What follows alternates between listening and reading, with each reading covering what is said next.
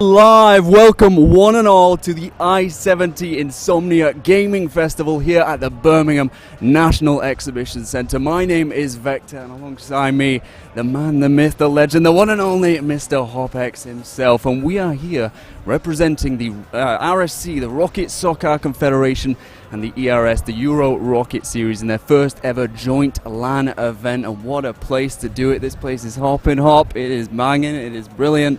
We're going to be bringing you some high-flying, adrenaline-pumping Rocket League action in just a little bit. There's a little bit of a pre-show, a preamble, to give you some idea of what to expect, go through all the bracket and things like that. But I just wanted to address something before we began. Now, I've been led to believe this is your fourth time here at the Insomnia Gaming Festival. Correct. And it's not your first ever rodeo, but it is mine. Yes. It's my first foray into this. I'm nervous, I'm excited, I'm entirely unsure of just how well or woeful this is going to go, but I'm looking forward to it, and really I could not have chosen anyone better to be in the saddle alongside me. Oh, be quiet. Well, I mean, it's brilliant. Yeah. Really has. It's been a bit of a whirlwind, a bit of a roller coaster after the past 24 hours. You have to say it. But I concur, man. There is nobody I'd rather have sat next to me casting. Period. The duo's back, and I'm sure long-standing RSC people will know. There's no really any, not to big us up too much. Nobody's better than us at what we do. Anyway, it is exciting stuff. It is buzzing around here. We've got some fantastic teams competing, fantastic players. You can see with the beautiful overhead cam. Hello, I'm down here.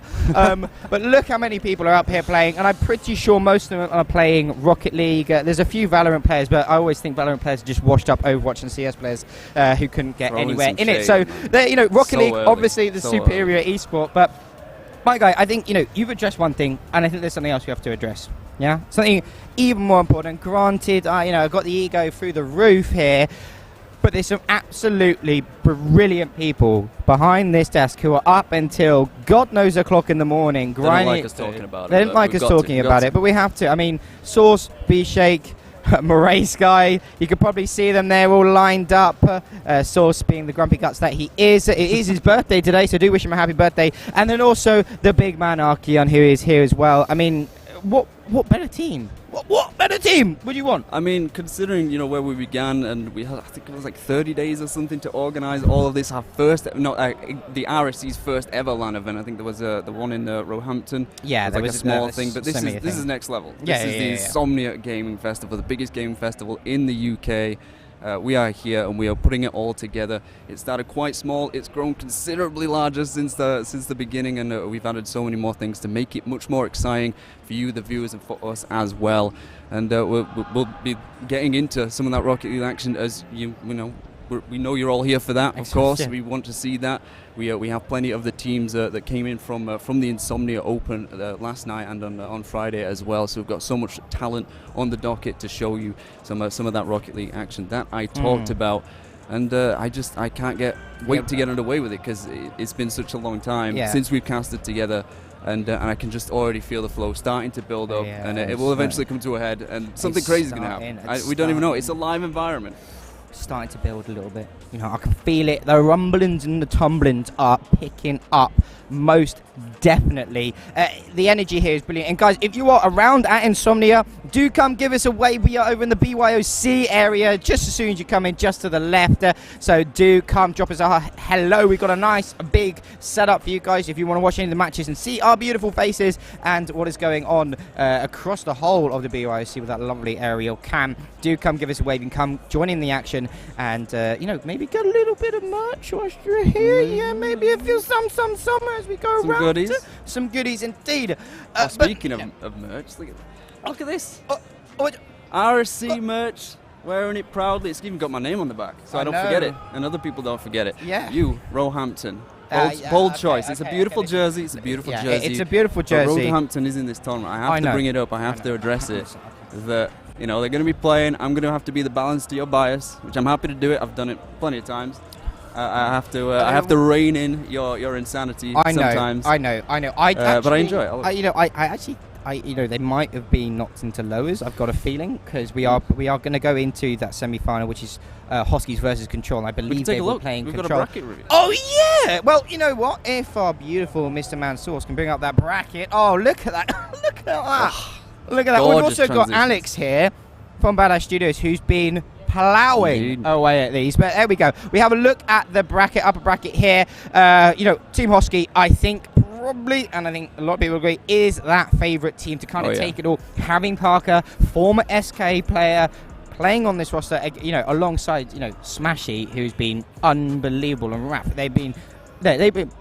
They've really been keeping up with Parker, and actually almost. I was talking to a couple of people earlier on saying that actually Parker didn't look as good as those two. To be completely fair, I mean, that entire team is full of superstars. Yeah. We talked about Smashy and Ron Parker, of course, but I want to highlight Pluvo. Oh, yeah. My man of the festival so far in terms of Rocket League is an RSC player through and through, a 2-times champion. He's done it in the Master tier, which is just one below, and in Premier just last season. He's phenomenal. His rise has been astronomical. It's incredible to see his growth, to see him on this stage as well. Is making that next step up and being able to perform to such a high level. I mean, in the Insomnia Open last night, they swept in the grand final the Symbiotes roster. They went all the way through the tournament. I think dropping 1 or 2 games.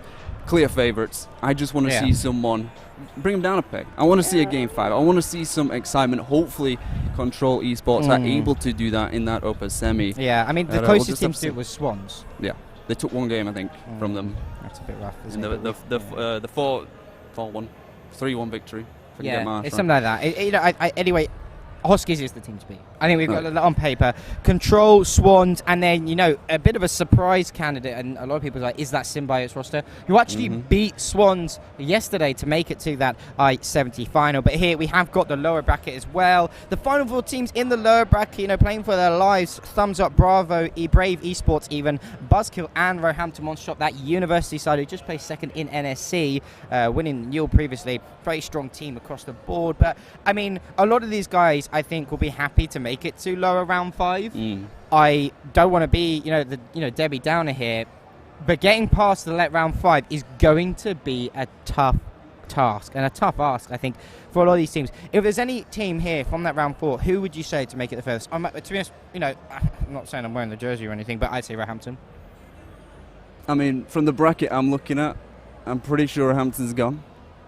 Is Rome Monster Shop Roehampton? No, we're going this way, aren't we? Are we yeah, Roe Monster Shop. I'm completely wrong. Going to the left. That's my mistake. Going left. They've got Pragmatic up next. Oh no, they got Buzzkill. They've already gone through. Of course. Yeah. I'm fumbling the bag. I'm throwing hop. Chill. Got to bring me back in. You got to reel me back in. I'll rail you back in. Don't worry. I agree. It probably going to be Roehampton for me. Of course, Buzzkill. Giving them that challenge. Centenary's not a team to just push over. Yeah. Basically, they gave them a challenge. There's no doubt about that. And I just want to see what they're capable of doing on the field. We saw quite a lot of 3-0s, a lot of relatively simple sweeps from the Insomnia Open last night. I hope we don't see more of the same. I want to see some matches go the distance. I want them to earn their victories. I think they will keep pushing through 100%. A lot of teams, like as they were saying on stream yesterday, on the Insomnia stream, on the desk even, is that actually a lot of the teams that won it had made it really far. Last Insomnia 69 didn't even make top 8.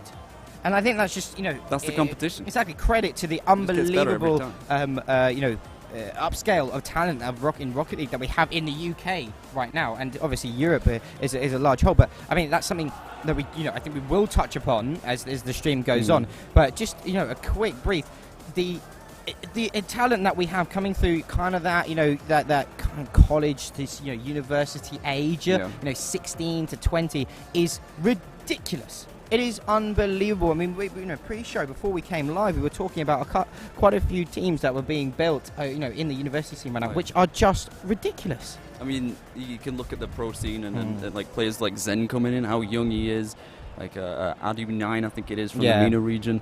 But university, these players coming up, They're in uni for a reason. They're probably quite intelligent. They're probably quite good at the game in part of that, but also the mechanics that they're able to bring to the fore. And I mentioned it that it's so important to develop a pipeline. Traditional sports has this thing, especially in America, where football is American football is just part of the lifeblood, part of the culture of the country, and that's how they're able to maintain such an incredible fan base and build it up year on year. And why it's become so important. And I think esports needs that exact same thing. It needs to have the foundation and the roots, and it's part of the reason. One of the reasons that I love to be a part of like RSC or ERSC, like grassroots that are keeping things alive for not only the bubble scene, but we've got so many players that have come through, gone on to the pro level, and are able to cut their teeth in these competitions at this gaming festival as well. And it just gives me and a at the lot RSC of as a whole, of course, like for the Smokes RSC and stuff like that. Smokes, we had we talked about Pluvo now. I think Juicy was here at one point, if I'm not mistaken. So we've got so much talent coming through the ranks, and they need time to play. They need space to develop themselves, and we're happy to provide that, because not only does it benefit them, but it benefits us. We get incredible Rocket League to watch and to bring to all of you. So. Yeah, 100%. And you know what? A big thanks to all the sponsors that are going on here. You know, Badass, who's been doing a brilliant job in the background with all these graphics, and obviously the most recent one, which you might see in the bottom left of your corner, Rule 1. I'm coming along board saying here the RSC, but you know what? A lot of that thanks must go to the big man himself, the guy who really has been absolutely, the anchor for the RSC and, the ERS. It is big man Archeon. And you know what? I think we're going to be able to have a quick chat with him.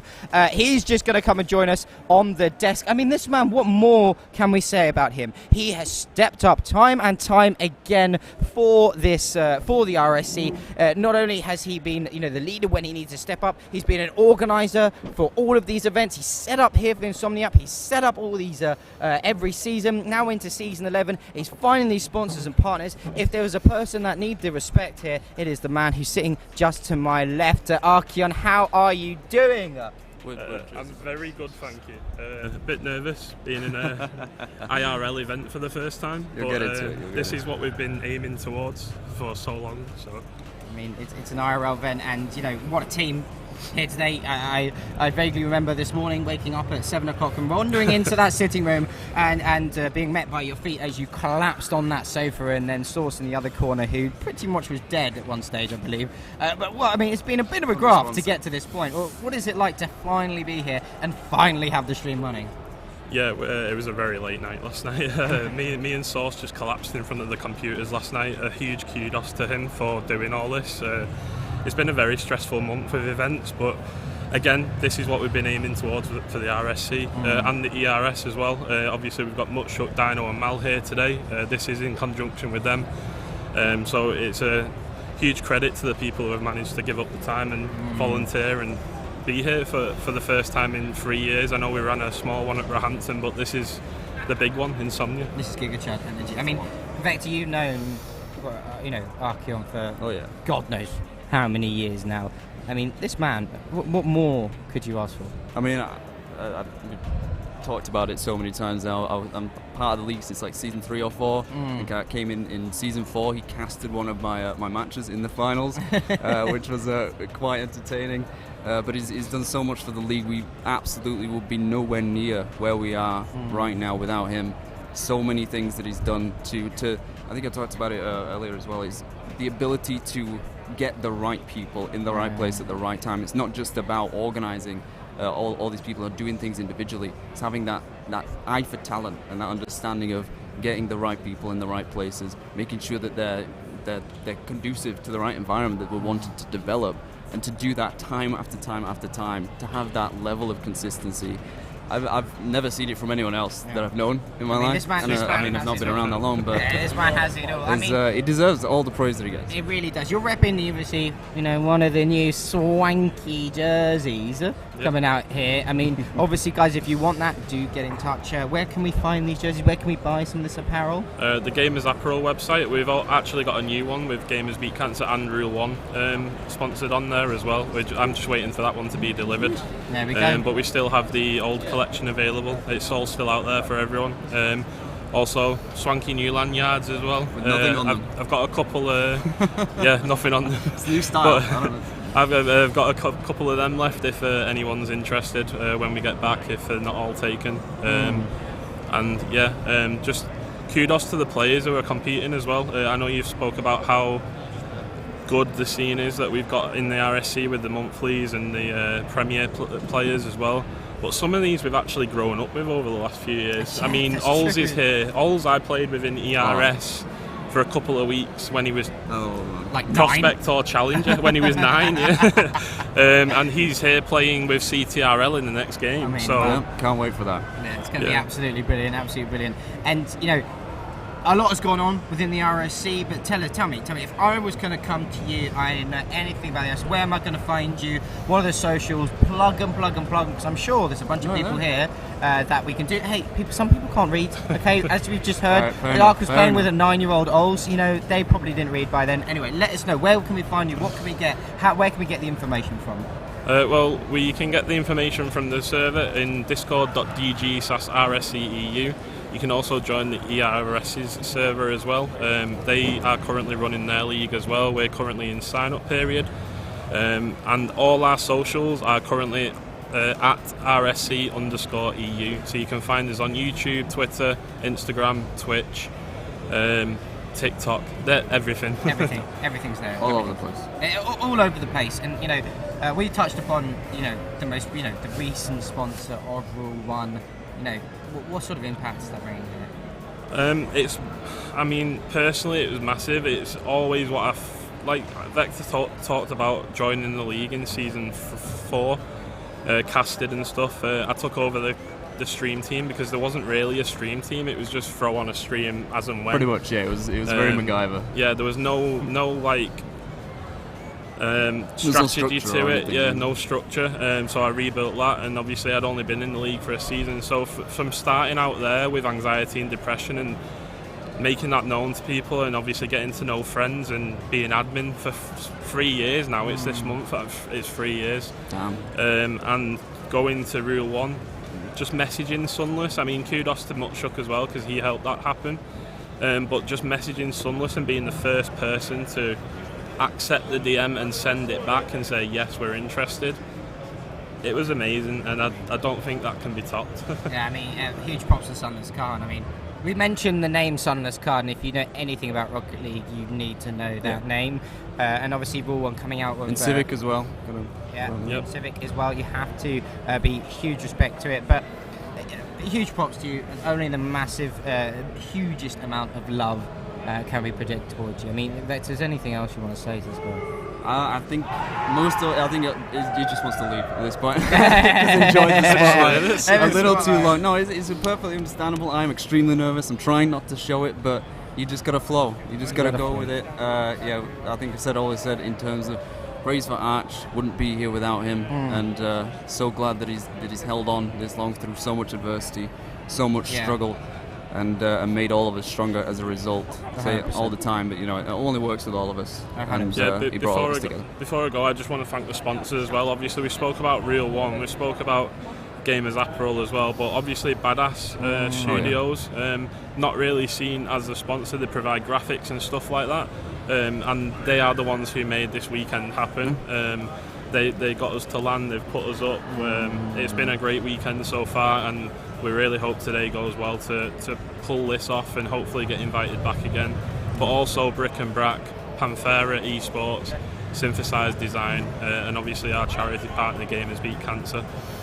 We wouldn't be anywhere in the RSC at the moment without all the sponsors that have been and gone, and the new ones here. So thank you very much for 100%. Putting us in this privileged position. 100%. Well, we will do you proud, Archeon. Thank you for coming to have a chat. The big man himself, guys. Only the biggest of love for him in chat and everybody around.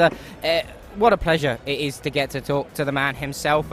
It really is quite something, the amount he's actually done for the league and for the tournament, and for, I think, EU Rocket League as a whole. Oh, yeah. He's given a platform for up-and-coming talent and up-and-coming players to play with each other, to grind, to get better, to actually play in a bit of a tournament, provide that competitive edge, which we all know that online gaming can be a little bit suspect now and then. What kudos to the man.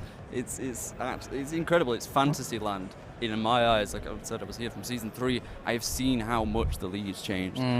Not simply because of him, of course. So many people have gone through the adversities and the challenges that we faced in becoming so much more than we already were. I think it was something like 4 to 6 franchises in the first few seasons.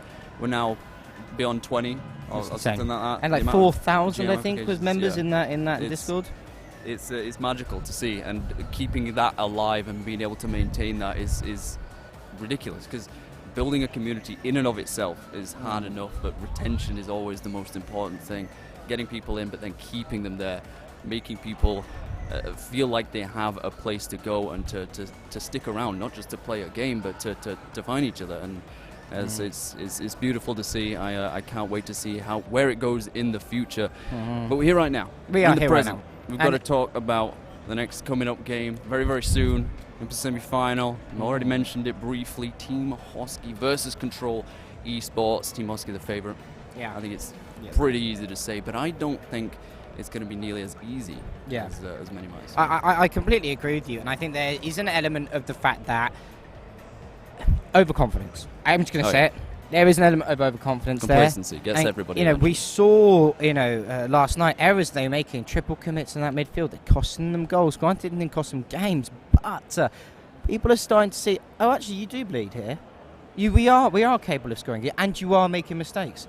If a team really irons out those nooks and crannies and plays solid, safe Rocket League, I truly believe, Hosky, they've got to be watching their backs. This Control team, they are no easy feat to get over. These guys mean business. I'm a former teammate of Ols. I know what he can do. The fact that he's at this level at such a young age reminds me of the greats, Justin, of the upcoming Zen. Maybe not quite to the same pedigree, but of this level, of this ability bracket, shall we say. Yeah. He's got that X factor for me. His mechanics has always been something that I've appreciated and highlighted, especially as a player myself that doesn't have mechanics. To see what he's capable of doing on a Rocket League field with the ball, it's magical, mesmerizing at times, and I just can't wait to see more of it. Is it? We'll get that later. We'll get that later. No one knows what I'm talking about, apart from maybe a few seasons ago in the RSC, if you but know, you'll probably hear it. Kudos to you. But guys, with that being said, I do believe we are going to jump to a quick break, just because we do need to get the players ready, set up in the lobby, and so we can dive straight into it. I mean, a quickest of breakages, a minute or two, if that. So guys, you better not be going anywhere, because we'll be right back for Huskies versus Control Esports, the first on-stream match of the RSC I-70 LAN. Guys, don't go anywhere.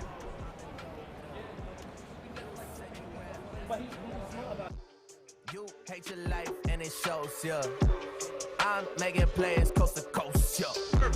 I keep my moves on the low, ay. iPhone 6-digit code. How I stack up with my bros, yeah. Wouldn't you like to know? And I'm back up on the scene, trying to stack up all the cream. Pockets busting at the seams, you don't know what I mean. Get there, I say with my green. I see people trying to scheme. It don't got a red stripe, but you know my flow supreme. Yo, diamonds I need on my wrist, ay. Nobody sounding like this, ay. Don't even know how you got to the top. I send you to the abyss, ay. I shoot shot, don't miss, ay. I move out with wrist, ay. All these other rappers probably trying to sound like this, yo. Ay, where the dope at? Yeah, they shoot at me just like Kodak. Ay, got a problem, tell them hold that. Just run the city, boy, I thought you know that. How we make a way without a boat? Wait, how? He got all the keys and all the dope. All the dope, tell them keep that respect though. Give me the check though, and I say perfecto. Ay, got the hustle from my pops, man, I got so many keys, got the whole city on lock. You should worry about yourself, why you staying on my jock? Can't stop, even UPS can't put me in a box, yeah. Shawty said it's about to play this. Well, we're back. Vector, we're here. Yes, we're about to dive into the first game on stream of this LAN. Oh my god, I mean, I must admit, I've been waiting for quite a long time here. We've been here since 8 o'clock in the morning, and finally we're diving into it. Talk to me about these two teams. We have mentioned it previously before that interlude. What are we going to be seeing here? Well, Team Hosky, favourites of course, as we get kicked off. It's actually the win out of Serve. Of course, we haven't even talked about Serve on Control Esports, a mainstay in the RSC League itself as well, capable of many a thing on a Rocket League ball. And I should expect to see a lot of play from him in this first opening game. Of course, a best of 5 in this upper semi-final. Only 20 seconds in, it started relatively even in my professional eye, shall I say. But Pluvo with a chance, a fake out on the first play. I think that was Smasher that come flying in to try and smash it into the back of the net. But neither is able to break the stalemate just yet. It's good that I think that Control haven't been scorned on really early here. It's going to just give that air of confidence saying, okay, you've thrown a couple of stones. Maybe not a brick or a fridge yet, but a couple of stones to us, and you know what, we're not bleeding. Okay, let's keep on going forward. And this Control side, they're full of such star talent. Tolls with a brilliant touch just to keep that shot from Smashy out. And again, Smashy's been a real all-star performer on this Hosky side. And definitely look for him to do a few bits. Smashy up to the air again, met by Serve. Stuck into midfield. It's going to be 50-50 out. Ping pong Rocket League a little bit across that midfield line. A great clearance comes out into the opposite corner, but Smashy again there to pick things up. Parker gets the dunk. Smashy with the demo. Serve did a brilliant job of getting back to that touch, but it is just not enough. It took so long for Control Esports to even get out of their own half. I think it was like almost a full minute until they actually managed to get a clear out. It was immediately straight back down the field. A 2v1 in that situation. The demo plays out almost a save on the line by, I believe it was Serve. But just too strong from Parker, the man that we've singled out as being put onto this team, such a standout performer. Some people think, maybe he's not performing to the level that many might expect and necessary to win out these plays. A great stop there to keep it even. But he was able to work in that area, and I think we watched the grand final last night. We know what they're capable of. They swept through that grand final as Smashy attempts to find his way through for the second goal. Pluvo to pick it up as well, but Control Esports showing a distinct lack of that at the moment. Most of the time the ball has been in the red half of the field, and they're struggling to find any sort of possession, which of course leads to fewer opportunities. Team Hosky clearly in the front foot right now. They are the favourites, and they're showing it. 100%. I mean, they're giving me Team Secret energy controller. Yeah. I must admit, hanging back, waiting for their moment to strike with all of their poison they may contain. Good attempt so far. They have they're making it difficult for Team Hosky. Last night we saw a bit of a runaway train of a series. They also completely dominated that Symbiotes roster in a complete sweep. However, Control, they're in this still. It's only one goal, and we're only just coming onto the cusp of the halfway marker. And that being said, curse of the caster strikes, but it is Parker that former RSCS caliber player, I should be saying, set up by his teammate Smashy again. He seems to be involved in absolutely everything here. Off that sidewall and slot it in the top of the corner. A great finish, but that's 2-0. That is that cushion confirmed and found for Huskies. Can Control answer back? And as you said, it now becomes into those worry stages of you barely got into Huskies half. And have you even had a shot? I don't even think so. One's even been on. Ols is there. A great attempt from him, just a bit wide. But again, Husky not seeming too phased by what Control are trying to do going forward. Well, it's the wake-up call that they needed, getting, go 2-0 down, make that 3 now. I was thinking as we passed the halfway mark, the 2:30, that if they can score 2 in 2 minutes 30, Control perfectly got that capability. If they can get past that midway line, and they're having to be forced into this situation where they have to send more and more players, get further and further progressive up into the blue half of the field. That opens up that back line, makes them so much more vulnerable. That's what led to that wide open net. There's more cuts coming in from the second man instead of rotating back and covering that space that is so wide open for Husky to play into. They keep up the field, try and disrupt Husky's flow, get rid of their boost Control as well. And they thought that might work. It clearly went the opposite direction, but the game is not over until, of course, until the fourth goal goes. Finds his way for the fourth of the game. Husky playing to their pedigree, playing to the level of expectations, but for me, Control just need to start controlling. I don't want to dive on that joke too many times. It feels like a dead horse already. Just ride it. It's just so easy. It's right there. It's just low-hanging fruit, and I'm happy to pick it. But I am not happy that Control are unable to hold on and maintain their progressive play, as this one bounces all the way across Parker with a hat-trick. Not the most beautiful hat-tricks, but a hat-trick is a hat-trick. A goal is a goal is a goal. And they've got 5 of them in a very, very careful fashion. I mean, that first minute looked really promising for Control, and then they didn't look very promising. Look kind of in a little bit over their head. And right now, it seems I do feel like going forward, a lot of pressure is on Ols right now, and he seems to be the only one who kind of matching the mechanical level that Team Hosky can bring. A bit of a breakaway attempt. Can Ols get any catch? No, he can't. Not enough boost, really. And Smashy, again, so quick to the ball. Team Hosky with the rotations all over that backport. And again, they just not controlling their own side of the field, just letting that ball roll for as long as possible. And that's just going to kill as much time off the clock as we can. A minute left to go. And really, it is all Team Hosky. Control yet to score. And I think right now, if they want to do anything, obviously they need to get one goal. But just for their mentality, if they can't put a goal past Hosky, Control, I don't see them dropping out really doubly quick. You never want to be iced out as we discuss it. It's almost like we bring things into being, into existence, and it's that young man himself, Ols, finding that pace, breaking past the second man, I believe that was, on that front post. Pluvo was ready, but he didn't expect the pressure coming out from Ols. Is it doable? I refuse to answer that question. Instead, I'm going to continue on my tangent by saying that Team Hosky, they've pretty much stopped playing at this point. They know that they've won the game. They don't need to expend too much energy to try and force things here. Maybe it was the Brazil setup. I don't want to get into the specifics of this, of like, do they really want to let that go in just so they can try and embarrass their team, their opponents even that much more. Sometimes you never know the mentality, the mindscape of a Rocket League player. It's sometimes hard to tell, but right now it's very, very easy to tell just what Team Hosky are made of. The last few seconds tick away, and it is all about Control Esports thinking forward, realizing this game is done and dusted. You cannot change the past. Next game, fresh 5 minutes, 0-0 score. What have you got to bring? Yeah, I could not agree with you more. And we were talking last night whilst watching the actual RSCS. They look fairly rookie compared to what we have today. Anyway, my point, but back to the matter is what's separating those them from everybody else. That's 88 touches, Parker. Sorry to interrupt. That's ridiculous. The amount of plays that he's made. This man, no wonder he was signed to SK. He must have been doing something right, and he obviously was. Right now, Control, they've got to go to the drawing board and think, okay, what do we really have to do here to actually combat this storming Hosky roster? Because to be honest with you, Hosky, they don't look like they've even broken a sweat. To be honest with you, I feel like Smashy might even be playing with his feet.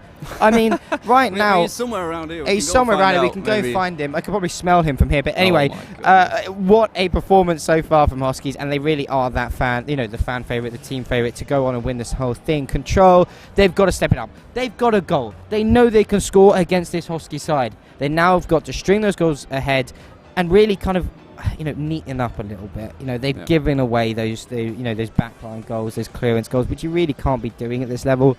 They've got to neaten up those rotations, make sure that they have built they build upon their confidence, the fact they have been able to score against Hosky, and keep going forward. And if they do that, then they're in with a shot. A shot, I say, not a guaranteed bullseye. A shot. A chance is a chance. A chance. It's not zero. Exactly, it's not zero. Of taking this, taking a game, or maybe the series off a very, very strong Hosky roster. But game 2, we're going to be loading in just a moment. So far, I mean, listen, I'm waffling here, but I have to ask you, do you agree with what I'm trying to say about Control?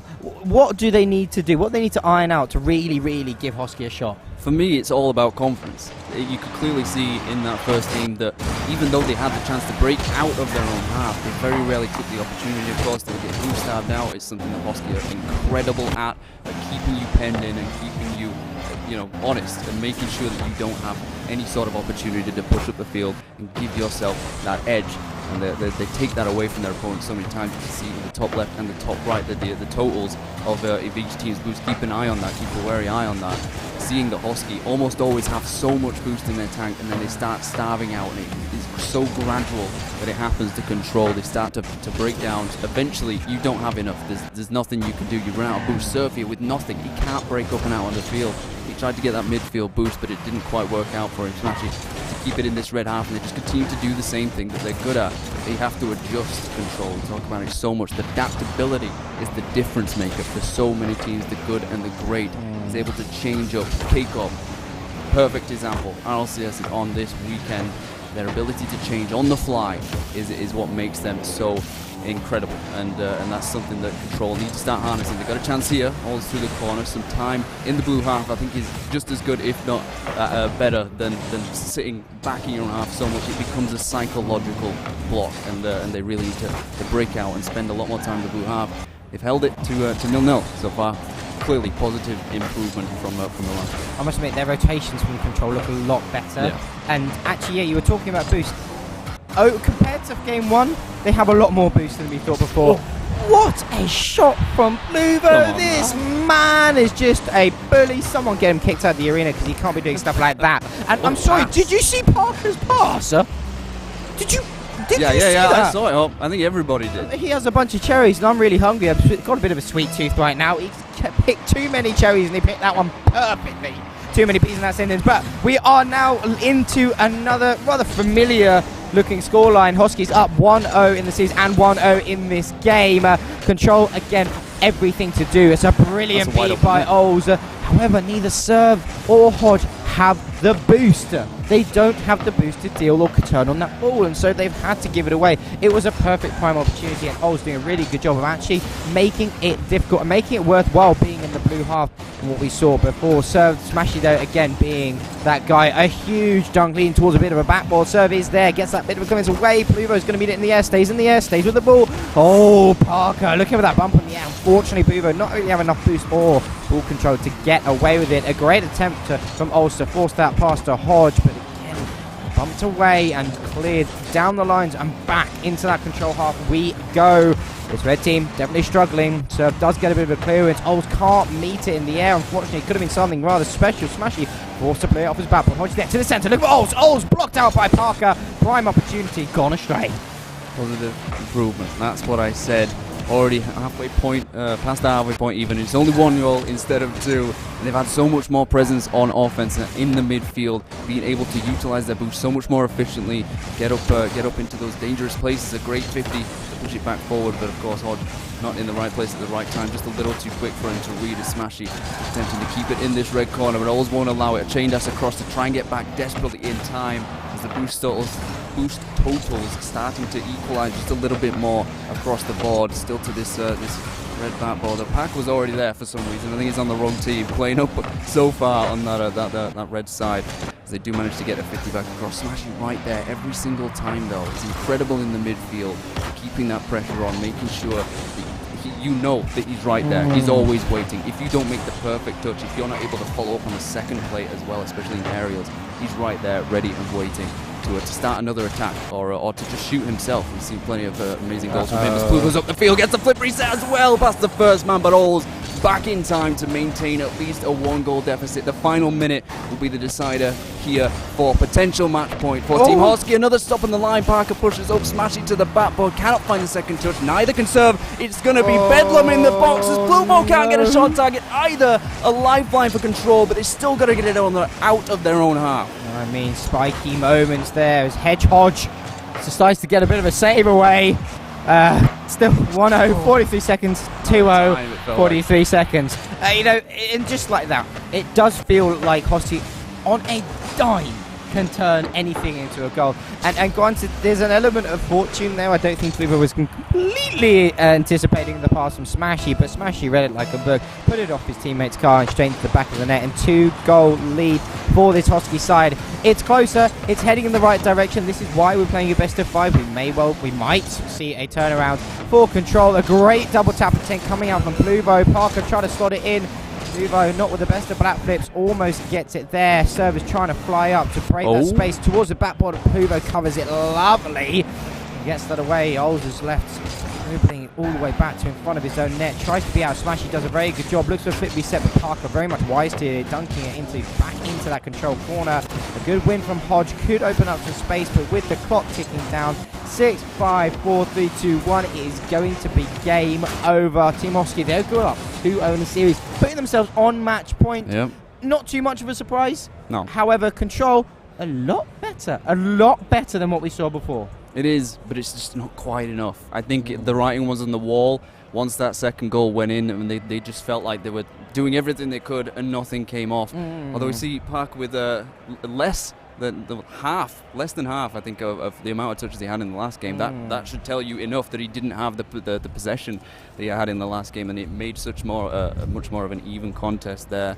But still, the same thing for Control. Lack of confidence for me in a lot of areas, and it felt like they were trying to do too much on their own. A lot of the time, when players and teams aren't quite working out, their synergy isn't quite there, they fall back to their base instinct. They go to the thing that they know that they can do best. For me, that is his mechanics. He tries to do things a lot on his own, try to do solo plays, but that's so predictable, relatively. And if you only get past one player, there's still two waiting in the wings to stop whatever you're trying to do next. So they have to work as a team. They have to work together. We say it so much that it is a three-man game, and of course you can have superstar players that can do 1v2s, 1v3s, whatever you want, but you cannot rely on that. That is such low percentage chances, and you've got to start making those plays that give you the best opportunities. It's not just about being that guy, about doing the most yourself. You have to start supporting each other, and maybe a bit more demo. We've seen very, very little disruption play. I've got to say, very few demos. It's absolutely crazy, essentially.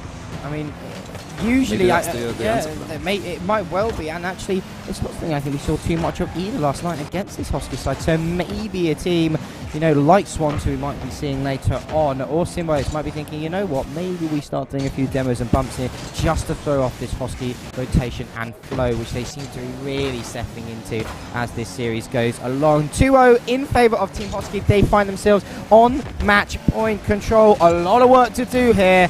We only scored one goal this series so far, and it came off Oz. We have to start thinking, getting another goal, is that a bit too much? Is Smashy and Parker linking up like a chain link fence? You're not getting past that, because all they're going to find is a goal. And just look at this Parker flip reset. Smashy there, onto the finish. What a pass, what a finish.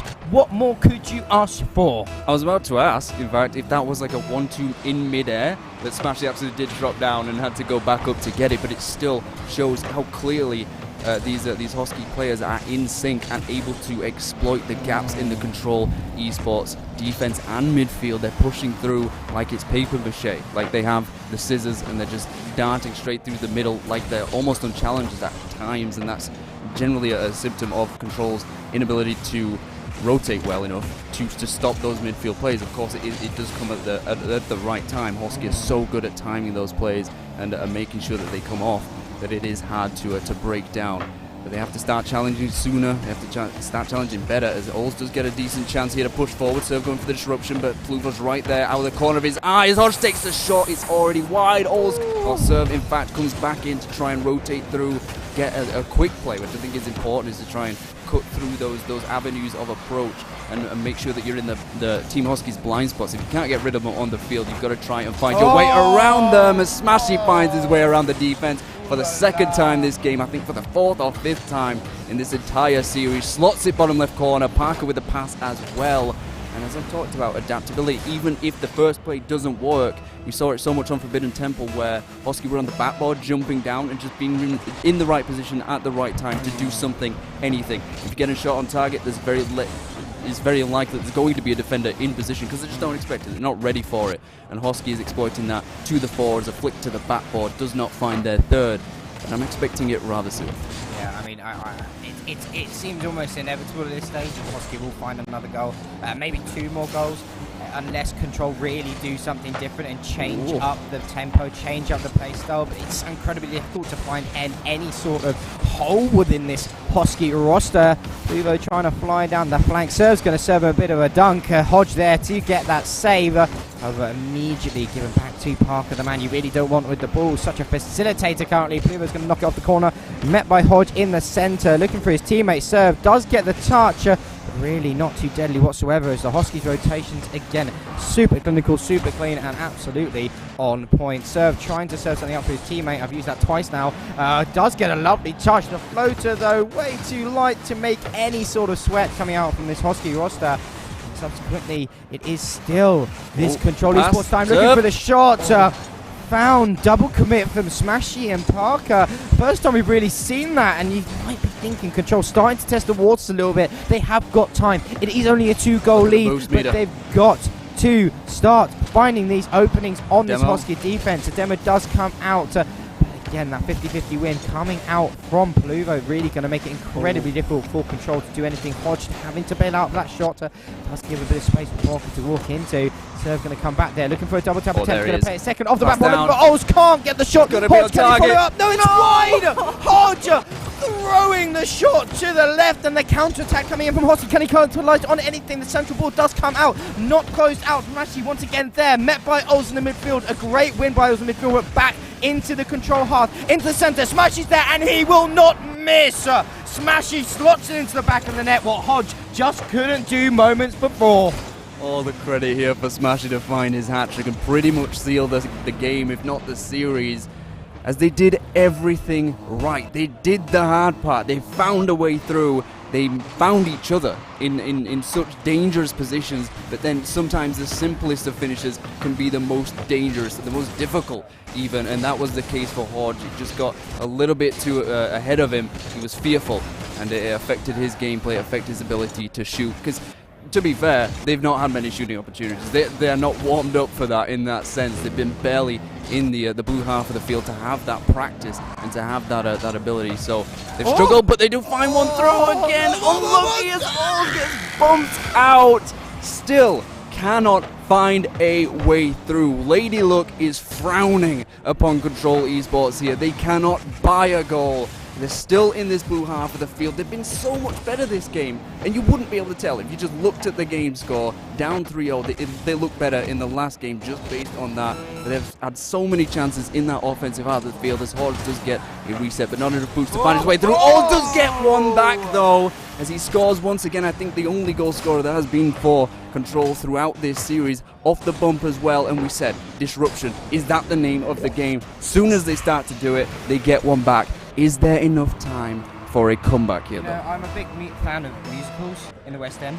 Okay. And one of the most famous songs is "I Dreamed a Dream," I think. Indeed, And I think Control might be having that in their ears right now. It also may be a nightmare. And it seems like a bit of a nightmare. Smashy completely obliterates any sort of hope, dream, whatever you want to call it. In the face of Control, the demo comes in. Parker, I'm just going to have a cheeky wander into the back of your net. 4-1, 17 seconds. This game's all but over. But huge props for Control. They've looked so good this series. Hosky, headset, they're just better.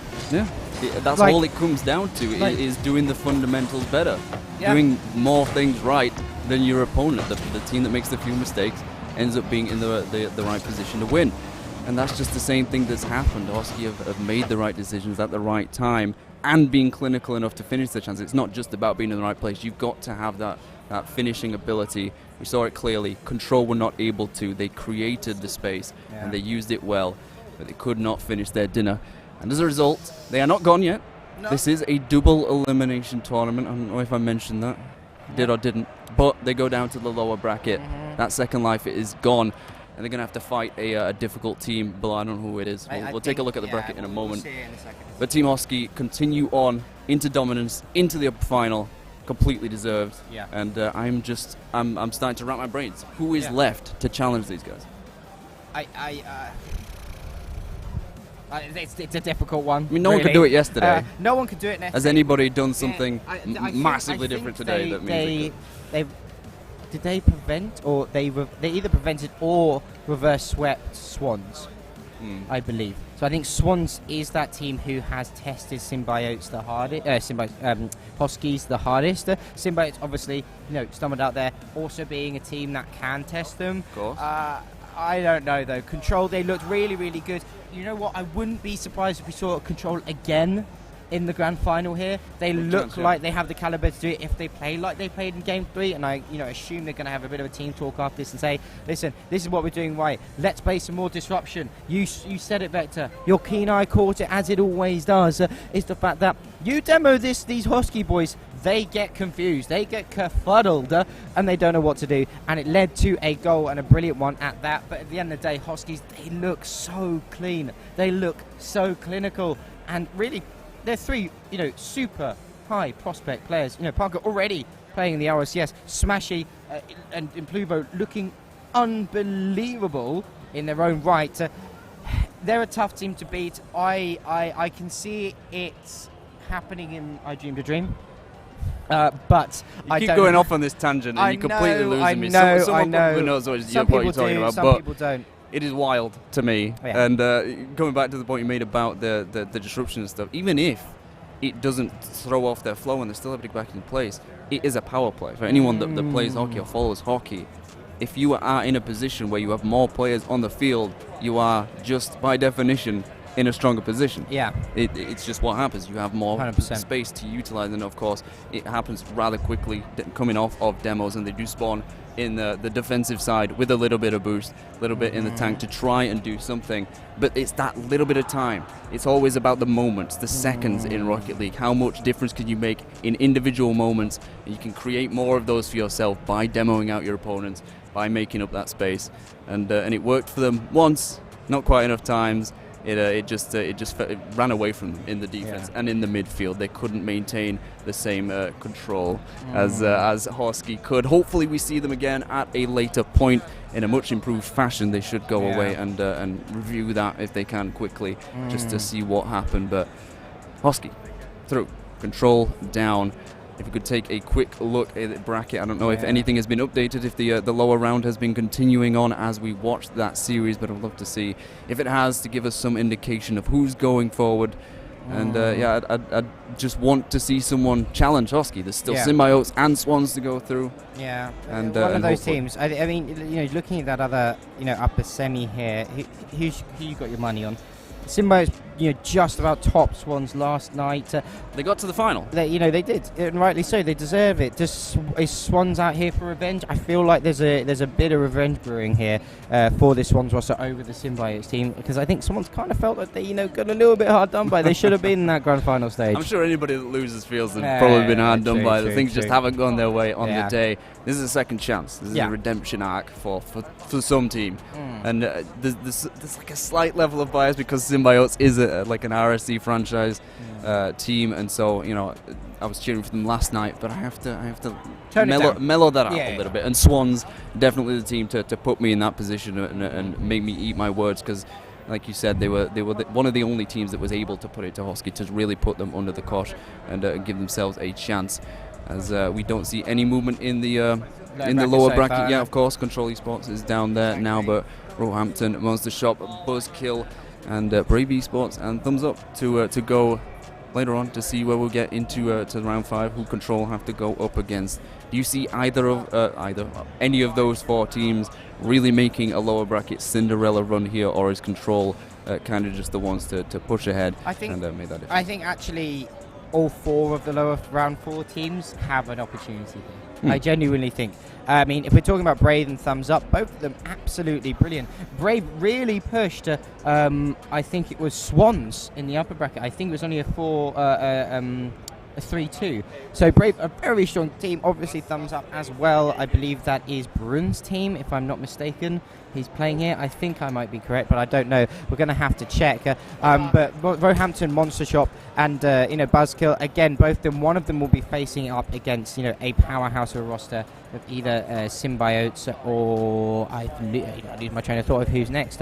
But anyway, they'll be facing another powerhouse roster. They'll be facing either Symbiotes or Swans in the lower final, and that's again a question be maybe even harder matchup. But than against the Control side. But still, at the end of the day, it is all up in the air. These guys have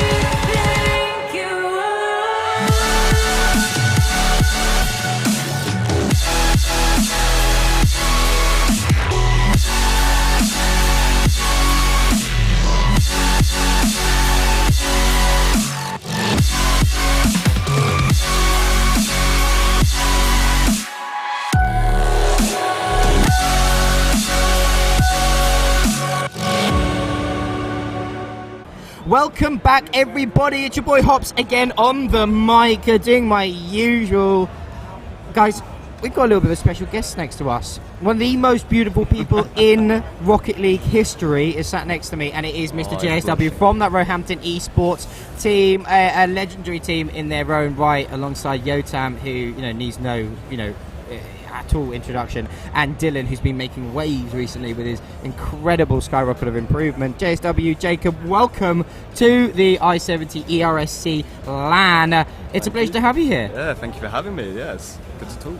It's good to chat indeed, and I think right now we're going to have a bit more of a deep dive and a chat over what is going on within University Rocket League. We mentioned earlier, Victor, how important it is to have that roots within the Rocket League community, like it is in conventional sports. We see within American football and in hockey over in the US, and how important it is now that Europe is getting in on some of these esports actions, particularly within Rocket League. I mean, talk to me about your experience so far within University Rocket League, based in the UK, and maybe a little bit of the CRL as well there later down the line. Yeah, so at the moment we've been competing in NSC Annual, which are the 2 UK championships. We won Newell, which was good, but then this weekend we lost the NSC final against UEA, which is a bit disappointing. But yeah, it's been a bit of an up and down season, so we've had some good results, but yeah, and a lot of bad ones, to be honest. But yeah, it's been really enjoyable. Lots of playing time, lots of games, really competitive, and yeah, it's been fun, and it's been a fun year. That's really good to hear. And going into next season, you've got a lot of plans, a lot of hype. Actually, before I touch upon that, Vector, these guys have been doing pretty well. You've got the Uni Rocketeers going on in there, CRL. You've got the last chance qualifier coming up. How's that shaping up for you guys? We'll have to see. Uni Rocketeers, the spring split was horrible for us, to be honest. We threw against Trent, and then we got lag against Lisbon, so we got knocked out for that. But then going into LCQ, we want to prove people how good we are. So I'm looking forward to that, seeing what we can achieve. 100%. I mean, Vector, these guys have been storming, haven't they? No, I mean, I'm a former teammate of Jacob myself. I think I was part of his franchise at some point as well, I'm entirely sure. I know him from the RSC, but he's gone beyond me now. I don't exist any longer. It was just before it came on. So he was in an interview with Gregan, and it's just that's wild to me. Yeah. Obviously, he's not as prominent in the scene maybe as he used to be, but he was a massive player and eventually a coach. So it's great to see that you're making waves and you're able to get up to that level. You found teammates that you're comfortable with, that you enjoy playing with, and that's so important. I think we've talked about it a few times with that having that synergy. You need to have a team that you understand and that you like playing with ahead of individual ability. So you found that team, you enjoy your Rocket League, even when it doesn't go the right way. But losing and making mistakes, that's how you learn, that's how you grow. You have to fail in order to eventually succeed, to get better. And I think you just keep making waves, and I think it is important that you make those mistakes in order to learn and get better, to get to the next level, which is I assume is what you wanted to go for. Of course, you're at university studying and wanted to get into that as well. But doing this on the side, shall we say, you've achieved so much more than many other people that probably attempted it and failed as well. So you should be proud of that in and of itself, and that you keep going back to the grindstone and keep going back into the fray, even when it doesn't work out, is admirable. And I wish that. No, I could be at that level, but it's just not going to happen. I play with so many players that go on to be amazing, and I'm like, why can't it be me? You're a great facilitator. There's some I just legends lift out there. everybody else up if I can. That's what I want to do. I mean, you've got an exciting year ahead of you. We do, going in next season. Is there anything you want to divulge over some potential rosters? I think Any everyone. leaks here? You want an NDA? Everyone knows. I think. If you ask me, I will say. So I guess open secret. Spill the beans. First time live here. My plan always coming to Roehampton was first year. I played with Infinity and Finn. We just had fun. We didn't do the best. We made nationals once, which was an achievement for us. Then this year, I picked up Dylan and Yotam, Crisis as well. And then we've been competing at the highest level, and that's been really fun for me. But then next year, like, I'm not good enough. I've had to put in so much work to be on this level. And like next year, I'm going to replace myself. I'm going into coaching. It's what I want to do as a career. I'm studying sports psychology. So that's what I want to do. And then we're bringing in some pretty good players. Well, at the moment, Aero, Risen, Neoquan, Luke, Larson. So there's some big names in there. There's some pretty big names, and you know the kind of the rumour is you've got that first, quote unquote, first team of Yotam, Aero, and Risen. At the moment, that's what it seems like. Obviously, everyone's going to be grinding to get the first team, and that's great for us because it's pushing everyone forward. We're all going to be pushing to make sure we're being the best that we can be on that first team. So like we're going to have a really good work ethic next year, hopefully. And have two teams as well. That could potentially meet each other in a new NSC Grand Final. Yeah, there's definitely a possibility of that because our second team's going to be pretty much just as strong as our first team now. So it'll be really exciting to see if we can get a full Roehampton Grand Final. You'll not be able to tell the difference between the A team and the A team and the B team. The thing is, when you can in-house scrim effectively, it's going to be mental. And then you're going to have your self-coach. You've got Cynical. Obviously, I don't know if he's staying. Cynical's he's going to focus on his uni next year. But you know, such a legendary player and coach in his own right. And then obviously you're going to have Larson, who I think is been quietly in the background, been producing quite a hell of a lot of really good teams under his coaching. You know, a bit of a different coaching style from what I was talking to Dylan earlier from Cynical, but really going to produce some fantastic teams. And talking about fantastic teams, there's been a history within European Rocket League of that Berlin roster. Tigray. What more could you? What more do I say than it just Tigray? Instills fear in me. Literally the name. But there's a couple of rumours. I have to ask you, being a player in the mix, there's a couple of rumours that Berlin are no longer this top dog on, abominable force, and that actually Amsterdam next year are going to have potentially one of the strongest European University Rocket League teams of all time. Well, apart from yourselves next year, obviously, which I think you will be thrown into the hat, I think, with that team. But talk to me about this. Well, it's not actually going to be the Amsterdam team. Oh. So, already wrong, I know. So, from what I know, obviously it's not confirmed. They are rumours. Vency is going to go join GEC at another university in the Netherlands, and then I'm not sure who they're going to get. There was rumours of Jorias, but I don't think that's going to happen. Where there's smoke, there's fire. Exactly. I mean, imagine Venzy, GEC, and Jorias on a roster. I don't want to. Yeah. That's frightening. Like that, they win worlds. Like that's. Yeah. Well, do they though? Because Norway still has Lion Blaze, that that kind of roster who's been pretty dominant over in the US. I mean, last time the European teams went over to CRL, it wasn't the greatest of showings. It wasn't. I think is to be honest. That's because the EU region at the time was very underdeveloped. Like this year, the quality has just gone so much higher. Do you think there's a chance that Europe are going to make a little bit of a run? Yeah, there's definitely a chance. Boomen, they're an incredibly good team. I reckon they'll make playoffs. They should beat some of the NA teams. They are a really good team. Hamburg's been stupid. Hamburg have been good. They're not as good as people have said they are. Is that an opinion or a fact? Well, they lost. Who did they lose? They lost one of their players, so they're not as good as at the start of the year everyone was saying, because they lost one of their good players. So they took a step down. I still think they're going to make Worlds, and they could definitely make a run. Amsterdam at the moment with Vency, Banana. What's his name? I can't remember off my head actually. That last thing there. Local Banana. That's it. JLT, Cass. I'm probably forgetting one person. No, I think that's it. You know who you are. They're a really good team. They can make a run, and obviously Berlin have already made it, so they're looking to make a run as well. I mean, it's we've been named a lot of great teams in Europe. Where's the UK team sat at? Because the only team that really is doing, and that's no offence to you guys, but kind of consistently well in this European region is Exeter right now. And they kind of come out of the blue this season. They were predicted to be a good solid side, but Misery has decided to become a unit, and Exeter is really the team that UK hopes and dreams of universities kind of riding on right now. Yeah, Exeter have been looking really strong. They're a very solid team. I do think one UK team's going to make Worlds, whether that be Exeter, whether that be us, maybe Salford or Kill. But I do actually reckon a UK team's going to make Worlds. Obviously, all the competition at the top of the European scene is like very tight, and it just depends on the day. Anybody can beat anybody. Exactly, it's whoever has the ice. So we'll have to see. Can I actually think, like in the pro scene? I don't know if most people would say EU is better than NA. Right now, EU is better than NA. Probably at this point, it's been back and forth. Carried by K-Corp. Most of the time, it's usually EU, but it is the opposite. It seems in the university scene, in the collegiate scene. And I think we harping back to something we talked about with the pipeline, with that development cycle.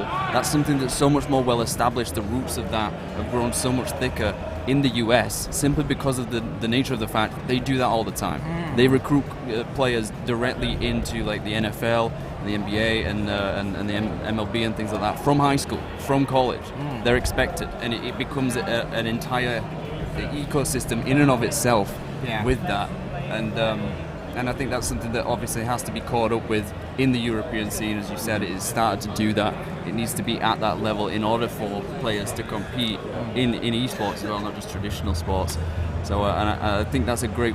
I mean, it's also almost like you're spearheading that in a way with your team, with these pickups, and with the scholarship program as well, which is something we actually haven't touched upon. Is Wolverhampton being one of the first UK universities to do this scholarship program. I believe we still are the only UK university doing it. Yeah, you're the centre of it, and you know, I think that a lot of people are saying.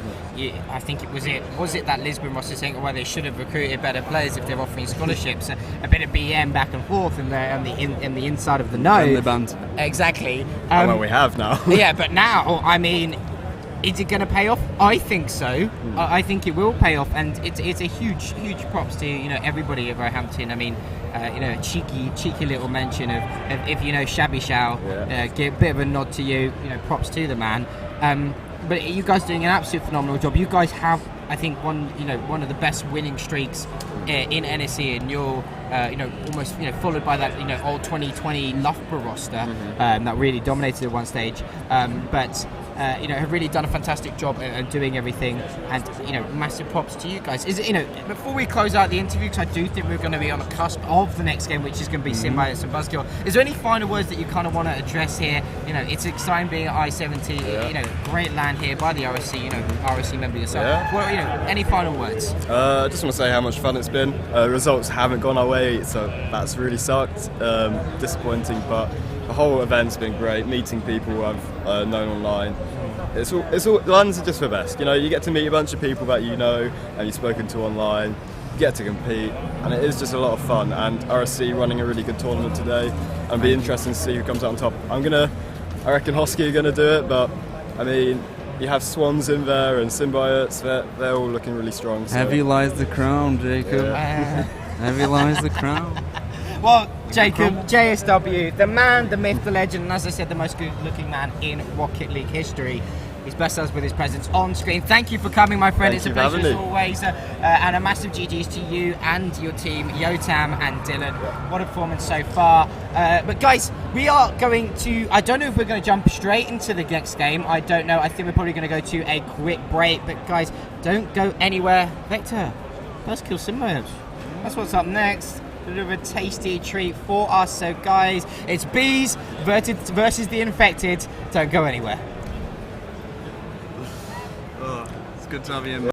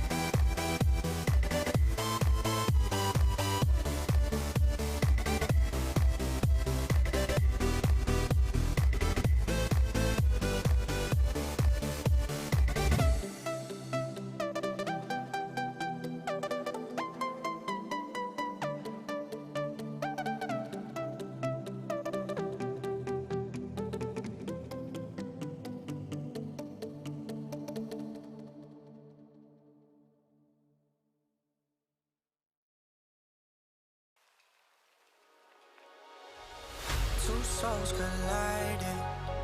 We shared the pieces of ourselves. It's perfect timing now. We fueled the flames, but we're still learning to trust, learning to trust. It's never enough, never enough. Burning me up, burning me up. Don't fight the fire. Too much, too fast will burn us out. We walk the wire, love. Don't make me read your mind, I know it. Learning to trust, learning to trust. It's never enough, never enough. Burning me up, burning me up. I won't fall when I'm picking you up. Of my hand, I will be strong enough. Our love is stronger. And I'll be here. My lead, now we're taking the jump. My pride, cause I know you're the one. Our love is stronger. Baby, I know that it's stronger than yesterday.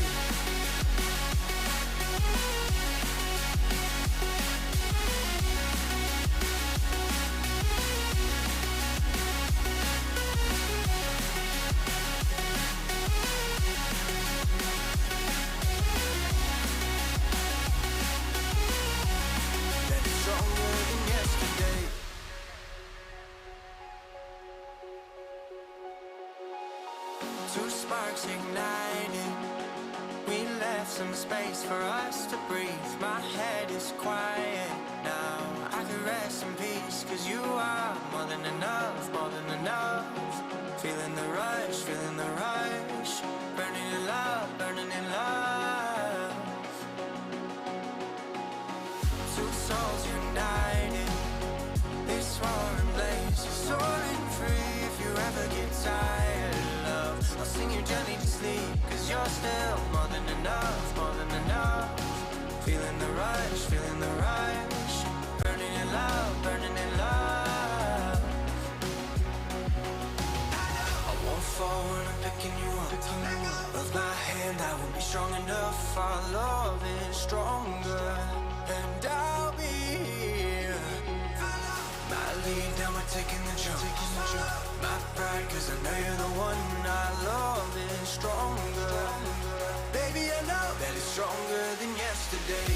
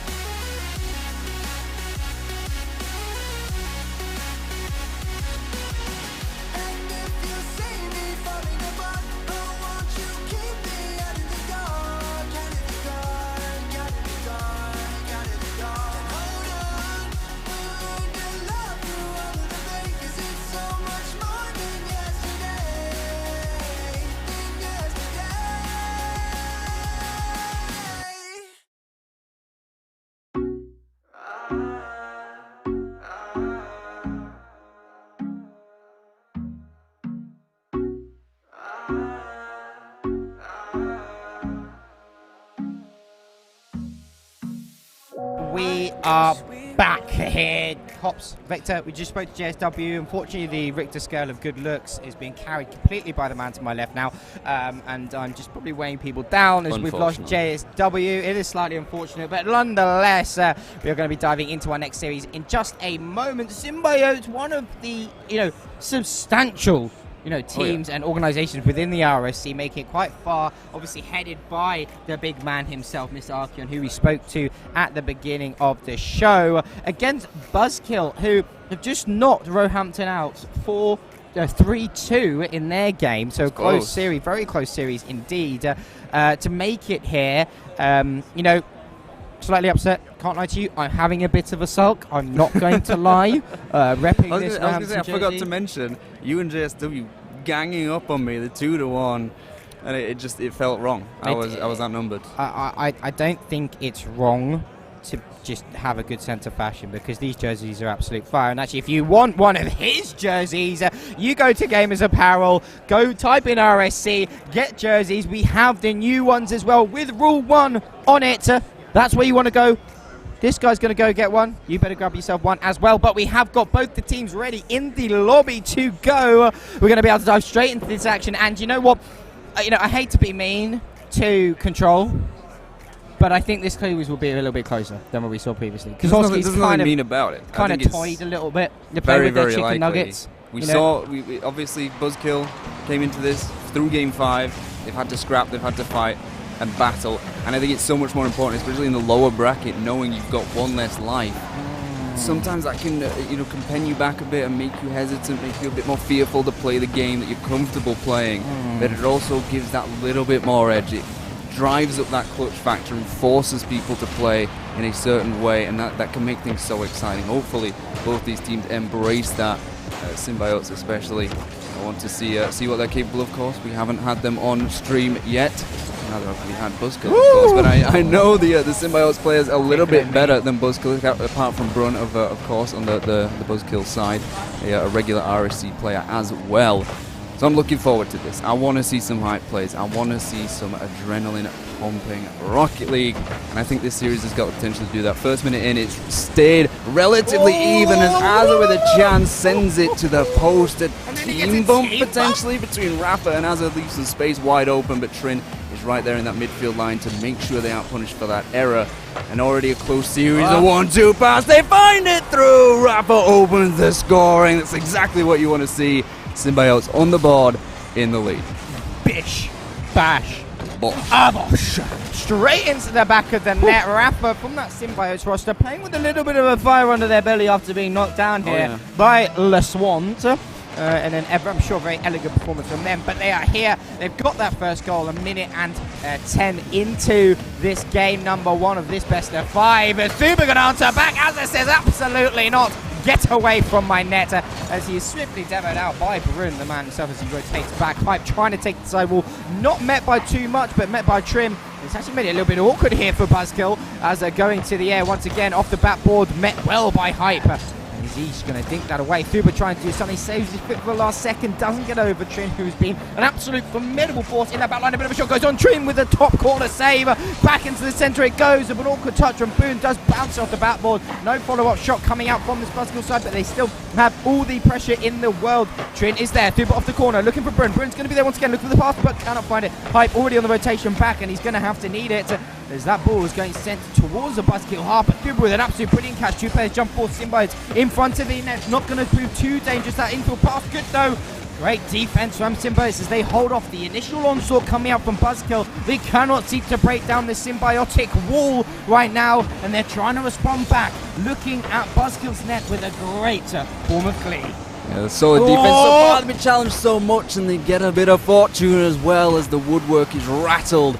A strike from, I believe that was Brun, still on the front foot here as well. Back through the corner, a wide open net, but it's sent sailing across to the far corner. Trin can't find it either. Thuba to follow up is unable to sink that into the bottom right corner. Hype at I-70, beautiful to see. He knows where he is, he knows what he's got to do. Can Brun do it as well? Drop it down. Rafa is right there to kick it back to the corner. Thuba to pick up that corner boost as well to keep so much more pressure on Symbiotes, but they're holding fast. They're pushing back against this red tide. They get it back over the half-field line, and that is so crucial. Every single second that you can waste whilst you're in the lead, every little moment can make it so much more difficult for your opponent to come back. But I think they need a second goal. I think they need that padding just to make sure Buzzkill don't get back into this. They don't find each other very well in the edge of the red box there, but let's keep back to this corner. Trin can't find it.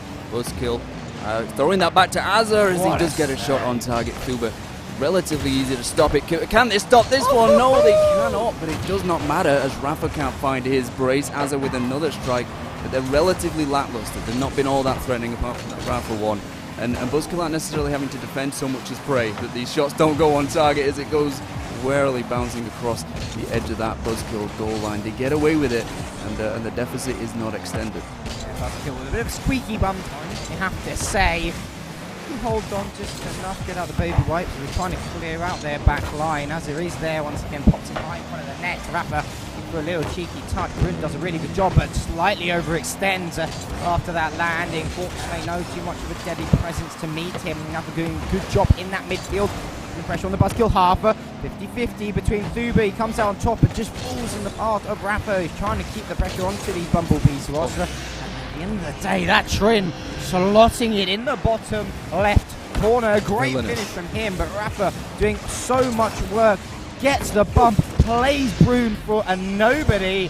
And really, all he has to do is slot it in the bottom corner. A great 2-goal lead here, and a cushion with just 44 seconds on the clock. You have to feel for Buzzkill. They did a really good job early on in this game.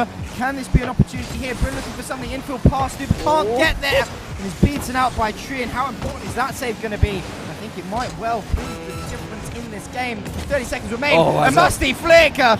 Can't find the top bin, but oh my word, what an attempt from the man. Trin trying to keep the pressure on off the backboard. As he's going to be there, can't find the shot either off the top.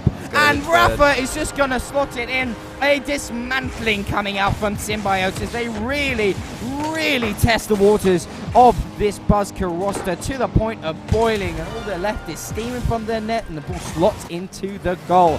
3-0. This game one is all but over. Symbiosis will take right game one in this game, apart from a miracle. Hold on. Hold that thought. I'll speak too soon. I need to, I like music. I dream the dream. They're going to come back. 14 seconds left. They got one kickoff goal. Can they get a second to give us something to think about? Symbiotes especially, but they do win that kickoff. Chance for Brune. Going to be beaten out on the aerial. Going to drop straight down. So awkward. There's Thuba to deal with. Drops for Rafa. Fakes out one. They got all the time, space, and ability in the world. As Rafa finds his hat-trick to put the nail in the coffin, yank the stinger out from this Buzzkill side, and absolutely destroy them in this opening game of a best-of-5 series, still in this lower bracket. And you thought they had a chance. Once again, this dream turns into a nightmare every time you say it. I think you just cursed at this point. You've got to stop it. They obviously have not been singing, along with these absolute brilliant tunes enough, because to be honest with you, I'm actually looking around for a medic or a mechanic, because somebody's going to need to be coming over and doing some sort of repairs with the mentality after that level of fakeage coming out from Rafa. Dirty things.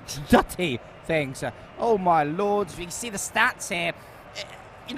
Buzzkill, and I have to give them their credit, did a really good job at the beginning of the game, but they just let Symbiotes flutter away from them. And those bee stings really left a far not as potent as you would think, more like an ant. Well, that's the thing about bees. They sting you and they die. Well, dear. They scored one goal off the kickoff, then the Symbiotes were like, no. We're not allowing that. They scored 2 more goals. They wanted to prove, they wanted to dominate. That was the objective, and they achieved that in their stride. They're going to attempt to do that again for a second time, and eventually a third if they get this one on Forbidden Temple. And I want to see a bit more from Buzzkill in terms of their control of the style of play that they're going for. They look lost at times in defense. They're allowing too much space for Symbiotes to utilize. There are quite a few. There was the musty flick from Azza that didn't quite go on target. There's a shot from Rafa that hit post and crossbar. It was actually a point in my head.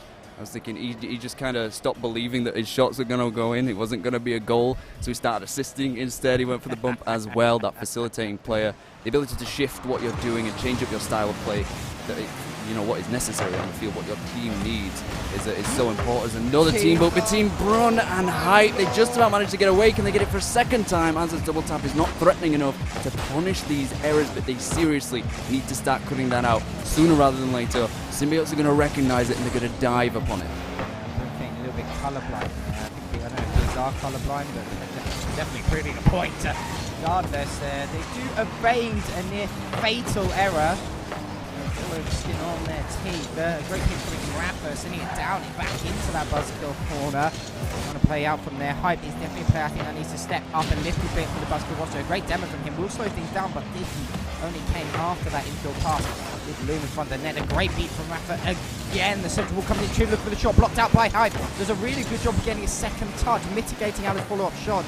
It's going to give Thuba an opportunity to go forward. Beats out 2 players in his own corner. The shot is there again. And still Symbiotes with all the pressure and all the press in the world. All 3 players from Buzzkill caught in the front of their net as they're trying to do something, not going to bear any sort of trouble. Brune goes forward. Look for the double tap again. Can't find it. It's just a bit high. Hype is there, but it's blocked out by Azza at the last second. Not going to bear any sort of truth as Buzzkill cannot buy a goal, even with the kitchen sink being thrown at this Symbiote roster. They still have the pressure. Rafa trying to put into his own corner. Trin's going to follow it up once again. Can't do anything, but does slow the game, pace of game down just a bit. Trin's going to win out the 50-50. Into the centre it goes. Thubit is there. Off the sidewall. Rapper's going to be able to beat him out. Plays it up forward. And the rotation's coming in, but a beat from Trin could be huge. He also gets the demo. He's going to leave both Brun and Hype in a dangerous scenario, but Brun handles it nicely off his own back. Still all tied up. The stalemate here on Forbidden Temple. Almost 2 minutes in. Both sides and some threatening chances. We saw that one from Buzzkill. Give me shades of how Control played against Hosky, where they created the chances. They just couldn't quite finish. In the final third, they couldn't get it over the line. It was sort of a half attempted double tap. It felt like from Brun. He wasn't quite expecting it, and neither of his team. They couldn't capitalize, but they spent a lot more time in the blue half, and they've managed to hold on and keep this game even as well, which to some people that can be frightening. It gives you more opportunity to push forward and get a goal of your own. You know you don't have to equalize to even have a chance at an overtime, as this one goes begging for Symbiotes to kind of get through. This time, Thubit with an incredible flick to send it past the first man, but the second is right there. Ezra looking for his teammate. Brun has to use all his boost just to get a touch away, but it's back to Rafa on the solo, looking for the dunk. Hype puts it high, well positioned, well oriented to get that ball away, as they do finally get breakout play into this corner. Brun throws it away, and Rafa does well to hold up the play and make sure they can't get any further into that blue defense. They get it away once again. They're so good at this. These outlet passes coming out of defense, making sure they're not just giving possession away, just throwing it, hitting and hoping. They're always in the right position, and they manage to find each other. Another shot attempt by Rafa, blocked out by Hype. Once again, the man that you called out that we wanted to step up has been doing so much in defense, but he needs a little bit more help on the front foot as well to try and get Buzzkill into the lead, because by all intents and purposes, they basically haven't scored in the series. They scored one garbage kickoff goal. I don't think that was enough to make them think that they had, if it bleeds, we can kill it, essentially, against Symbiotes. And their mentality must be great, because they're at this level. They're able to play to this level, but they need to get that opening goal just to give them that belief again, give them that faith, make sure they don't go down to match point, which is a difficult thing to do. A reverse sweep in the lower bracket is so much worse when you don't have that second life to rely on. But it's still all tied. We could be looking at an overtime. I don't want to jinx it, but I would love to see a golden goal situation. Re2, what is it going to take for this Buzzkill roster to find that pivotal goal? Don't think it's going to take that. Rafa does a really good job of making it awkward, and subsequently set up a shot for Trin. Hype, though, this time definitely stepping it up on defense, identifying the danger, and stopping it just before it gets any too worse. Great touch though, once again off the ceiling it goes. Hype with a bit of an awkward touch into that corner. Thubit's going to wait in the midfield as Azza lets the ball get past him. Off the backboard, Hype is there, can he shot it away? It bounces wide! Oh my word, that Buzzkill! What are you doing? The goal is right there, all you have to do is hit it. Right now, these boys have a real trouble finishing. It's something that you do not want to be hearing on this Rocket League field, if ever, to be honest with you. Rafa in that corner once again takes a bit of control. Brun's going to win around the 50-50. Hype's going to try and get the challenge, but Azza wins him out. Trin going to fire a shot immediately. It's high. Azza followed up, but what a save coming out from Hype. He stopped in the 10-second line. Brun looking for the breakaway shot. Can he find it? No, he can't. Beats out by Rafa. Brun off the ceiling. Rafa's going to go again. Hype is going to be there for the catch. Can he do anything? As he goes around one, beating out Azza, and then overtime has hit. Golden goal scenario. Will Symbiotes go onto that match point, or is Buzzkill, are they going to be able to take one game at least off this Symbiote roster? Duba's there, gets the challenge, into the midfield it goes. Rafa having to burn a lot of boost to try and get up to it, but Brun is there, gets the second touchdown, throwing off Azza's line. Can Hype beat him to it? Yes, he can, but what a 50-50 by Azza to win now. Rafa with the shot, Brun is there, takes it away off that top corner shot, mitigating any sort of danger. Trimbet beaten out once again. Thuba misses his touch, needs it for Hype. Hype with the shot, but Azza this time returning the favour, getting that save away for Symbiotes. Still 0-0, 32 seconds in, but Buzzkill, they are looking dangerous. I mean, I got what I wished for. I wanted an overtime. I thought I might have cursed it, but sometimes you got to be careful what you wish for. Whichever side this ends up falling to, I think it's going to have to be a highlight reel. Incredible play, because there's been so many times where we've seen such close affairs. It was one of the stops before the overtime, coming from behind, LeBron James hunting down the block, and they were able to stop it. Are they going to get the chance forward here? Brun with a straight shot to the crossbar. I don't know if he wanted to go for the double tap there, but he didn't end up doing so, and Symbiotes let off just one more time as Brun to find it through the corner. Disruption on Trin on the first man. A miss on the backboard. I don't know if that was expected or communicated to Hype, but wasn't quite ready for the follow-up, and Symbiotes once again get away with it as they attempt to push back down into the other half of the field. They get a chance here. Hazard is going to have to try and do it all alone. Rafa to follow up instead. Brun with a brilliant 50 to send it flying back down the field, but Trin has plenty of time, boost and space. He gets hunted down, but to no greater avail for Buzzkill. They do get a little bit more space in the blue half, but it's just such a back and forth tennis rally. We posited it at the start of the series that this was going to be extremely close. This was going to come down to the wire, and it is really living up to that billing. I just don't really know which player is going to be the one to make that difference unless Duba gets bumped out. He can only stop it. Oh, as I'm talking about it, of course. It's Rafa all over again, but this was such an awkward position for Thuber. He has to assume that Trin is going to get some sort of contact on his chassis, and instead it ends up being a fake. The deception comes to the fore for Symbiotes, and they go into match point territory. That was so tight and tense and terrifying in so many ways for both sides, but they eventually managed to clutch it out, and I think Rafa got like 700 odd points in one of the games, only 385 in this one. Just it gives you a clear indication of how much closer this Forbidden Temple match was. It's so marginal right now. These two teams definitely battling it out. As you said, it could have gone either which way. Some heroics coming out from that Symbiotes roster on their goal line prevented that Buzzkill team from actually, gaining that confidence that I think they really are seeking right now against Symbiotes to find that goal, to find that potential lead and see if they can run off it. But at the end of the day, I must admit, but he did a brilliant job of evading Trin. He did get a touch to it. There's literally nothing else he could do there. Nothing he had to slow down to calculate when he was going to get hit. It was a and Hail because Mary, of that, really he couldn't put any more power on the ball. He needed support from his team there, and he just didn't get it at the time. And eventually Rafa puts it through. So they did well enough. They held it to an overtime. Neither team scored, of course, in regulation, shall we say, and so you can argue they kind of fumbled it in a sense that they didn't manage to finish a lot of the chances that they got. That's testament to the ability of both teams' defenses and their offenses, that they're able to put each other to the caution and the ability to put each other under pressure. But here on Sovereign Heights could be a different story. Buzzkill, they've tasted that potential of victory. It came so close to it, but then they eventually got shut down. Now in a reverse sweep situation. You think they can do it?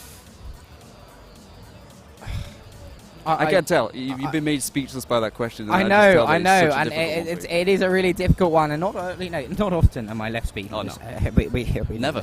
Never. I think it's the first time ever. But anyway, I think actually Buzzkill can get that confidence.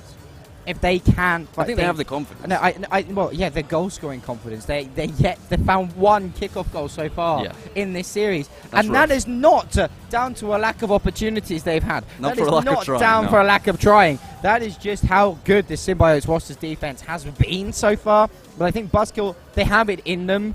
It all depends on whether they get that goal, when they get that hype behind them, when they get that let's go, let's fight. Yeah. Then I'm thinking, maybe there's a little bit more sting in these bees than we originally thought. However, Symbiotes, there's such a history, also such experienced players as well. They will know how to close out series. Sovereign Heights, it's been a map across ROCS where game threes just don't seem to go the way that anybody really expects. So that could be a case in point. But then again, it's hard not to back Symbiotes with how they're playing right now. It's a beautiful arena in form and function. I think it is the perfect backdrop to the potential beginning of a long road ahead for Buzzkill here.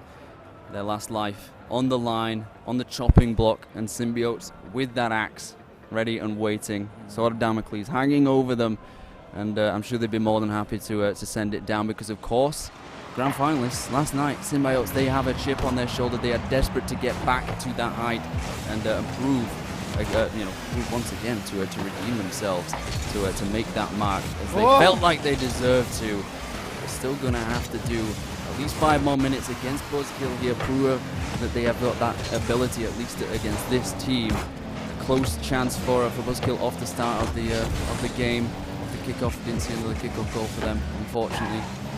But we shall see if they can get one in proper open play. Going back down the field now, it will be Thuba to pick it up, try and get it past one. Rafa does get the back boost and will be able to take it away. Hype to try and cut that one out immediately. Make sure they can't counter as Brun follows up through the corner, but it wasn't quite on the right angle as all three Symbiotes players were in a very tight space. That means that the worst rotation, no back post cover, but they couldn't quite find the pass they were looking for. Still getting a shot away as Brun, he gets denied once again. This Symbiotes defense so strong, so dense, that it's so difficult to find that little niche that you need to get through that little crack in the armor. And they seem to be struggling Buzzkill so much. And it becomes a mental factor. It's not only about your own ability to play the game, but you start to think, are these guys invincible? How do we get past them? What do we have to do? And it is such a difficult thing to adjust mid-game, not just between games as well. And they don't have any more chances. They have to change something right now, or they're gone. Yeah, Rafa's a one-on-one against Bryn. Bryn, though, very much wise to that. Breaks away. Opportunity here. Huge bump onto Azza. The shot can't be found by Hype, and the last-ditch effort save coming out from, I believe that was Trin, to knock it away. A great job again, but again, as you're saying, Buzzkill searching every nook, cranny, orifice for a goal, for a crack, and cannot find it. But again, that woodwork is rattled by one of these players. Azza stays up in the end and seems to get the goal. Azza, you freak! He slots one in for the Symbiotes roster. He just stays in the air for what feels like an eternity and slots in the back of the net. Thuba, he thought he had a clearance. He thought, but as was absolutely not. I'm a master of the witchcraft and wizardry, and this is just a mystique distraction from what I'm doing here. Azza puts Symbiotes up 1-0, and right now, as you're saying, Buzzkill have only... Oh my, Azza! He deserves the goal for that. He deserves the credit just for the creation of this play. Doing his Joyo impression is all I'm saying. Plays it down into the ground to try and get that bouncer. Ends up hitting it into Hype, but he still has the presence of mind. I mean, he was kind of flying towards it anyway, but he has to orient his car in such a specific direction to keep that power, keep it in the danger area. Rafa, of course, is always going to be right there to try and follow up, and does manage to slot it away. A 2-goal lead now is incredibly huge for Symbiotes to hold on to, because they've been keeping Buzzkill on a leash for so long throughout this series. They can't break out. They're desperately searching for the keys to these cuffs, and they're not finding them in any way as Thuba gets beaten out by Trin. Rafa takes out 2. It's probably going to be 3, as he's not going to miss one of those. Make it a second brace in just as many games. A 3-goal lead for Symbiotes, and we thought this was going to be much closer, Hop. It was an overtime in Game 2. Where has that roster gone? Where has that fight and that belief gone? I mean, we had Jacob on the desk. He didn't mention it whilst we were doing it. It was before that. So many of these teams are just tired. They've been playing for so long. Of course, they played yesterday as well. It is a damn lot of Rocket League, and they struggle so much to keep up that consistency. But Trin, no, he doesn't. He's got this one all in the bag, all the way from the midfield, doesn't get challenged whatsoever, gets the flip reset, past 2 defenders, past 3 in fact. That was a triple commit, and now they're just styling them. They are just styling them. Symbiotes, they're hitting another level right now. Super Saiyan Blue, Super Saiyan what? I'ma keep on going is what they're saying. Symbiotes absolutely producing some highlight performances. Buzzkill kind of left in the dust. They've only scored 1 goal this series, and it was a kickoff goal. And granted, it doesn't prove how close these two teams have been battling. This game surely doesn't. The Symbiotes are really making a statement here, saying, yeah, okay, fine, it was an overtime, but it really shouldn't have been. That was our game every day of the week. 4-0 up, minute and 48 seconds left on the clock. A great opportunity out coming from Hype. Can't slot it away as Rafa is there again. The man of the hour is doing everything for this roster. Saves his flip over 2 of these Buzzkill players. But is met by Thuba, who's the last player standing.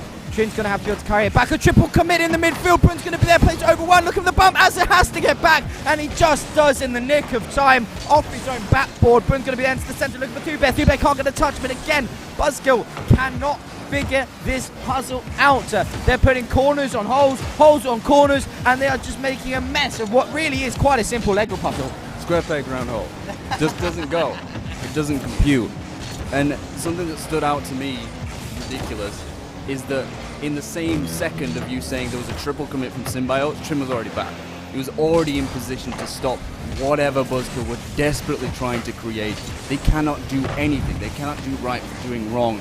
Then Symbiotes are the ones causing that wrong, causing that pain, and that just difficult thing to work with. It's the environment that they create and that they forge and that they foster that makes it so much more difficult for Buzzkill to try and make anything of this. They're not comfortable. You can clearly see it in their car language. In their oh my goodness, don't do that to him. That was Sends so it flying off the backboard. Just bullying.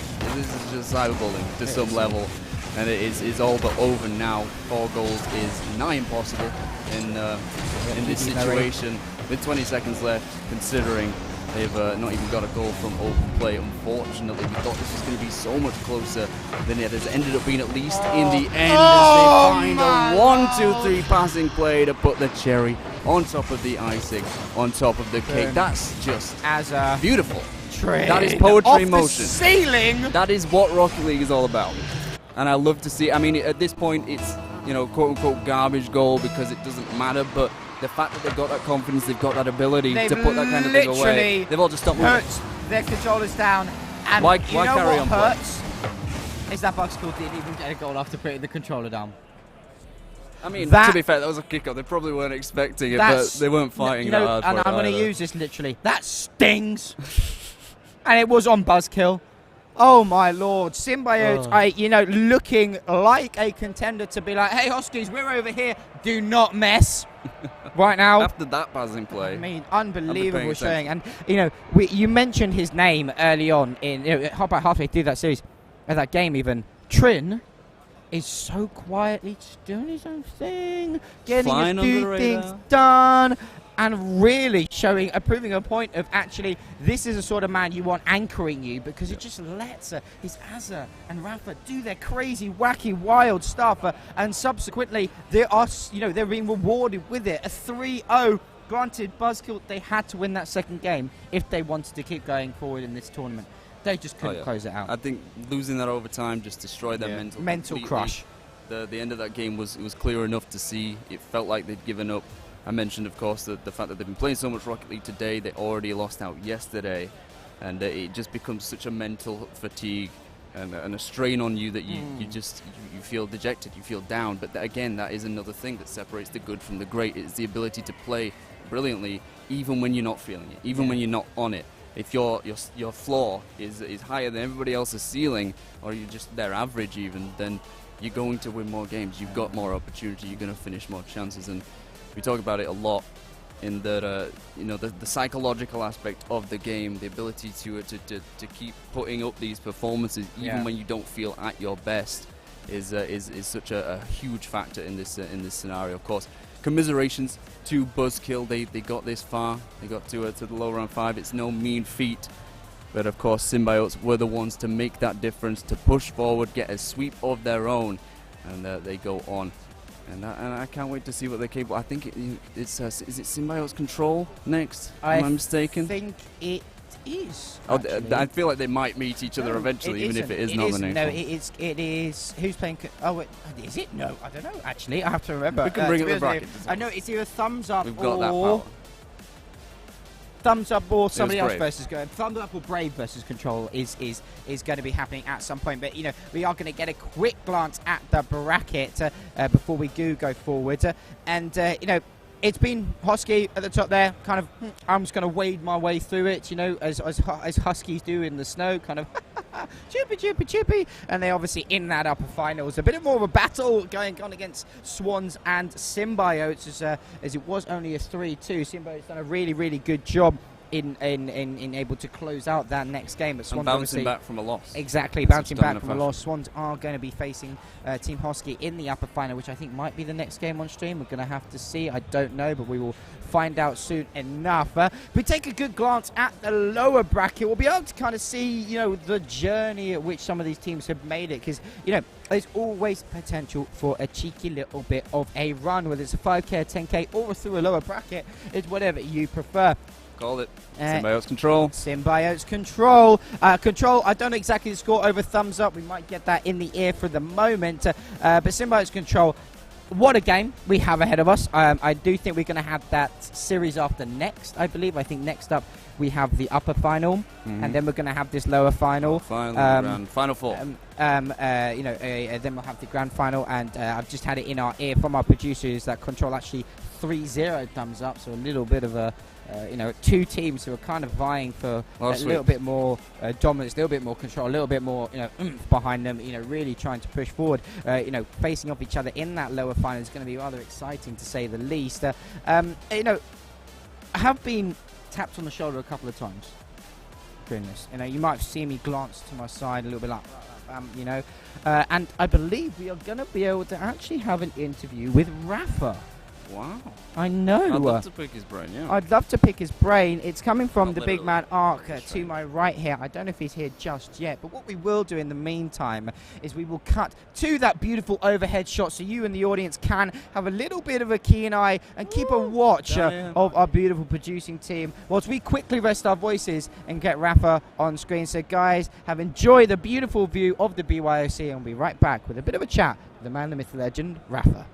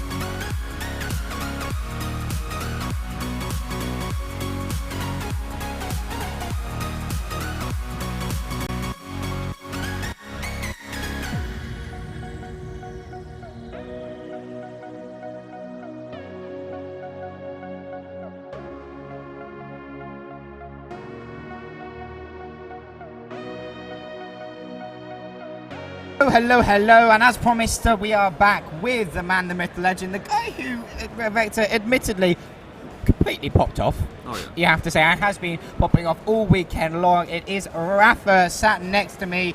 Welcome, my friend, to the ERSC stream. How does it feel to be playing this tournament? How does it feel to play Rocket League this weekend? It feels obviously a lot different from home. A bit of pressure, but we're in the lowers now, and we need to try and get back up. We really want to play Husky again. Yeah. You think you got their number this time after last night?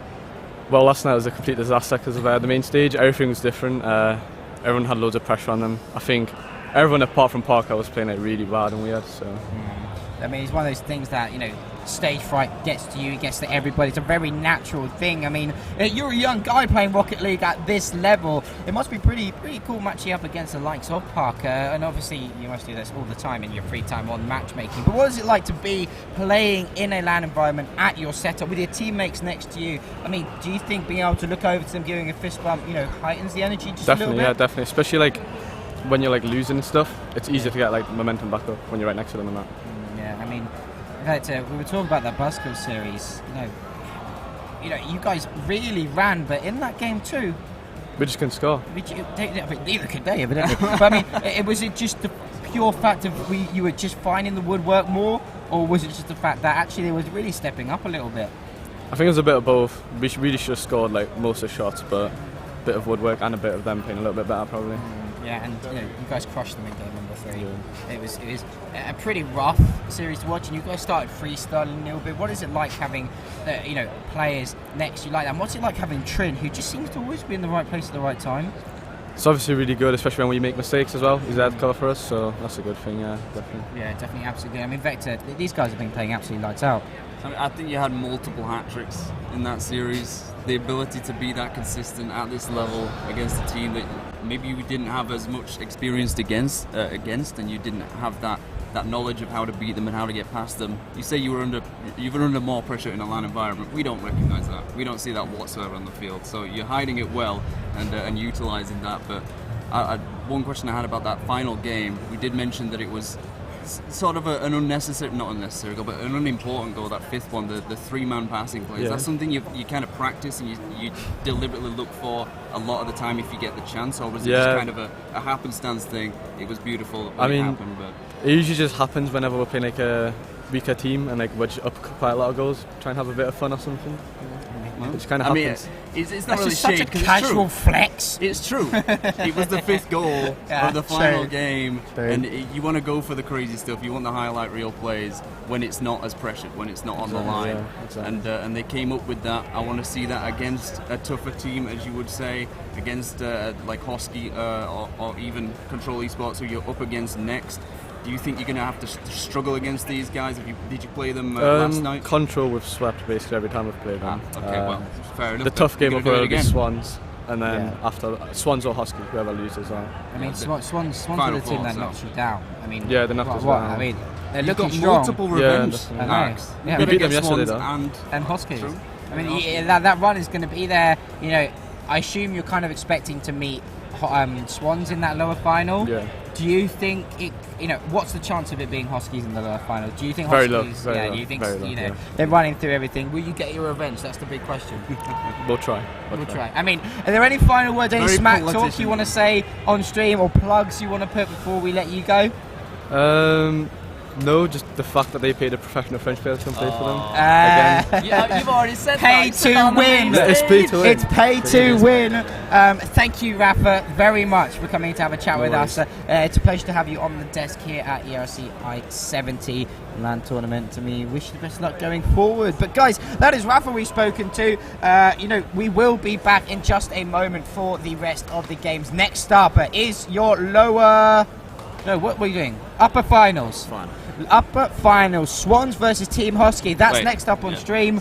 We'll see you in just a second.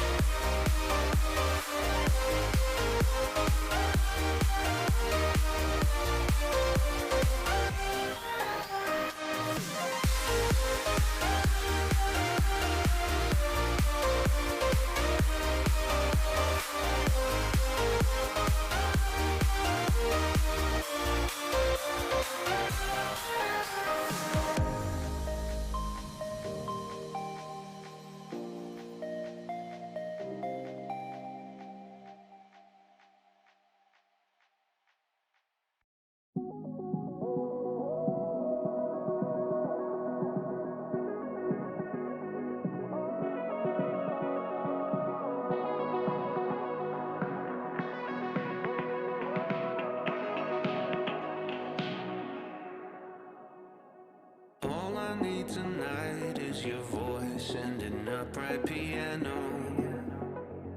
Cause those are two of my favorite sounds. The lions at the gate in my mind, and we've run out of ammo.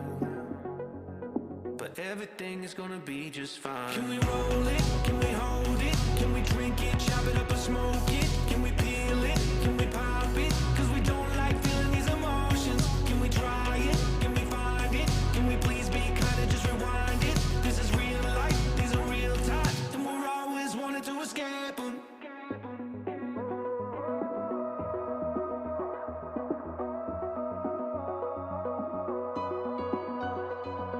Put down that vice, they're all nice. Let's have a conversation.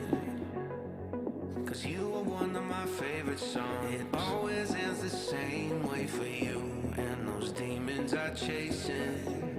Can we face them? Can we roll it? Can we hold it? Can we drink it, chop it up and smoke it? Can we peel it? Can we pop it? Cause we don't like feeling these emotions. Can we try it? Can we find it? Can we please be kind and just rewind it? This is real life, these are real times, and we're always wanting to escape them.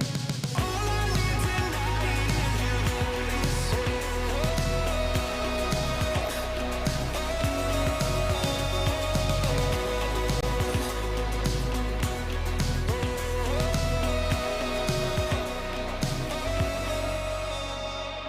All I need tonight is your voice. Let's not roll it, let's not hold it, let's not drink it, chop it up or smoke it. All I need tonight is your voice.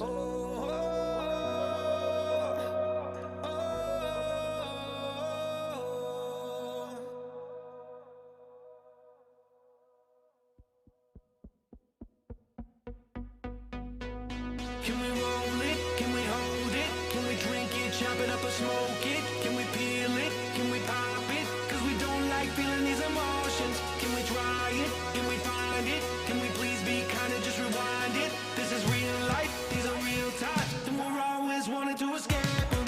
All I need tonight is your voice.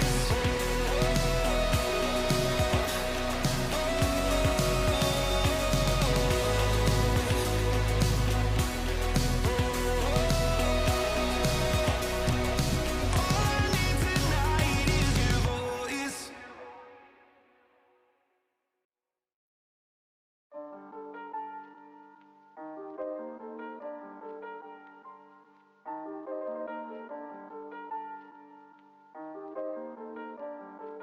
Aye, we had some pride. Put it aside. Cutting the pie. With all the guys, Made mistakes and then I made up my mind. What I decide? I gotta grind, I gotta grind. I gotta grind. I gotta grind. All of the time, 24/7, 365. Gotta get mine. Stay on my grind, Aye. Look, it's business, ain't personal. Money straight, so I'm curving them. Whoa, he been tweaking, something irking him.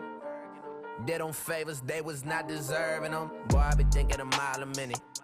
They gotta be kidding. We go to war, I'm the captain, the general, and the lieutenant. Nowhere to run or hide, I don't stop till it's finished. Me, I been minding my business, drop more records than Guinness. Gotta be a Guinness World Record. Don't play chess nor checkers. I only play for keeps. Came out the east, boy, I'm a beast. He gotta keep the peace. That thing on him is keeping the peace. I never sleep out in the streets. Gotta stay out there, reach. With the mob, talk that talk, say go peace, Feel so big, talking Papa, Sean and Meech. We had some pride. Put it aside. Cutting the pie. With all the guys, Made mistakes and then I made up my mind.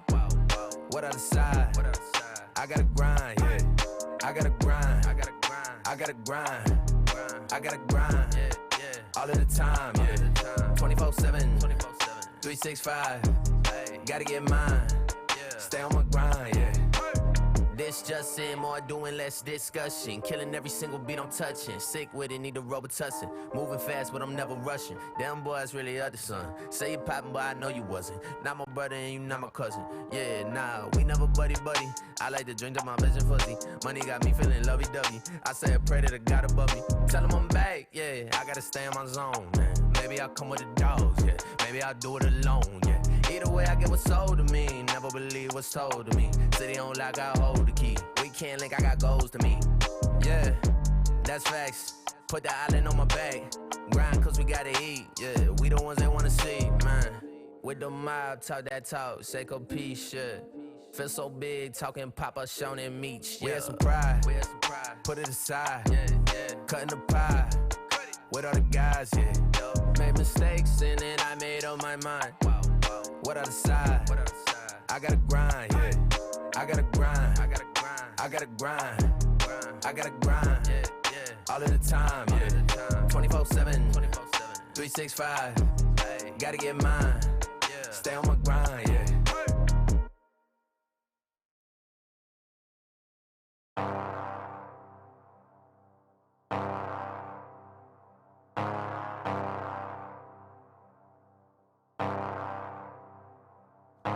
Tell me why these niggas on my dick. They say they hate me, but they pumping on my shit. Gotta get a bag, being broke don't make no sense. Yeah, I got them nuts, that's why I won't be a lip. Yeah, head knock out on my rock star shit. Whoa, just stop out, you ain't real like this. Head knock out on my rock star shit. Just stop, oh, you ain't real like this. Got my name all up in their mouth, yeah, they like to talk. See me all up in their history, cause they like to stalk. You can't step up, little boy, you can't ride this ain't a toy. You sit up there, act the part, see right through, I can't ignore. Whoa, whoa, whoa, shit get low, low, low. Niggas moving weird, I can't trust no more. I ain't moving fit, I just float over hoes. Switching up like kids, just to ride on this road. Tell me why these niggas on my dick. They say they hate me, but they pumping on my shit. Gotta get it back, being broke don't make no sense. Yeah, I got them knots, that's why I won't pay the lip. Yeah, head knock out on my rock star shit. Whoa, just stop out, you ain't real like this. Head knock out on my rock star shit. Just stop, oh, you ain't real like this. Tell me why these bitches on my dick and these niggas hate. I still would hit a lick, but got them knots like a figure eight. Yeah, bitch, I'm walking down with that hammer just like Triple H. I caught her up in traffic, photo pull up just like Triple H. Like, whoa, whoa, whoa, let that fofo blow. This shit over, that boy sober, he won't know more smoke. Bitch, I'm riding with 2 sticks, but I don't roll no fucking boat. Like, yeah, I'm trying to get you fixed, but I'ma go for fucking broke. Yeah. Tell me why these niggas on my dick. They say they hate me, but they pumping on my shit. Gotta get it back, being broke don't make no sense. Yeah, I got them knots, that's why I won't pay the lip. Yeah, head knock out on my rock star shit. Whoa, just stop out, you ain't real like this. Head knock out on my rock star shit. Just stop, oh, you ain't real like this. Yeah, they like to talk, cause they like to stop. Little boy, ain't a toy.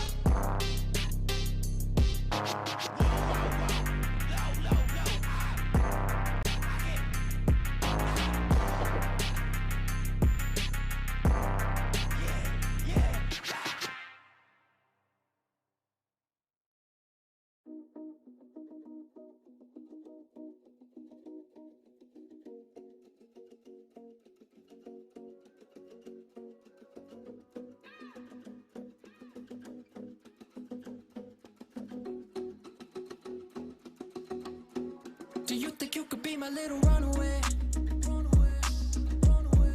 I say we just leave and get away. Forget the whole world and run away. We'll make our own rules and run away. Run away, run away. I just really wanna get to know ya. Know you tied up all of the old ones. If you wanna lean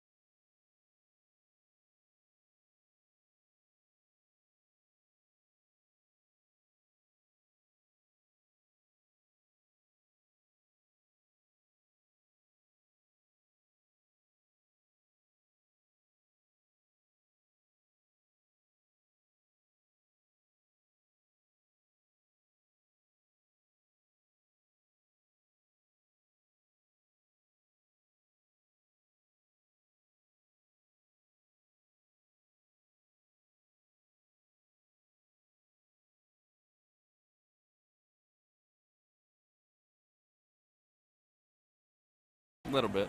In the Rocket League European bubble scene at least, and he's definitely a player who a lot of people need to keep an eye out for, particularly this Huskies roster. And that is the upper final up next. So guys, just a rundown of what games we have going on. Upper final is going to be played at the same time as the lower semi-final, and that lower semi-final is between Symbiote and Control. We'll be keeping you guys updated. Then obviously the loser of this will go down to the lower final to face the winner of that. Yada yada yada. Grand final, bish bash bosh. We'll see where it goes.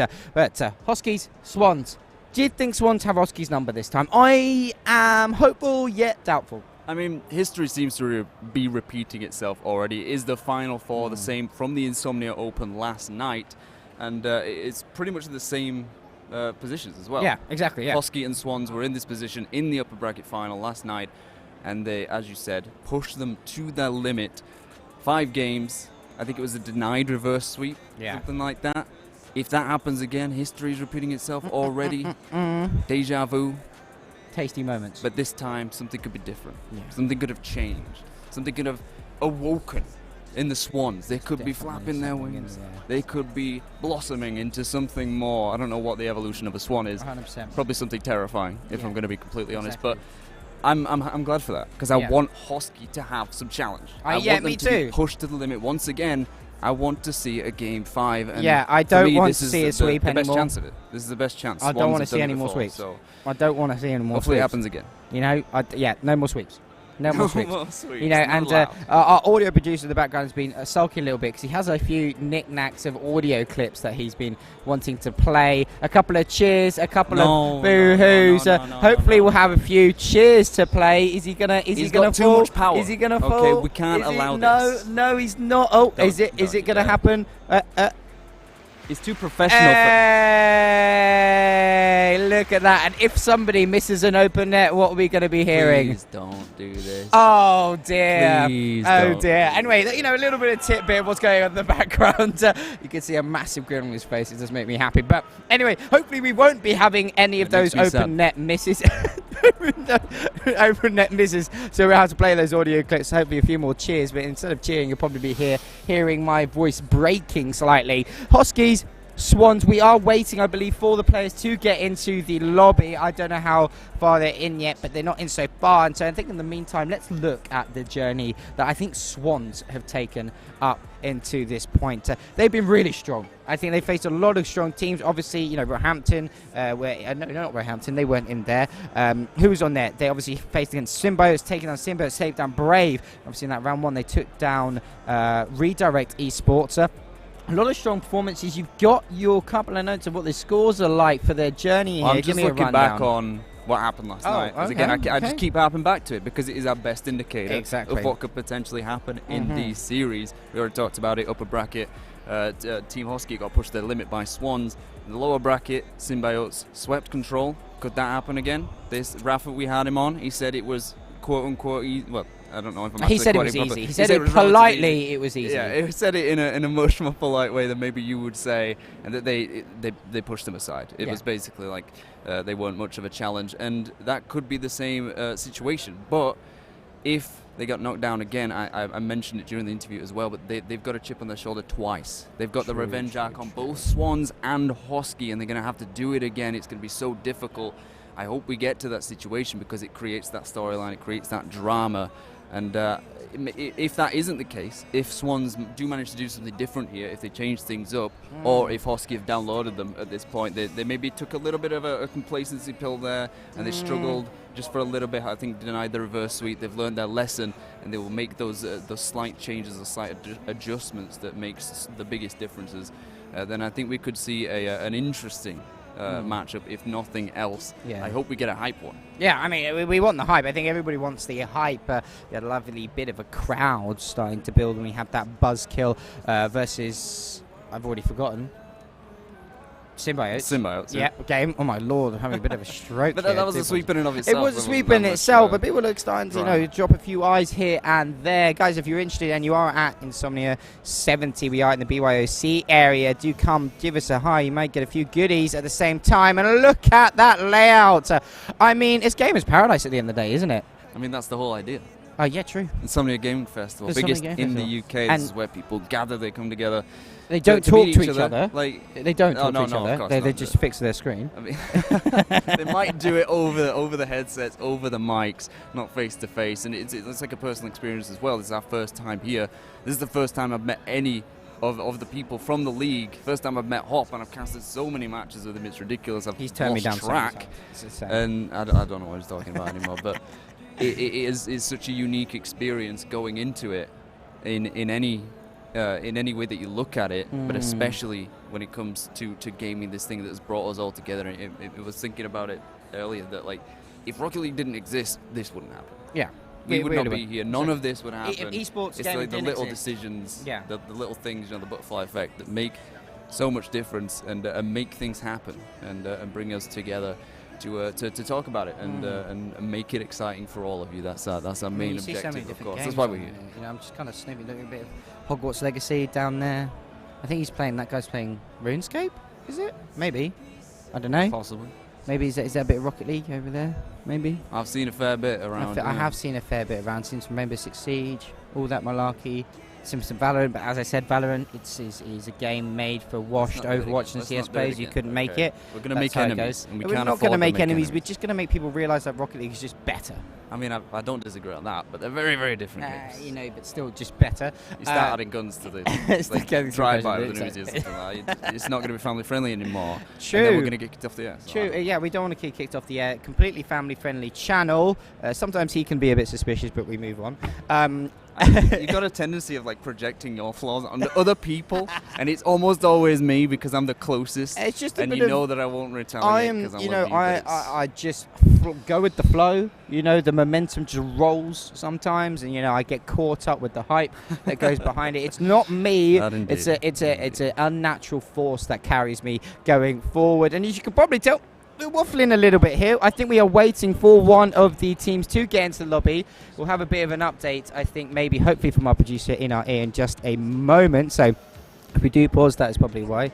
It does sound like they are just getting ready into that game, so we'll be able to dive into it. But let's talk a bit about the lower final that's going on right now. It is Control versus Symbiotes. Obviously, we heard Rafa.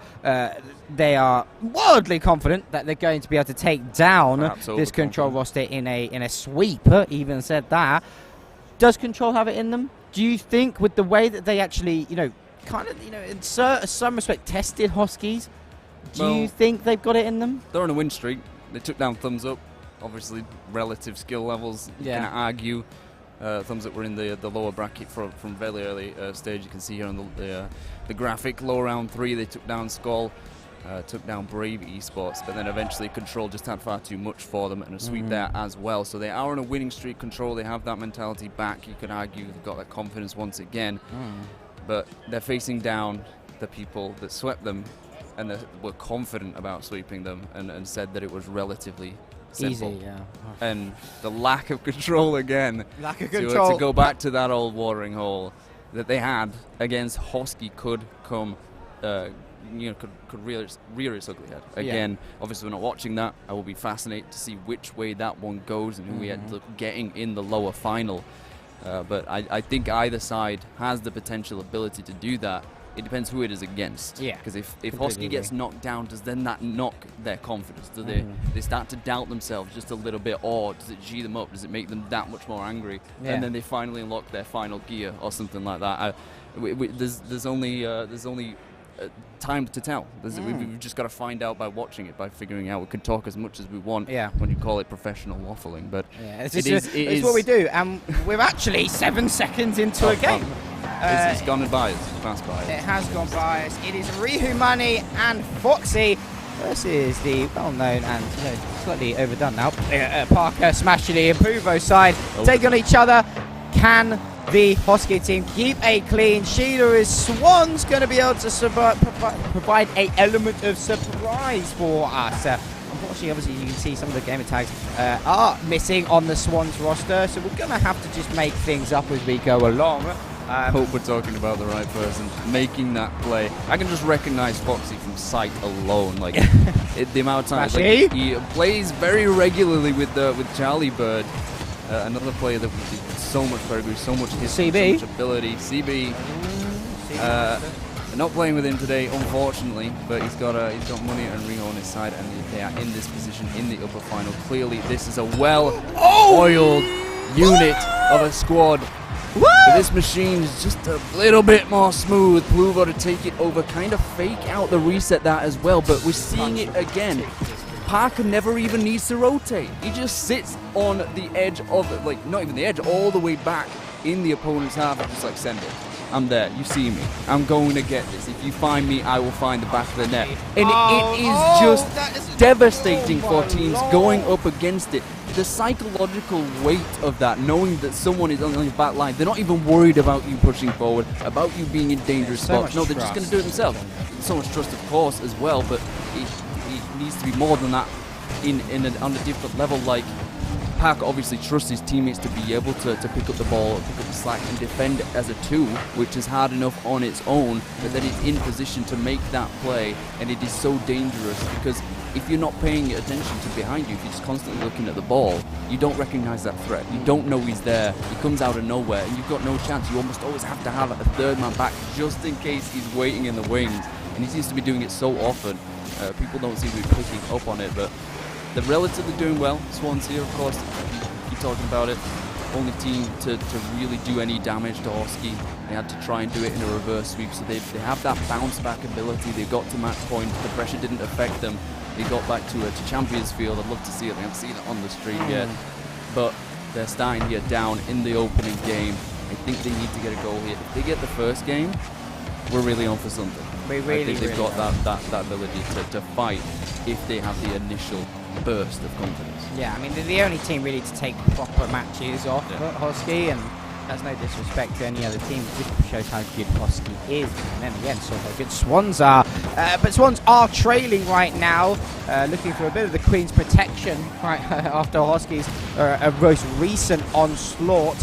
Or the King's protection there, should I say, not North. But Smashy already pushing forward another demo in the back line by Pluvo, and that's really something this Hosky's roster is looking to do on this Swans side, maybe identifying how good Swans defense was in that series last night in which they faced up against each other. Great setup there, off the crossbar, it's just not meant to be. I kid you not, there's an invisible wall in front of this Hosky's next. We saw it earlier. Control couldn't slot one in no matter how hard they try and no matter what sort of sink they were throwing, just not getting into the back of the net. Well, they're dodging a bullet, you have to say the least, this Team Hosky side is, and they're able just to quell the storm. Starting to push forward just a little bit more. Swans Eastwood pushing up another redirect. This time it's Money going for attempt, blocked out, not meant to be. Parker, he's the danger man, challenged out very, very early. Swans looking for pressure. Foxy. Can they find a goal? And it is Foxy Meister General with the speed. And he's Foxy. He's looking for those moments, and he definitely grasped this one. The Welsh wonder, the only Octane on the field. He is flanked by Fenix from every side, but he doesn't care. He's got the riz. He's got the ability to push forward and be the difference maker. I told you I could recognize him by sight. He's got the only car, the only Octane on the field. It's pretty obvious who he is, and I think he's making a statement here, making up some ground for the final minute. Even game, a low-scoring game. Generally not something we see from Hosky. They finally take the lead. Is that the first lead that any team has taken from Hosky today? I think it might be. Apart from today, at least, it must be. And then it comes at the courteous hands of Money. Pure money. I mean, pure money. Pure He's cash. opened up a bank account and said, take this, look after me, you touch it, you're in the bin. And they go up 2-1 with just a minute remaining. And I must admit, Hosky, they look a little bit shaky right here. They do not look like the team we have come to know and love in this tournament so far. And they go 3-1 down. The central ball coming out, and it is Foxy Meister General again. Call him maybe Wolfie, but I'm sure he's looking far deadlier than a Fox does. Defanging these Huskies, making sure that they understand. Swans are here to play. To be honest, Swans are more dangerous than They're Laria as well. They have teeth. Oh, no, it's Geese. Oh no, geese have teeth. They're terrifying, yeah. Not quite as terrifying as Swans are at the moment. In the final minute, a 2-goal leader over Hosky. No one has been capable of doing that. But this team make that one, in fact, as Pluvo finds his way through with a little bit of help from his friends. This one to the backboard by Parker. Not well dealt enough by Foxy. I think he was just scrambling to try and get any sort of touch on that one, but couldn't get it to the corner. and just hangs ever so dangerously for Hosky to find a way through, give themselves some leverage at the final moments of this game. A dead kickoff does open up space for Riho. Some bumping going on. It wasn't strong enough as they come flying back through in the rotation, keep it off the line, keep their chances of getting at least an overtime in this opener. And I'm really impressed by what I'm seeing from Swans. They're putting Hosky to the test, to think that they've got this far and struggled so much against teams that they didn't expect to. Maybe Swans thinking, okay, we're in the upper final, we've been here before, let's do something different, and that's exactly what they're doing. But it could be Fluo to dash their dreams. He doesn't manage, does end up in fact getting taken out, but it could be Parker, final second, Bellows, it could be a buzzer beater, take it down, double commit, doesn't matter. Doesn't matter if it was a double commit, it was enough. They just needed to get the touch, and they managed to get it. They've taken the first game against Hosky, the first team to do it.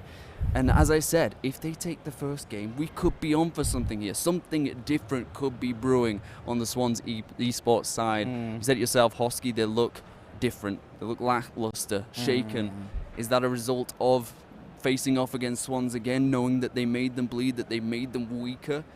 Have they managed to find the formula to beat this Hosky side? I mean, they definitely have figured something out, and they're liking the taste of it as well.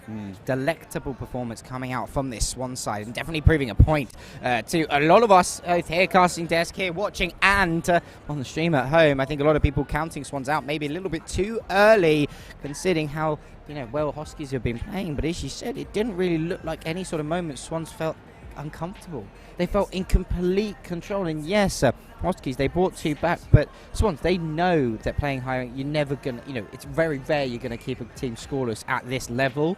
They're always gonna find a way through. That's the caliber that you're playing at. They remain calm, they remain composed, they got that 2-goal lead, and Hoskies, they were scrambling. They were playing scrabble and really couldn't find any letters to match up. Oh my word, what a performance coming out from Swans. Forbidden Temple, we are back here again. A familiar sight is the on the rotation today. But we'll have to see whether Team Hosky is going to change things up. Well, you do expect. Exactly. A bit, you know what it is. It really, really is.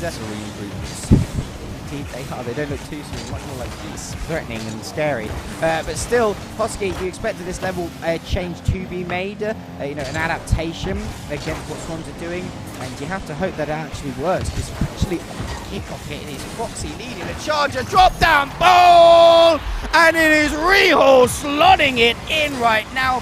What a finish coming out, Smashy. All he could do is watch and stare. Parker, mate, go back to SK, because you're not doing anything right here. I just don't even know what to say to that.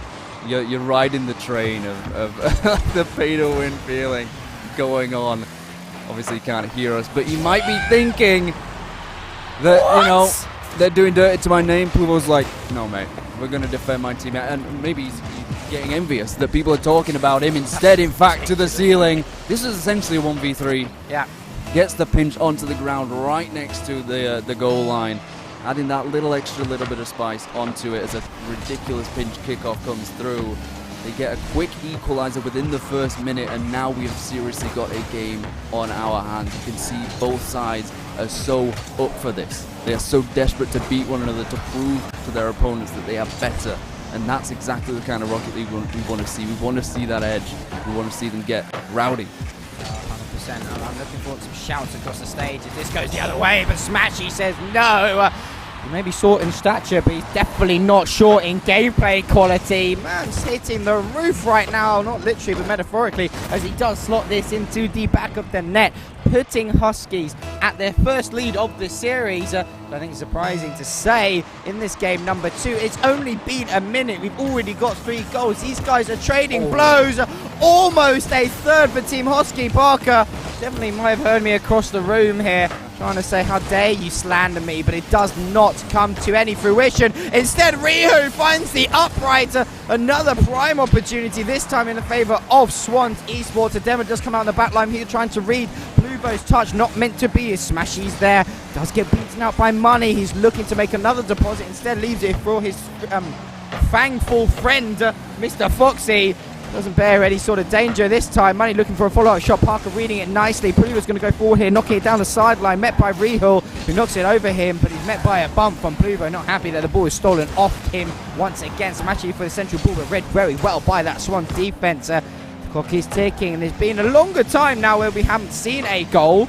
But, another whole minute has passed, and they've slowed down just a little bit. I think the adrenaline's worn off just a tad. Parker with a dangerous catch across his own net, almost proving fatal, but does manage to get it over to his teammate Pluvo. Back into the centre it goes. Clearance over towards Foxy. Foxy with a catch in the corner, getting trailed by Smashy. Leaves it for his teammate, but Smashy comes back for another bite at the action. Does get a touch, but eventually Money is going to be there, the one to clear it up. Parker, awkward touch. Foxy reads it. Smashy reads that better though. Does get a clutching clearance off his own backboard after Parker making a bit of an unforced error there in that midfield. You've got to say it's happening a few times. He goes flying past this ball. Another outlet pass, something we've seen Hosky doing so many times throughout this tournament and last night as well. An ability to create instant offense from the defense. Always in position, always ready. Smashy here to make a 2-goal deficit just that much worse here for Money, for Foxy and Riho. All kind of static there. Money did go up. He attempted to get something on the ball, but Fenix just not quite wide enough to stop that one. It's not exactly a dominus, no. And I think it was Money that was stuck on the line. Smashy again at a hat-trick. 3 goals from 3 shots off the kickoff as well. What went wrong? Starting to fall apart for the Swans here. Was it double commit? I think Money it looked like a really quick cheat. Kickoff. Yeah. And they managed to capitalise upon that and now make it a 3-goal deficit. Adding just that little bit extra, like we can score one more goal than you, because of course Swans scored 3. Now they have to respond, trying to make it 5 for Hosky. Yeah, there's been quite a few open nets. Straight off of kickoff, they seem really exposed, and they kind of struggle to figure out the rotation instantly. But Hosky always ready to do that, always ready to move forward and heave into that weakness, shall we say? Pry it open. And make sure they can exploit it, but it's still in this blue half of the field now. It's double commit there. I don't think it was necessary for Riho to go for that so hard, and it's ended up flying back down the field. Foxy opts to go for the boost. May have been the wrong decision. He didn't even end up getting it, but he does get the clear out and away. Money with another massive throw downfield, but Smashy is there to get a massive 50 as well. With no boost, they're just so able to control this midfield with barely anything in the tank. They're so much more efficient, it feels like, in their control of the game. And it's opened up that space. I mean, I don't want to say it's all done and dusted yet. Still plenty of time for Swans to mount a comeback here. But for me, Hosky have really switched it on, changed up, as you said, made the adjustments that were necessary, and look like to be the favourites to take it here on Forbidden Temple and finally give us a series where both teams have some sort of stake. No, I completely agree. I mean, what's guaranteed is it's not going to be a sweep unless we see a miracle coming out from Swans here, which is looking less and less likely as each second passes. We are looking to push some sort of attack going forwards as the clock just approach on 40 seconds. Money trying to put the ball high towards the back of the blue box. Parker's going to be there to meet it and just kills so much time, leaving it for Smashy on the clearance. Smashy's going to read that touch, and what a believable pre-jump to get that. Ball is centered for Team Hosky, but they are really just not pushing any sort of pressure. They know they don't necessarily need to score another goal. They just need to keep Swans away from their own side, and we've just gone past the 20-second mark, and really 4-1, it's pretty insurmountable at this level. Team Hosky will tie the series 1 apiece. What a game it was. A statement match coming out from Team Hosky after Swans kind of dismantled them in that game number 1. Well, I think dismantles are maybe a little bit harsh. It was only 1 goal, and there was a chance for Hosky to come back as they don't end up getting that consolation there. Could have made it 4-2, made it a little bit more respectable, but respect is exactly what Hosky are not giving Swans. They made that statement, as you said. 4-1 it ended up being. We could score now 3 more goals than you technically, and they were able to dominate just that little bit more in this second game. Although look at the stats, relatively close in the field domination, but they just had it a little bit more and more boost consumption. Not a massive amount, but it showed that they were able to get more boost just because they used more of it. So again, like I said, it was about the efficiency for me for Hosky. They created so many opportunities simply from making so much out of nothing. Yeah. From having so little boost, but still, taking a mile from holding an inch. And I think they were given that a lot of the time from Swans. There were obviously the kickoff goals that were awful, which should never really happen at this level. But it can. It happens at the RLCS level. Yeah, it happens at every level. These things happen to everyone at some point. But you've got to try and mitigate that risk. You've got to lower that chance as much as you possibly can, because you're giving away more opportunity. Obviously, when goals are scored, the game changes. The mentality changes. The entire landscape changes. If a team has 3 goals above you, they can just sit back. They don't need to worry. They don't need to rush. They don't need to risk things. You do. You have to be the aggressors. You have to be the pushers. And if you push too far, you're going to get pushed back, or you're just going to fall over. They're just going to step back and be like, okay, you make the mistake, you fall, and we'll just laugh while you do it. And I think that's exactly what Husky did towards the end of that game. And it was a struggle for Swans, but they know they've got the ability now. I mean, they did last time, so keep talking about it. They were the only team that managed to do anything against the Husky set. They're doing it again. This time they don't have to do it in a reverse sweep. And I'm looking forward to the rest of this series now here on Sovereign Heights, the third of a potential 5 games, hopefully 5 games here in the upper final. We deserve it. I think we do deserve it after the amount of sweeps. I mean, the chess game has well and truly begun between these two teams. It is Swans now, the ones with the place to take some sort of action in response to what Team Husky was doing in that game number 2. Pluvo with an unbelievable catch, and you could see Parker going for that bump onto Foxy. Foxy a little bit too fast though for Pluvo, for Parker even, and does get the touch, and it's always back down into Husky's half. Smashy does a great job of taking it across his own backboard. Bit of an awkward touch on Pluvo straight into, I believe that was Riho. And he does a good job just to keep up the tempo onto the Huskies half. Swans though, going to rotate just a moment. Husky still well and truly in under. Bit of a huge whiff coming out from one of the Husky players. That's not what you want to be seeing, and then cracks that we were talking about starting to show themselves. Smashy, not what you want to be doing whatsoever. Have to go wide open for Pluvo to slot that straight into the back of the net. Foxy even to slot that in the back of the net, and that's going to be Swans up 1-0 in this game number 3. Okay. That was the slowest roller I've ever seen. I mean, I was thinking of the first goal. Foxy must have been laughing. You could see his car stop. He's probably fist bumping his teammates and just laughing about the fact that he even got the chance, sees the opponent flying over. This one was something else. Just rolls off the kickoff. Talked about it before. It can happen at this level, but it shouldn't. Nothing like that should happen, as Money will make it 3 top left bins twice in a row. Husky fail to maintain any sort of, I think, Smashy was just slightly late to the kickoff, and that's how it happened. It got teed up for Money. Pins it top left. Happy days. Simple as that. 3-goal lead. I mean, you start to question, how can this even happen? If it happens again, as Parker does get control of his ball, but we'll be back in time. Never mind, 3 kickoff goals in a row. Man, I'm losing brain power. I don't know what's happening anymore. My brain cells are slowly dying. The fact that these guys were meant to be playing RSCS kind of level. Rocket League, yeah. Okay, and they're giving away 3 back-to-back kickoff goals here. It was a great flip from Parker, given that respect, but really come. No. They're doing this for. There cannot be a world in which this is happening. Real. This is not real. Surely. How does it keep happening? 4 kickoff goals. Are you dumb? Well, someone is. Someone's got to be. Someone is. Husky, Swans, stop with the kickoff goals. Back to the same scoreline that ended in game 1 with still over 3 minutes left to go. Joking that me? 5 kickoff goals in a row. We are all tied up. 6 goals. I think this is the quickest 6 goals I've seen in a while. Do you know what? I might go get like 3 or 4. Because it's just going to be constant kickoff goals. It'll be 10-10, all kickoff goals. There's so little time. But it's 3-3 now. Like Swans have actually thrown. They're actually just sending it. 2 people twice. We finally don't get a kickoff goal within 2-3 seconds. Could this be counted as a kickoff goal? It won't anyways. It bounces out of the crossbar. Just about. They managed to hold on to the status quo, it seems, as we're now at 3-0-3-3. And equilibrium, it seems, somehow, for some reason. What a wild situation we're in here. But at least it's close. At least it wasn't like all against one team and then the game was done. I think it'll be GG. We can see that sort of. Yeah, if one team conceded 5 kicker goals in a row, I don't. Foxy with a double tap, but it's not quite on. He can't finish it either. A diving, scrambling depth from Team Hosky, managing to get across, maintain that equal game. I cannot believe how close Foxy came there. I was convinced that was a double tap. Didn't come through. Money had to clean up the mess, but he forgot his broom, and it just didn't quite work out. This is such a close game, and we're finally starting to see crazy highlight plays.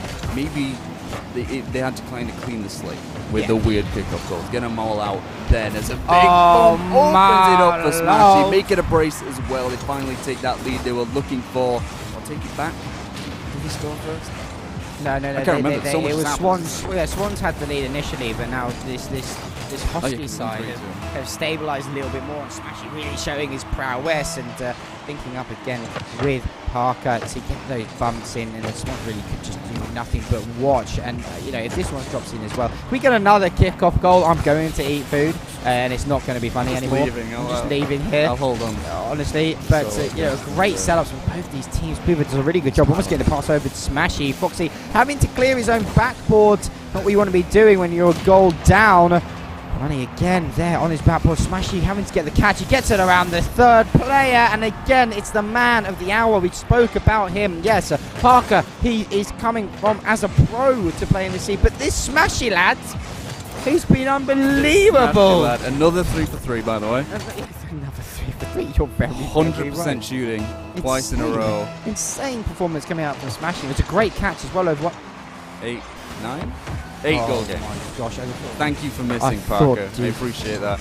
Now it's your turn, Swans, to try and get back into this game. Give us something to shout about. Could end up a 10-goal game if we hope we get the overtime. If we wish hard enough, pray hard enough. Did you like musicals? I'm not even respond to you anymore. As Money is unable to get beyond Pluva. Pluva's not unable to get beyond Riho, but it does fall back to Parker, having to reorient to get back to the ball. Smashy to pick it in the midfield and not quite over the double. Money picks it up, has the boost as well, but completely flies past it for some reason. His teammate does catch it on the bounce. On the flip side, once Riho catches it on the side, we'll get the flip reset. Fox is there, but the angle's too tight. Money, even my mistake.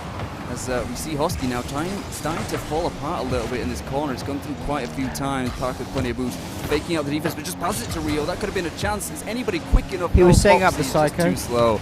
Setting up the psycho, not going to work because you know what? It's 6-3. Yeah, obviously. Well, Parker with the hat trick as well. It might as well. He set up the psycho, faked the psycho, and then scored. Most psychos are fake psycho. Yeah, true. Anyway, it is 6-3 now for this Hosky side. What started off with a really, really good shot by Swans, and started off as great, promising action for us. It's kind of deteriorated into a bit of a goal fest, led by, unfortunately, a whole bunch of kick-off goals. A few highlight plays here and there, but the kick-off has definitely been the talking point so far of this game number 3. Right now, Hoskies, they've seemed to found that extra gear that was hidden inside them. Swans, they're doing their absolute best, but it's still on the back foot constantly.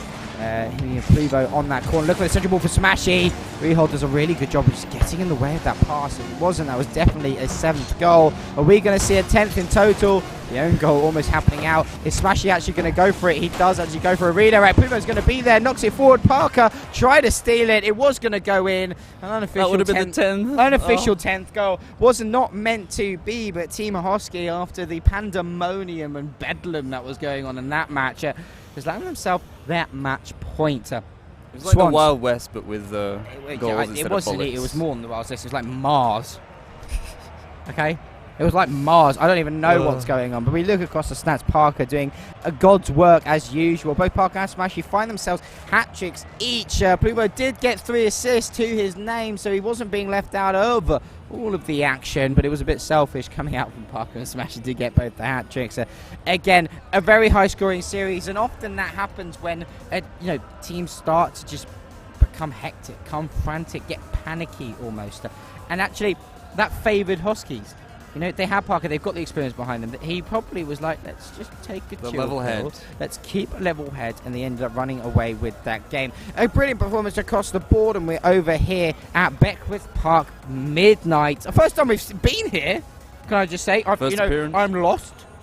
Where are we? We're going to go for a quick dip in that pool or river, shall I say, and then maybe hop on to a bit of Rocket League pitch for the follow-up action. Let's see who's going to have the drip after that dip, or who's going to come up really dry in this game number 4. Well, I know I would fare better.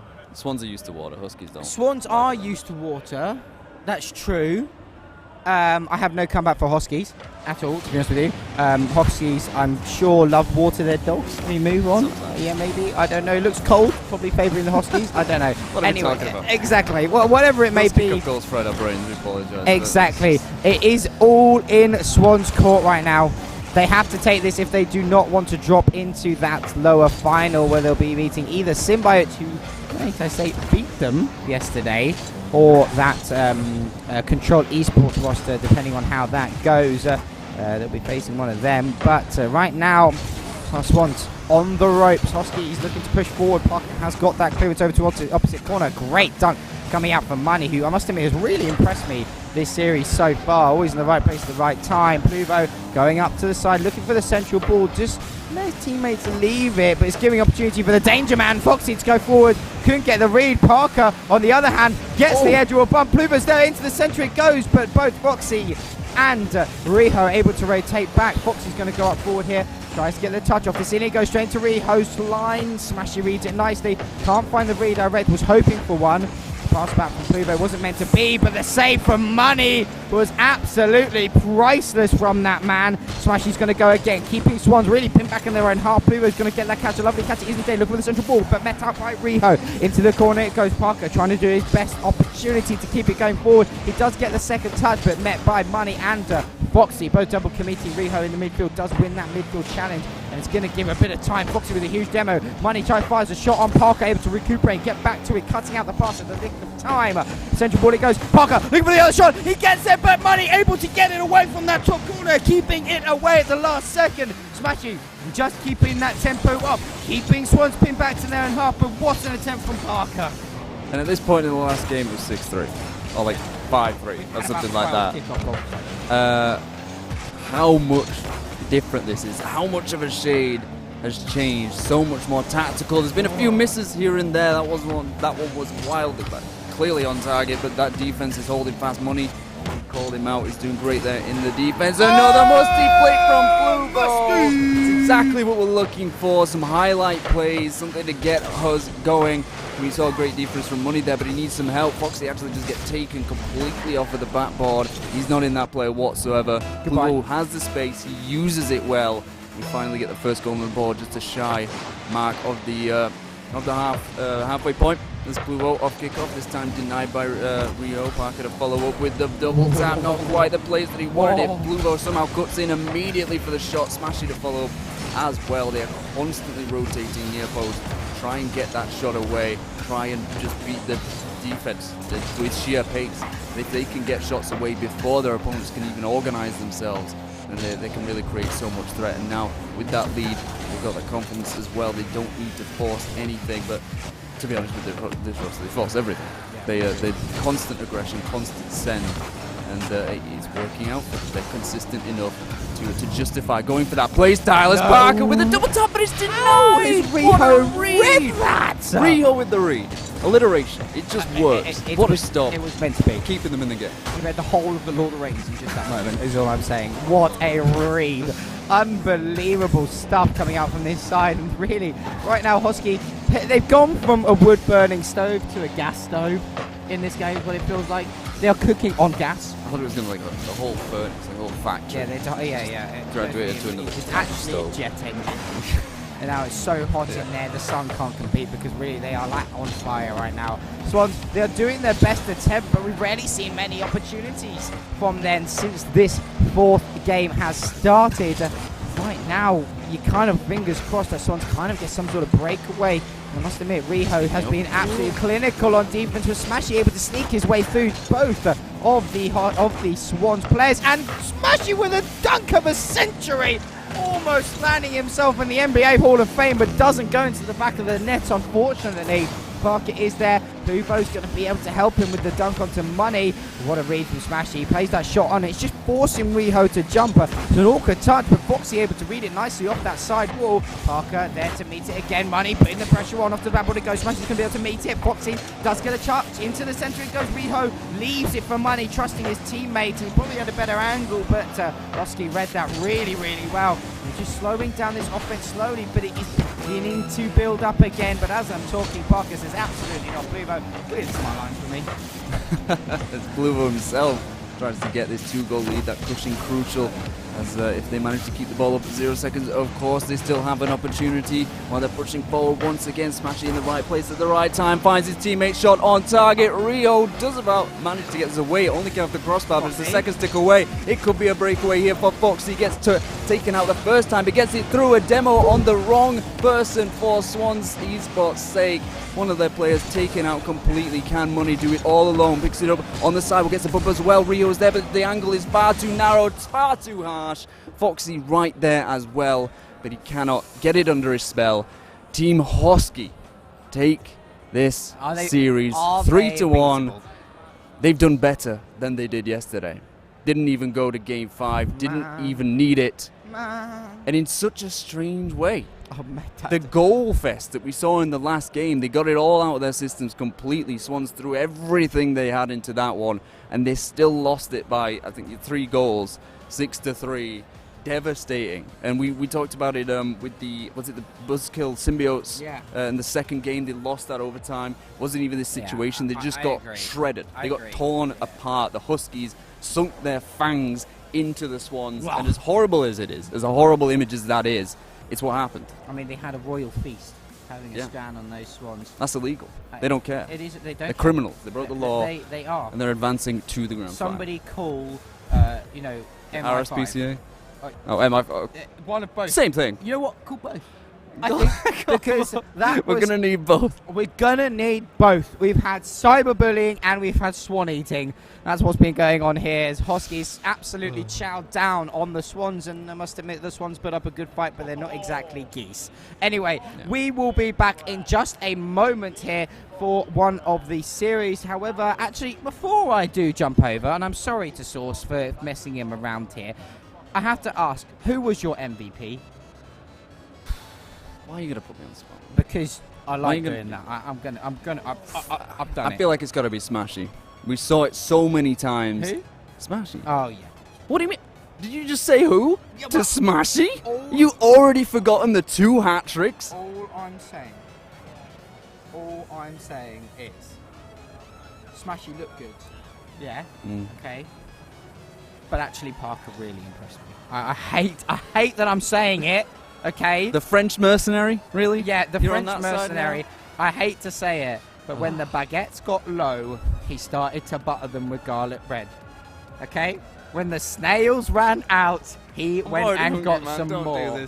When he wanted a bit more flavour, he grabbed his pig and went truffle hunting, okay? That's all I'm doing. Anyway, you're wondering what I'm looking at is directly at my my friend, audio producer, just former friend, Mark, and Moray Sky or Moray Sky, however you want to say it, or Sky Moray. By his first name now, just for punishment. Just dogs his first name. Anyway, I believe that we are going to cut to a break. I think Source is giving me that look, our producer over in my corner. Give me a bit of a death stare. But a round of applause to everybody who played in that matchup. Can we hear it? Thank you. Yeah, well done. Swan's not done either. There's not done either. They're not done either. Control Esports. Control Esports took down Symbiotes. Symbiotes, where was that easy 3-0? I can't hear you.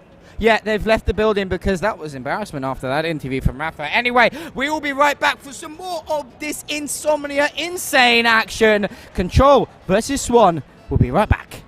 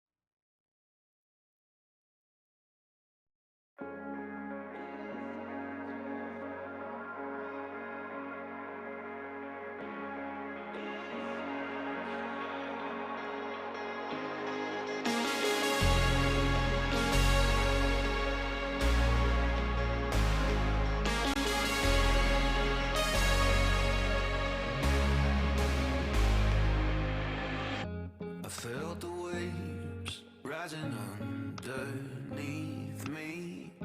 I left the cage like a lion. A high-speed chase in my finest dress shoes. I can't catch up, but I'm trying. Wasn't even worried about the consequences, whether he was beckoning to me. Heart was pumping, blood in my chest so loud that I didn't even feel my feet. I felt the waves rising underneath me. I left the cage like a lion.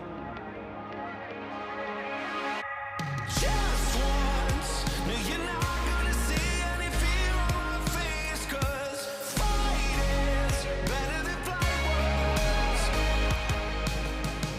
For too long, I've been shielding my eyes from the dark in this place. When you say all the right words,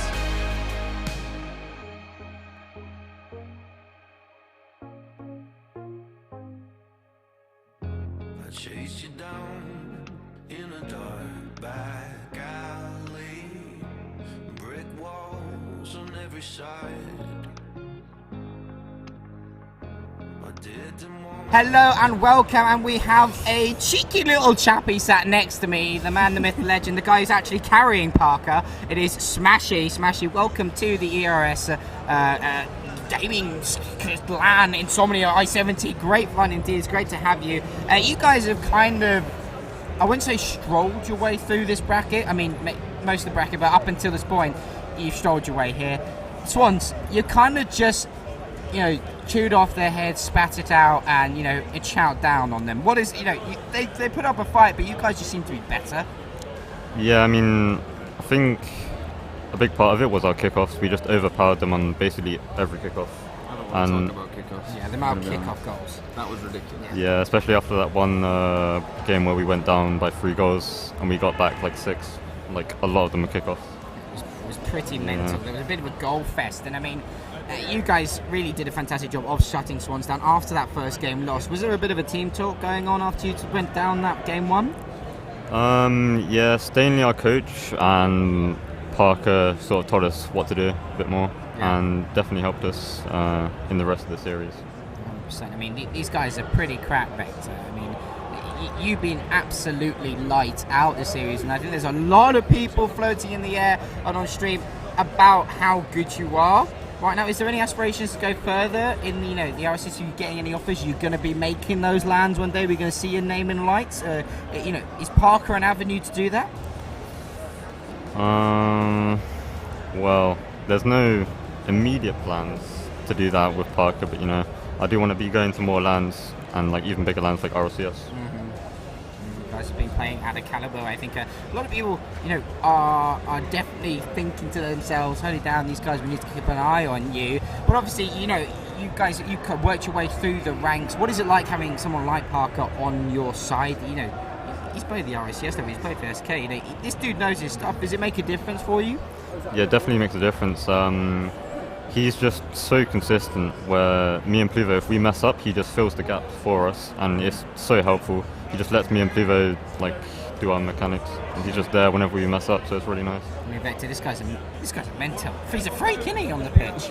I don't think there's anything more that you can say than a freak. Like, multiple hat tricks, so efficient in terms. There was one point where I specifically called it out that you had 5-0 boosts or something. You made 2 blocks in the midfield, made sure they had no control in your half. And the ability to do that with such little boosts, the efficiency is incredible, especially at this level, to do that so consistently. And it was just a pleasure to watch, to be honest. That domination is fantastic. You're doing better than you did yesterday. You got pushed to the edge by Swans in almost a reverse sweep. You've done better already. You figured them out. I think Hop already asked you whether or not you think you're going to go all the way through and do this. But you get to the grand final already. Who do you think is going to be joining you once again? Both of those teams you've already beaten. They desperately want revenge against you, but this time it's in a best of 7. Who do you think is going to be joining you again? I think... Is it Symbiotes versus Swans? No, it's Control versus Swans. Control beats Symbiotes. Oh yeah, I forgot. it's going to be Riho's team then, Swans, definitely. Yeah. Their mechanics are just going to overpower Control, I think. Okay, we heard it from the man, the myth, the legend, Smashy. I really appreciate you coming to have a chat with us. A pleasure as always. The man, the myth, the legend, the guy is carrying Parker. Don't tell him I said that. But he has had a chat with us. And guys, we're going to jump to a quick break. But up very shortly is our lower final to find out who's going to be facing these guys in the grand final. Swans versus Controls on your screens in just a moment.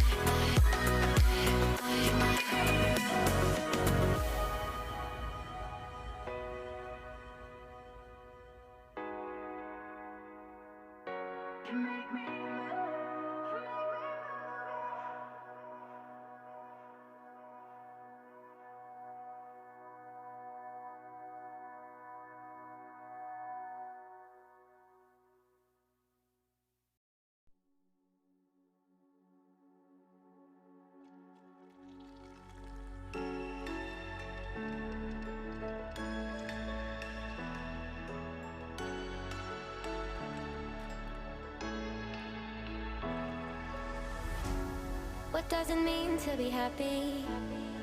Cause it looks like we all don't know. Glass half full or empty. Man, we just putting on a show. Try to look to the heavens to tell us things that we beg to know. Like what did the song mean? There's no tomorrow. Oh, you know I try to find a purpose in my life to drive me, to guide me. Oh, doctor, I feel dead inside.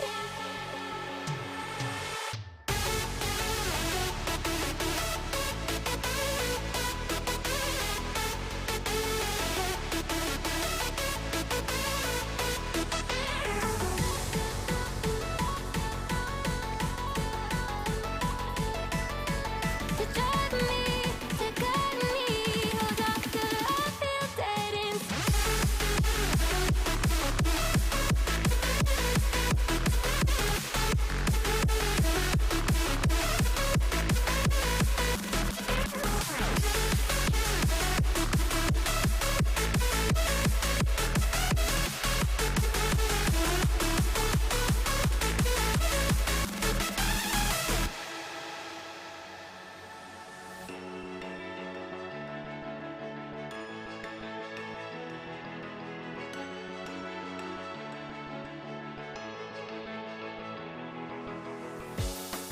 Try to look to the heavens to tell us things that we beg to know. Like what did the song mean? There's no tomorrow.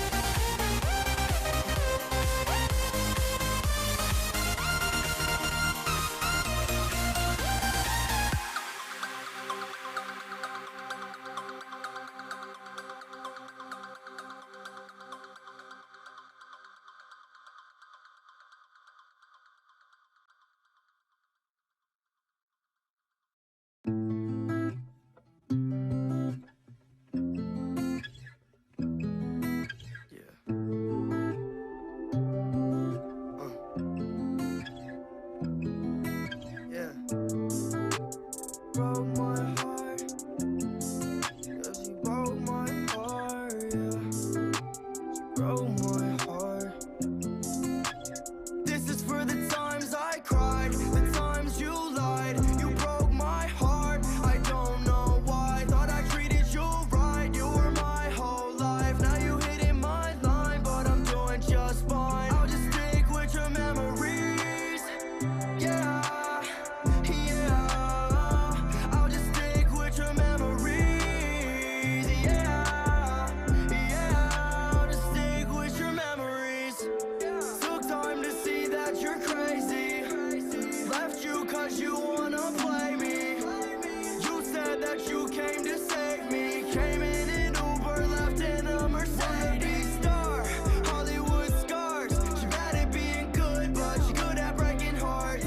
Drugs on her counter, liquor in her car. Living life on the edge, bodies in her backyard. This is for the times I cried, the times you lied. You broke my heart, I don't know why. Thought I treated you right, you were my whole life. Now you hitting my line, but I'm doing just fine. I'll just stick with your memories, yeah.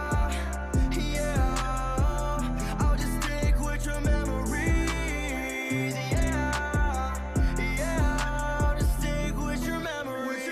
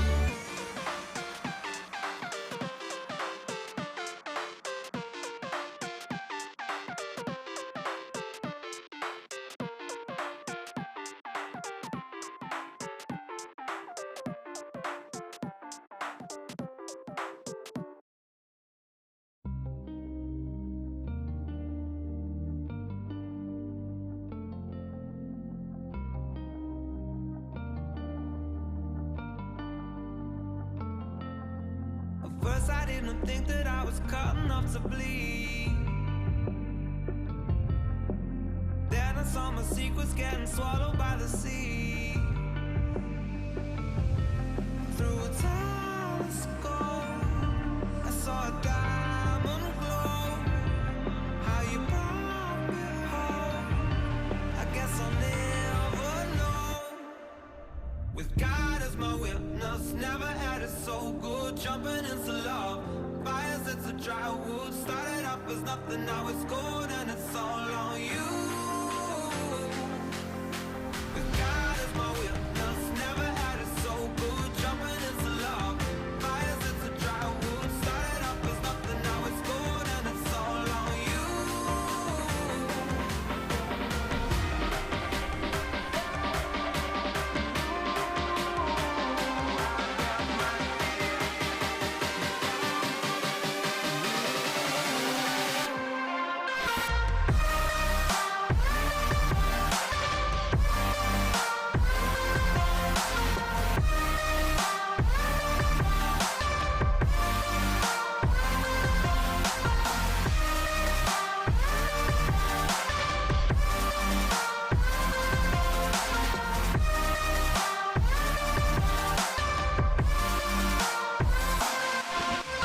Then see a dark road driving up the hill. Looking at the girl, hand barely on the wheel. Got nowhere to go, but we can take it slow. How you brought me home, I guess I'll never know.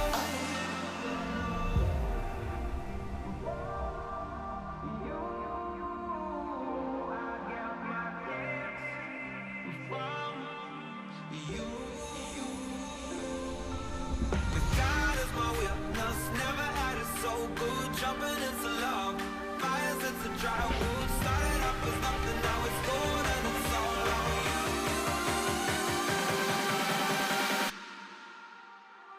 Then it's all on you.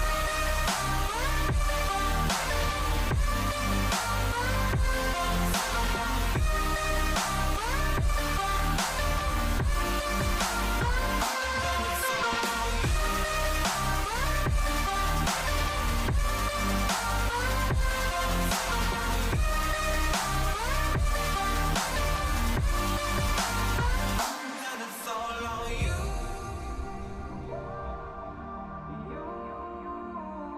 I got my kicks from you.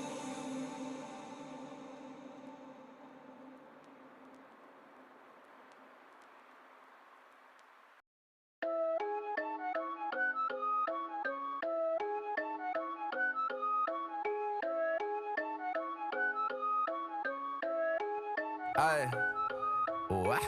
Counterfeit. Guess it from the thought of it. People fake. Think they need to start a kid. Tryna be real. This right here to start a kid. Pick the grind. Look like I just started it. Counterfeit. Guess it from the thought of it. People fake. Think they need to start a kid. Tryna be real. This right here to start a kid. Pick the grind. Look like I just started it. Roll one if your dog hold you down, do not take it for granted. Get a credit out if it's both of you that planned it. If you got some bread, they should not be empty-handed. If your homie winning, then you winning, understand it. Roll two, don't compare yourself to anybody else. These days, people wanna be anyone but themselves. Yellow, yellow, yellow. That's what I'm wearing, and hello to you once again as well. Vector and Hops back again on the mic, and we are going into our lower final. We've just seen a rather crushing defeat coming out from Swans. They were not soaring as high as our camera was. I'll say overlook at the buyout. Unfortunately, they were down on this ground level like we are now here. However, facing up against a control roster who took down Symbiote after Rafa's, rather feisty choice words. Yeah, I think choice words is a good idea. Choice words, fighting talk, saying they're going to easily 3-0 control say absolutely not, and take control of the series and give them a 3-1 win to find themselves in this lower final against Swans Esports. It is a very tall order here Control have. However, we thought that over Symbiotes as well. Yeah. So this is a bit of a toss-up in my mind. I think Swans will be coming out with a vengeance here after that series they just faced that we just saw against Hoxie. But I do think Control, they have it in them. They have the capacity to definitely push Swans a little bit further than a lot of people do think. I can't call this, but I want to call it Swans. I'm sorry, Control. Real sorry, I'm sure. No, I am sorry, because they put up such a... They bounced back after the Hoskins defeat. They were like, never give up. Let's bounce up. We go again. Boobity, boobity. They beat Symbiotes, but now they're here. It's so much more of an unknown quantity. Okay, These two teams have not faced each other. They didn't last night. This is the first time that they're going to face each other. It's so difficult to call. Swans off of a loss, Control off of a win. They didn't expect to get, maybe, for themselves. They struggled. Or obviously they already got knocked to the lower bracket. They used to be near by now. Yeah. And they want that revenge on Husky. No doubt about that. There's but no they got to get through the Swans first. The only team to do anything to threaten Team Husky. And it wasn't really much of a threat at the end of the day. This is a mini boss that's leading up to the main like boss, and it's already gone. Surf starting out, Foxy to stop it. There's no way to call this in my eyes, and I think we've said it quite a few times that we think this is the one that could be the closest, that could be insane. Still not had a game 5. I genuinely think this is the one that could go down to the wire. Swans Esports got rocked. They did worse than they did last night. I think this could go either way. Obviously, we know the importance of momentum of getting a good start, especially in the lower final. And I think whichever side manages to do that will have that edge. Of course, we saw it in the what series was it? I can't remember. We saw Control struggle. Hodge, I have to call him out because it happened. It was such an important point in that series. Missed a sitter. He has to have made some sort of adjustment. Yeah. Because they beat Symbiotes. Can they continue that formula? I don't know, but they've got on to a good start. They haven't conceded in the first minute, which True. Swans seem to have a tendency to getting those goals past their opposition in the first minute or so. And Serve looking almost to put their first goal of the series in their name on the Control side, but it is blocked out at the last second. This Swan side looking to loom around. A great shot attempt coming up from Foxy. Not too much power behind it, unfortunately, and Serve's just going to clean up the dishes. You can serve out some deadly danger, but Sen Ol's very, very well aware of what's going off the battle. It goes, it's Foxy back down to money, the maker of many, many pounds or dollars, depending on where you are, or euros watching from. He's cashed them all out in one big check. What a slotted in. Positioning as well. Like, yeah, brilliant. How did he know that 50 was going to kick out there? He trusts his teammates. I do think actually that is the big difference between. Even if he trusts them, how does he know what it's going to be? There was such a narrow, tight avenue of where he could have made any significant difference to that shot. Do you like music? He was right down the middle of the lane of where that ball was going to be. Slots it bottom left. Someone's Esports in Control. Over Control Esports. Only one goal. Money. Plenty of time left as Money attempts to cash in another check, but is unable. Riho to try and pick it up through this corner service, having to back up. And to trust his teammate, gets it past 2. It's a free shot for Money, but somehow Serve recovers off of a bump. He's turned away. We're so used to his ability in the RSC. He's doing it here once again. They did it against Symbiotes. Can they do it against Swans? It's all the way down. Serve knew it wasn't on target. No panic here. No fear. So we once again seeing Ols and Hodge and Serve again. Glad to have them back. Proving the doubt is wrong. Proving Rafa wrong. Proving Rafa wrong exactly. Rafa is nowhere to be seen, to be honest with you. Go. I think he actually vanished off the face of the earth. A bit of a whiff coming out from Foxy. He's going to leave the backboard open. Unfortunately, neither of Control Esports players able to get a shot off. The clearance comes in. Hodge getting a little bit overzealous, a little bit too excited, and has subsequently left his back line back door wide open. Is that they got a demo. Yeah, I mean that's they had it was such a 2-on-3 dominance. goal. Yeah, on the other side of the field, in the blue box. That's all it takes. Never one miscalculation. leave your back door open like that. You can't. They absolutely got punished for it. Hodge now looking to get one back of his own. Money does get a good read on his own backboard, getting clearance around one. Serve's going to be there. Foxy, though, way too quick to the ball. Starting to settle a little bit into the game. He was shot down quite a lot in that Hosky series, hopefully maybe finding a little bit more momentum going into this one. Riho's beaten out here and back into that blue half we go, but still 2-0 in favour of the Swans Esports. Hodge not able to get the finish, and again, no follow-up. Foxy's going to be down the field. He's trying to fusty flick into the bottom corner.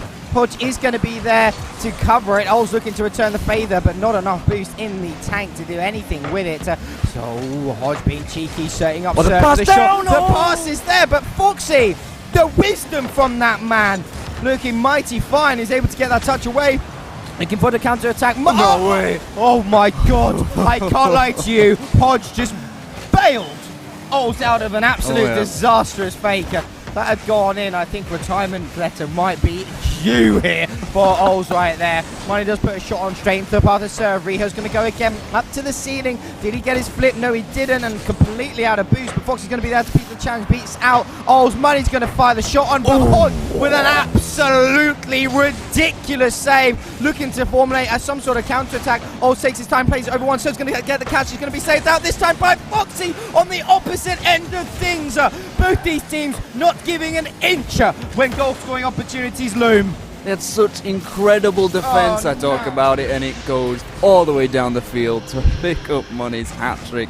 He's completely bought the bank here. He's laughing all the way to the bank, 100%. If we're going to talk about metaphors. But it's again another easy goal all the way down the field, free lane, right down the middle, barely any resistance. And you got to put it down to the fact Control have to get forward. They have to risk it for the biscuit. Otherwise, they're just going to lose the game. They have to score. They have to equalize, and they're making that error of not, rotating at the particular time as the third man, of having that communication of, hold on a second. If there's two of us up the field, other half of the field, and they don't have enough boost to get back quickly enough, you've got to be patient. Even if you're in that situation, as Foxy looks to make it for. Writing's on the wall for me, though. I think 15 seconds is just not enough time. They barely had enough offense as it is, and when they did have it, it was denied, just like that one. Riho off the line once again. Incredible defense from both sides in a lot of situations here, but the clutch factor goes to Swans Esports. They find the first game. First game of this series, a 3-0 clinical, professional performance from them.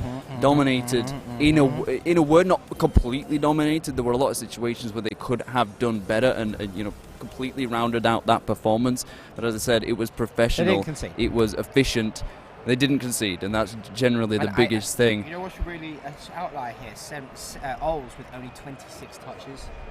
It's not something you see often. Oles not he's typically a first man. He's typically someone that has a lot of touches because of his mechanics. Yeah, he's not there. He's not, finding the space that he probably wanted, maybe found against that Symbiotes roster. But Swan's obviously a different spectrum of being. And as you said, the writing was on the wall there, and Money bought the wall. And really, that's all you can hope. He bought everything with the amount of loans that he's been getting from the bank, and actually he ended up loaning the bank and owning it. Anyway, that is Swans. They've taken game number one without conceding, and again, there seems to be a bit of a trend with the Control. If they can't, granted, it's pretty obvious. They can't score, you can't win. But they really struggle to push a team if they can't get any sort of momentum going early on in these games. I think it's so key for Control to get a goal here and get a goal early. And I must admit, there is a positive factor coming out from Control. Is they lost game one against Symbiotes. They downloaded Symbiotes. They then uploaded the virus that killed Symbiotes for the next 3 games. Have they downloaded Swans and bought the deadly Swan pellets? And they're going to kill them off? I don't know. Maybe they got the King's permission, but we're going to have to see, because all I can see is Swans right now. They're the early ones on the offense. Oh, Riho! Forbidden Temple, the backdrop. Could be a match point opportunity for Swans if they started well, but the initial chance was taken away and goes flying past that ball serve. Going to be desperately wanting that chance back. Maybe wasn't expecting it to come through so swiftly and so cleanly for him to get a strike away, but maybe ruined the missed chance.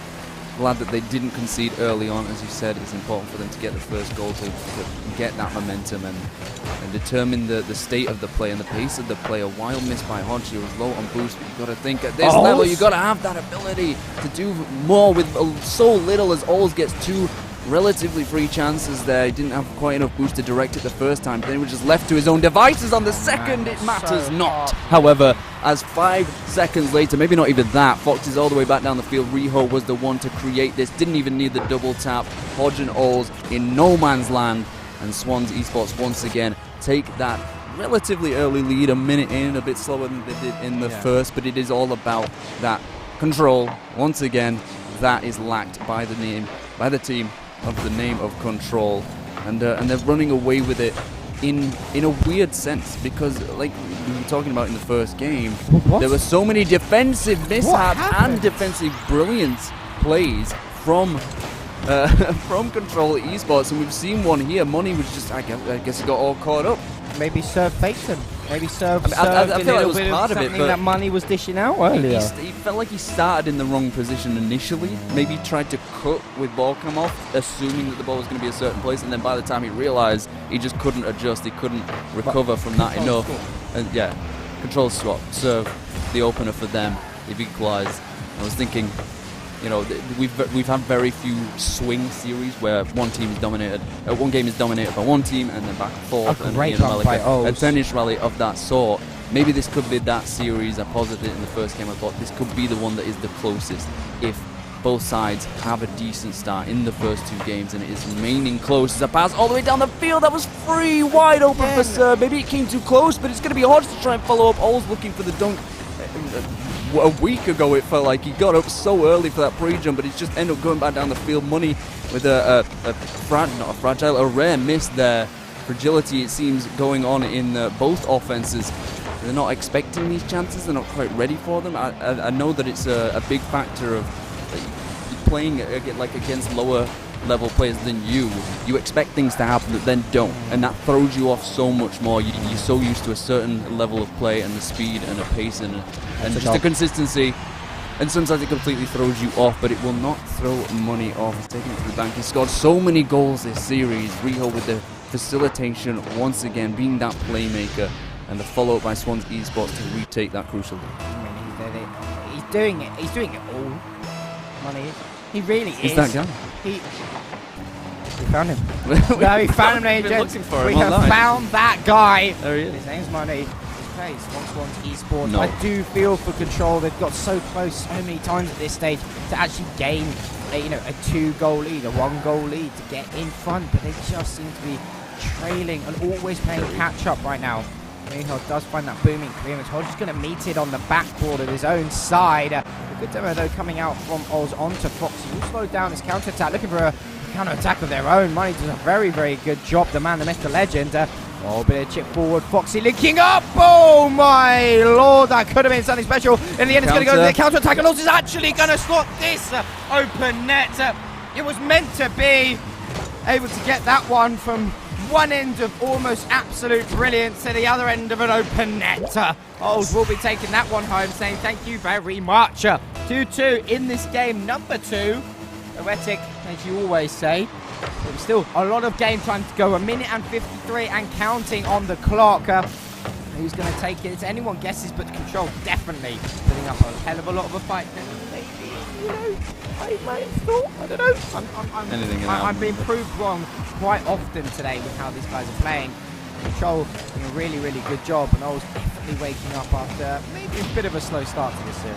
Yeah, I need to see Oles wake up. I mean, he's a young guy. He's got a lot of energy. He has no excuse at this age, and he needs to be stepping up. He can be such a catalyst for his team when he's on it, when Hodge puts it to the backboard and is there for the shot, but not the angle necessary to retake that lead. They find the equaliser, but they need a little bit more unless they want to go into a desperate golden goal situation. Oles was, I think that was a stall, maybe he was upside down, attempting the double tap through the corner, but it was read well enough by the defence that no danger was availed for them. But now back on the offensive. Riho trying to get this through, I don't know, maybe looking for a pass off the backboard. It just ends up dropping to the edge of the box. Oles to push it back down the field as well. Foxy attempting to create something through that midfield. I mean, even if they don't create anything, they're still keeping Control away from their own net. And I think there's something switched here in Control Esports, play style, trying to play through that midfield, make sure that Swans don't have control of it, especially in the midfield boost. That's always a crucial factor in such a tight game like this. control those mid boosts. It allowed you to maintain that pressure. Could it be Hodge to take a shot? Could have maybe gone to the backboard. Money does so much work there. He beats the second player coming in for the shot, gets that save. Subsequently, he's going to put Swans once again on the front foot, but not after. Ols does a brilliant job of mitigating any damage. They're linking up. Money's going to be there again. The Money Man making a difference. He's always in the right place at the right time. Riho fakes out the shot. That hit the ground. No way. No. I swear that hit the ground at 0 seconds. So 0.4 seconds. 0.4 seconds. 8-0 second buzzer beater from Riho. Oh my lord. Swans, they'll be thanking their lucky stars. And that kickoff's going to kill it. It came out of absolutely nowhere. A game of moments. I cannot emphasize this enough. In any of the situations we saw throughout the rest of the game, if there was an extra second not spent, extra second spent in fact, then that wouldn't have gone in. That would not have been a goal. We'd be in an overtime right now debating which side could take it, but it ends up falling in Swan's favour. But that's ridiculous. I was saying overtime. I mean, I was assuming it was going to be an overtime, but we saw so many counter goals from that as well that it could have come from absolutely anywhere, straight out of the blue.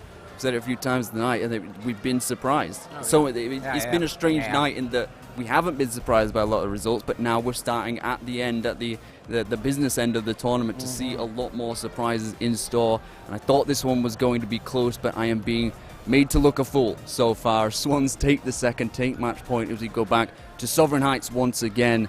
Control Esports, they've been under so much pressure during this tournament, during the entire weekend, really. They played last night. They didn't feel as though they did as well as they could have. They had a second chance here, and now they're at the very precipice of being knocked out for the second time.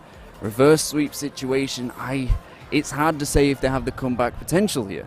Yeah. They did it against Symbiotes. How much difference of a factor is there with Swans? Last night. It's all just back and forth. It's all tied up. Exactly. It's like red tape across a board of. It's all tied up in string, and you just never know which way it's gonna go. Control could completely wake up here, realize this is their last chance. Backs against the wall is when a creature is most dangerous. We shall just have to see if they manage to harness that energy. True. I wonder what Swans like backs against the wall. We'll have to see. It's not a good one we've seen from earlier. It's taken down by Wolves. But anyway, we move forward. Foxy! Oh no. Right, there we go. It's rolled all the way in, and Foxy's just turtling his car towards Control's net, and that's not what you want. I don't know what the Control boys were kind of thinking there. They were regressions, as simple on top as that. of each other. They're getting panicky. They're getting flustered. It's really not what you want to be seeing. You've got calm composure. You've got 4.5 minutes left in this game. You cannot be throwing away opportunities like that. Foxy into the corner. Once again, it is all Swans with that pressure. Hodge trying to do his best impression of Money, but it is Money, the man himself, to take it away. Foxy, a good challenge and a massive win, which is going to send it right back into Control's half. It's so quick, and he's really been the MVP so far of this series. Old's trying to do his best impression, try and get his name in the running. Gets it over the second, but again, who else is it but Money? Covering that back line, he's doing it all. Hodge does get the cover. Foxy's going to be there. Central ball out. Noel's going to meet him. Again, Money's trying to back out. Leaves it for Riho. Almost getting that shot off. Old's not going to be able to do too much either. Hodge forcing the 50-50. Chipped up into that sky as Ols gets missed completely with from the ball. Foxy's challenge mitigated out. Almost able to land and get back to it. Hodge with a great flick of his own, playing into that Swans corner. Swans trying to do all they can to get this clearance. And again, who is it but Money? I can't stop saying this man's name. He's doing it all. There's a real struggle here for Controllers, but I think there's been a lot more clearances into their back line. They're sitting back so much more, which sort of a mixed blessing in the sense that obviously they don't have control of the other side of the field of Swan's territory, but there's these massive clears that keep coming out that vents the pressure entirely. They have to sit back just because of the fact they're getting beaten so easily on counters. The first goal in this game, Foxy turtled all the way to the other side of the field knowing it was guaranteed to go, and there was no worry that was not a goal. And I think that's woken Control up just a little bit, realised they need to rotate more. they're getting reckless, and it seems to be an issue that is dominoes, because you just start falling back into the same rhythms, into the bad habits of desperately trying to change things up. Was that a 1-2 attempt? I'm not sure if Oz was going for the net there. Hodge definitely was, but the backboard denies. Serve to try and follow, cut back again, but it seems almost every single time there is a blue chassis right in front of a red one. As Sen always tries to play that backwards. I think he was called off by Serve as it's back across the backboard. Hodge is denied once again, and Swans Esports shoring up those defenses, knowing that all they have to do is hold out for 2 minutes, and they are back in the grand final. I know, and I think they are really hungry for that rematch against Team Husky. Right now, Foxy and Coach, it does look like the Swans guys are kind of just having a bit of fun, kind of freestyling a little bit. Saw a weird challenge earlier coming out from Riho. Serve's doing his best opportunity, and Money fakes out the extra challenge coming out from Olsen. I think exactly faking on your goal is showing the level of confidence that Swans had in taking this series. Control, they've struggled. I mean, it really is that era of, okay, Swans did look. Odd. Okay, making me eat my words almost there. But as I said, Control struggling to find their footing against players who, quote unquote, are better. They're ranked higher. They've got a better MMR stats than the Control Esports guys, but they counted themselves out before they gave themselves a shot. And right now you can really see Hodge trying to do something out, almost doing a Rodonko play. However, he's not meant to be. Of all the things. Exactly, it's been the tale of that moment exactly. Control doing all they possibly can, but Swans just always finding a sneaky sort of answer in response to everything that Control throws at them. And Riho right now being an absolute nuisance. We're under a minute left, 45 seconds and ticking. Foxy's trying to play into that corner, and they just keep pinging it in the corner here. They know that Control can't play it out of this corner without any sort of pressure, and it's so annoying. We have seen a 0-second goal already, well, pretty much a 0-second goal already today. Will we see someone from Foxy? Wait, hold on. Foxy saves his own shot, and you know what? It's just insult at this stage. That's just. I thought I was just going to leave there. He slid back on his chair. He almost took his headphones off, just because of the sheer audacity that Money has displayed here. They saved their own teammate's shot to give Control the hope that there was some sort of possibility, some way back into this, and then they get an edgeable bump on the goal line just to yank it away. It's the hope that kills you, and it's Swans that provided it. That's so brutal, man. It felt like they were trying to provide they put the virus down, and they were trying to provide the cure, and then they just ripped the cure away. He's left already. It's game over. He's gone. Because he knows. I don't know how long Foxy will keep this I up hope he doesn't. Come on, Foxy, man. This is just. It's disrespectful, not only to them, so disrespectful, but to us as well. The they're probably going to make it 3. Foxy is Hodge insane. leaves. Yeah, as it finally hits. He would just take it away. The game, which I think is fair. That is the best enough. way to do it, because we don't want to go any longer. So brutal. It was sad to see. It was so brutal. They saved their own teammate shot. Man, I mean, Money doing what Money does again. It's like if you fall over, you get a graze on your knee, or you get a paper cut between your fingers, and then you go swim in the sea. It's a very specific scenario. I grew I've up done. In Brighton next to the beach, when did you get a paper cut and then immediately go into the ocean? All I'm saying is you had a wild childhood. Wound. Rub. Okay, you could have just said salt and wound. It's getting a bit complicated, Listen, a bit overcomplicated. I'm trying to throw in some sort of analogies, but all we can say is Control lost complete control, and Swans really were more geese-like, weren't they? They had teeth and tongues.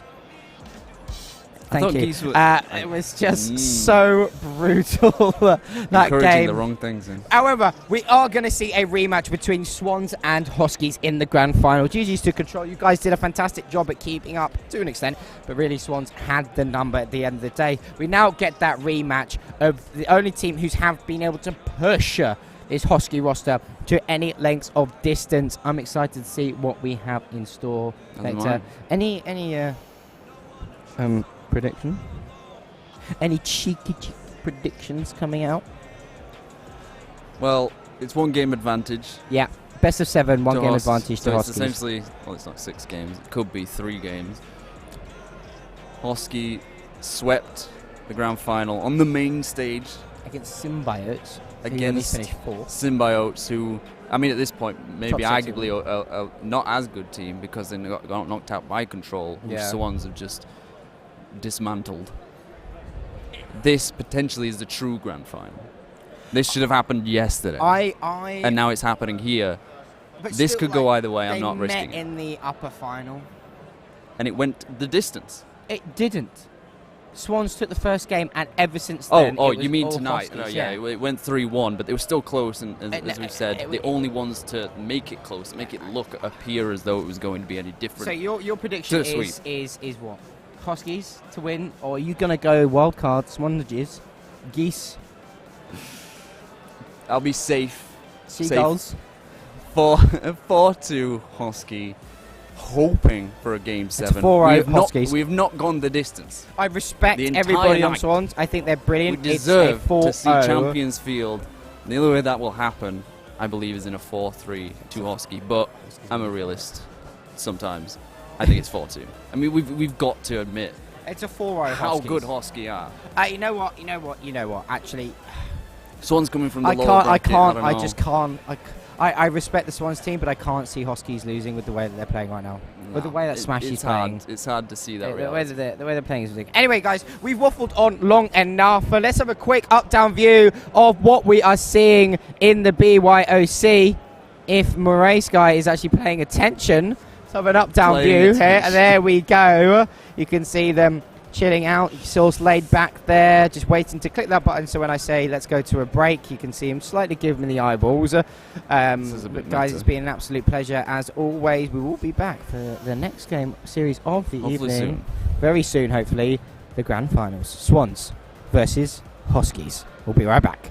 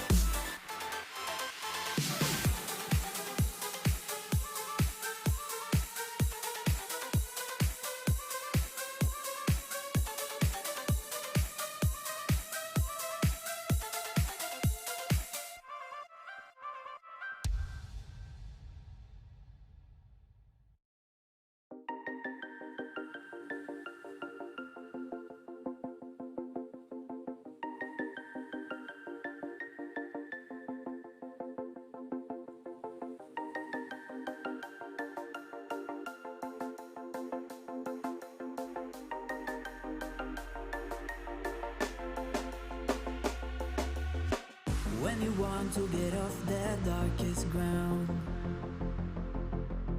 but gravity pulls you straight down. Earth from a bird's eye view. You should grow feathers and see this too. When you want to get off the darkest ground, but gravity pulls you straight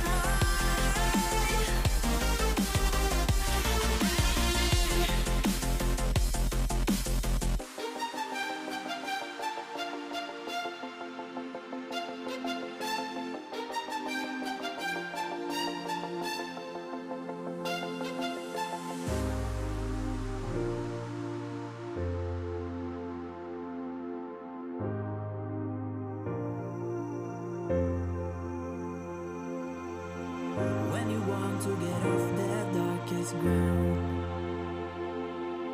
but gravity pulls you straight down.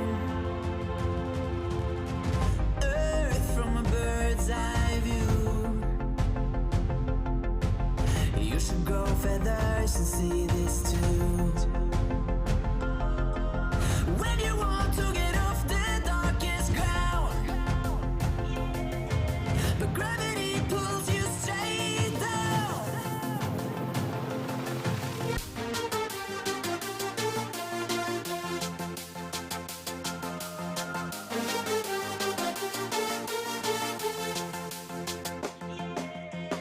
When you want to get off the darkest ground, gravity pulls you straight down.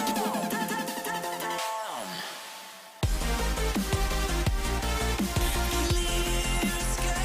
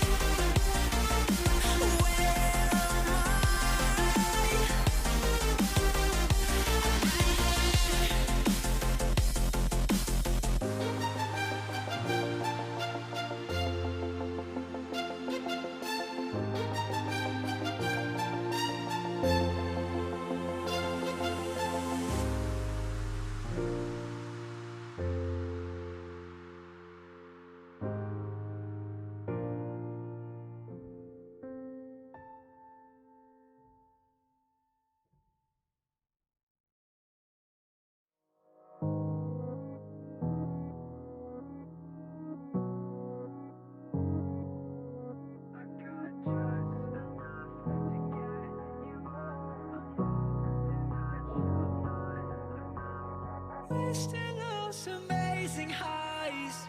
I know you hate the way that I do just enough to get you up. It feels like I'm losing touch, I'm not enough. I keep running fast, I keep running faster. The world is such a wreck, I know I'm a mess, nothing less. I keep running fast, I keep running faster. You said that you wish I'd go. Why you live in a world so cold? I got just enough to get you up. It feels like I'm losing touch, I'm not enough. I feel like I'm gonna pass out. Thought that the day ones would last, no. They wanna be just like you, friends turning they loose. 45 and I'm gone, feel alive when I'm torn. No, I waste all my time feeling lesser. Don't wanna mess up, know that I'm blessed, it's been emotional, listen, I hope you know. All of the pain that you caused me, it helped me grow. I can't feel anymore, I know I've been ignoring the things that I live for, the life that I give, and I feel like I could've done better. So I keep running faster than ever. I keep running fast, I keep running faster.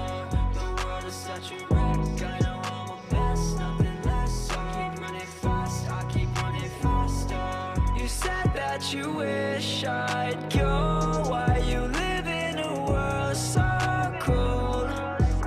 I got just enough to get you up. It feels like I'm losing touch, I'm not enough.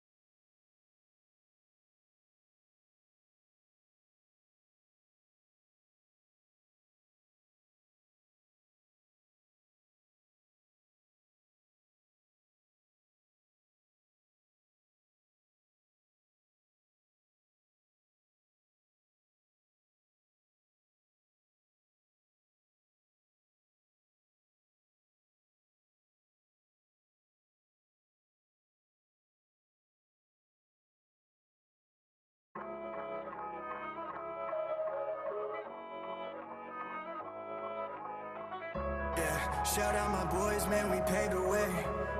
Rode with the punches like a crashing wave. To the haters that think they special, I can't see you from the higher level. Does that close your eyes and fall asleep? I got you in a headlock. Visit you inside your dreams, you'll see me at the tip top. Nightmare to your team, now your album's about to flip-flop. Saving all my green, I'm raining singles down like drip drop. Drip, drip, don't you ever give me lip. They try to put me in a tomb, I just pop right out the crib. I came in like Sonic Boom, meet your doom. Take the lick, a dozen rappers in a room, and all 12 are getting hit. See me robbing rappers like it's Gotham, he's too tough to stop him. These rappers on the rise, I guess it's up to me to drop them. This that bump it in your car, no I don't shoot for the stars, I shoot for the highest bidder. My advance is rather large, show the labels what it costs. Cut the check or get lost, you begin when I win. I'm 50 Cent, mixed with Nas. All I made was a cause, all they gave was applause in a grave. All my enemies, now welcome to my TED Talk. Yeah, shout out my boys, man, we paved the way. Rode with the punches like a crashing wave. To the haters that think they special, I can't see you from the higher level.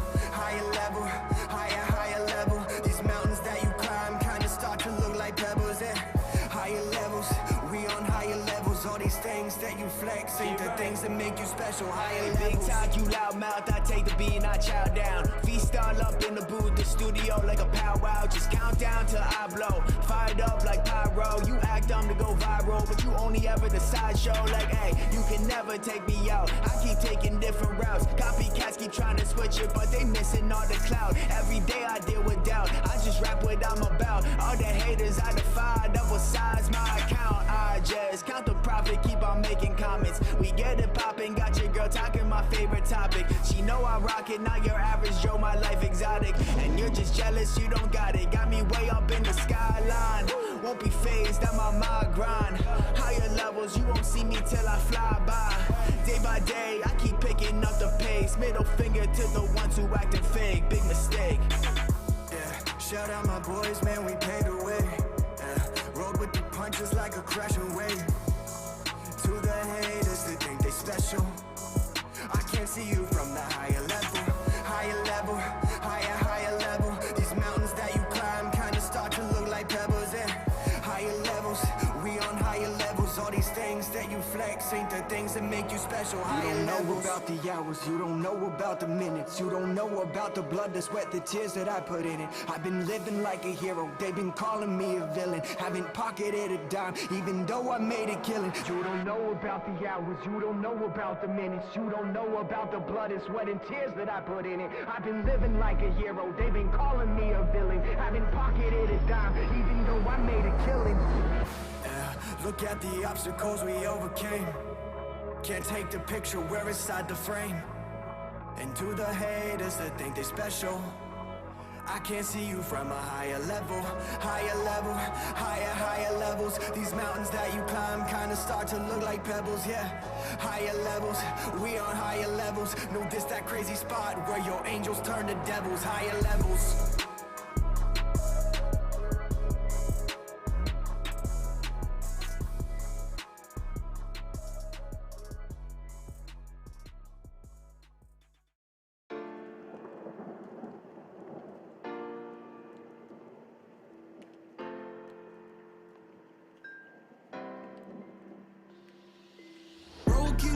On the hotel floor, gotta face my past before I end up in your arms. In your arms. I write my thoughts on an empty page, but no matter what I do, I still feel the same in your arms. In your arms. Yeah, I've called and you won't pick up, so tell them that I'm gone and I won't wake up. I asked if you wanted love, I just wanted it to last. Now I'm sitting in a pile of my own glass. The emotions got me insane, feels like I'm losing my mind. We hoped we'd work through the pain, but now we've run out of time. You keep trying to undo me, that won't be my fate. What is life when the money and the fame gone? Broken glass on the hotel floor, gotta face my past before I end up in your arms. In your arms. I write my thoughts on an empty page, but no matter what I do, I still feel the same in your arms. In your arms. Yeah, for now set in a pile of glass, reminiscing about our past and how I was happy then. 'Cause now my thoughts, they run away, and I need a safe place that used to be inside your arms. Nowadays it feels like You keep trying to run through me. That won't be my fate. What is life when the money and the fame gone? Broken glass on the hotel floor. Gotta face my past before I end up in your arms. In your arms. I write my thoughts on an empty page, but no matter what I do, I still feel the same in your arms. In your arms.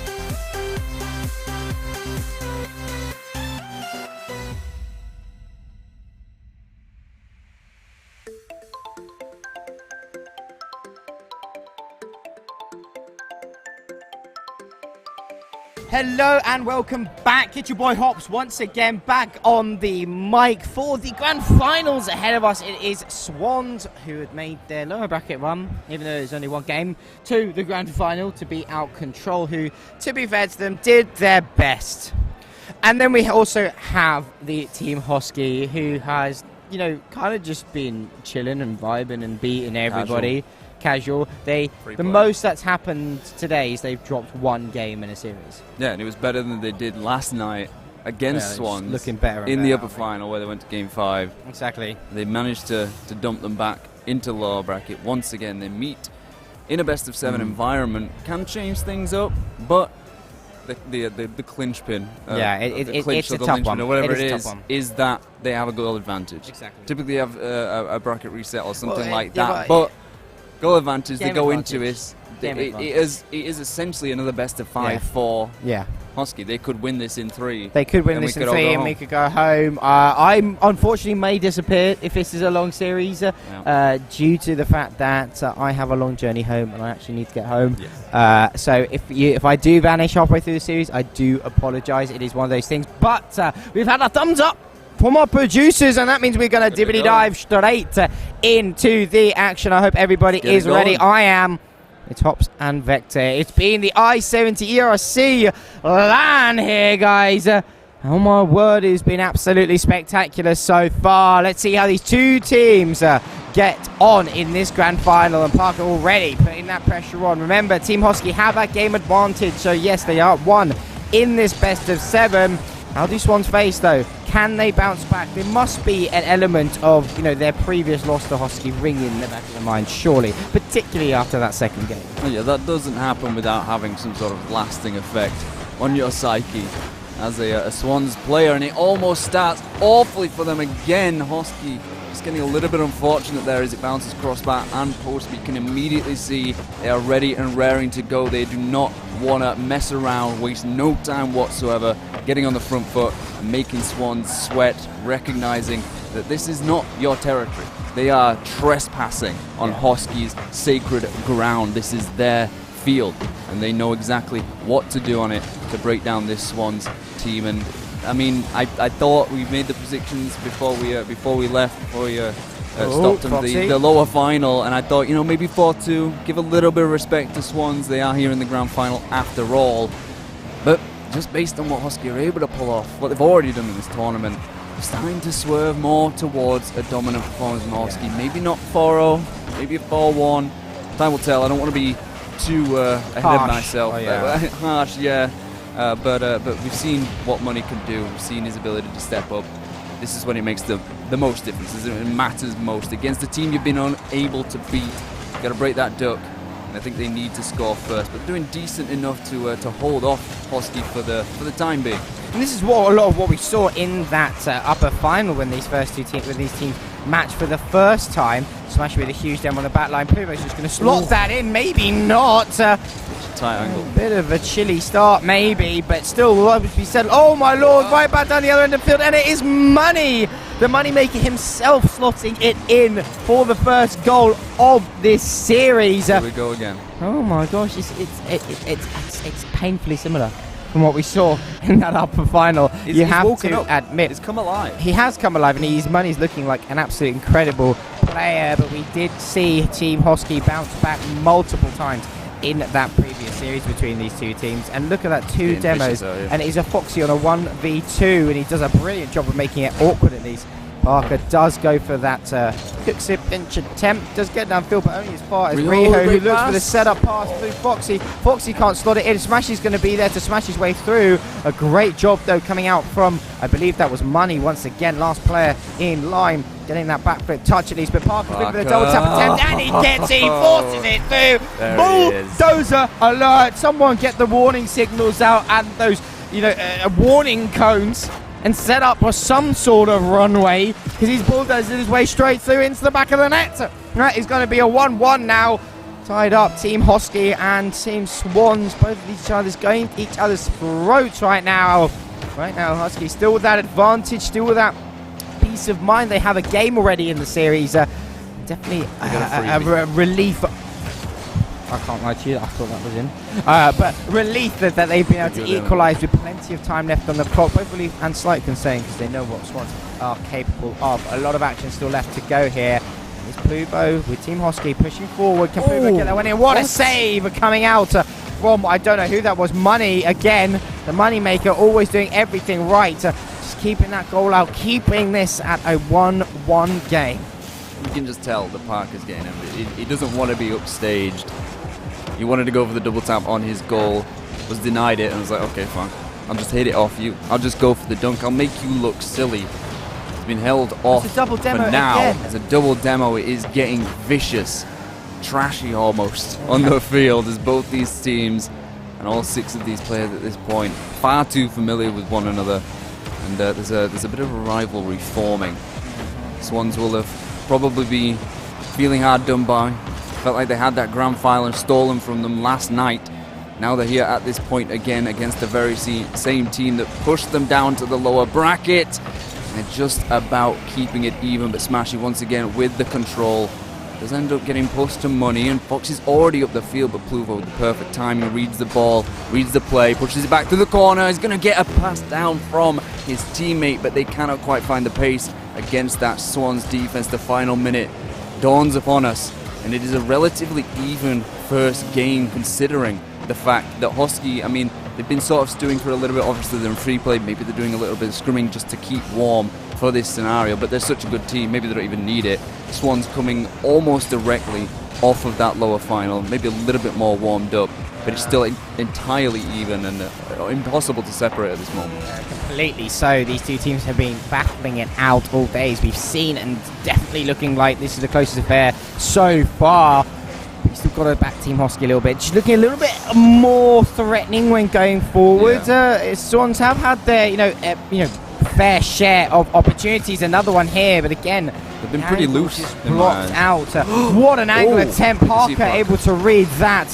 Money's going to put it back into the centre. Foxy's going to be there to redirect, and it's in. Foxy with just 2.9 seconds even left on the clock, able to get that goal lead. And Swans on the cusp of taking game one on, played to tie the series 1-1. I hesitate to think this is over.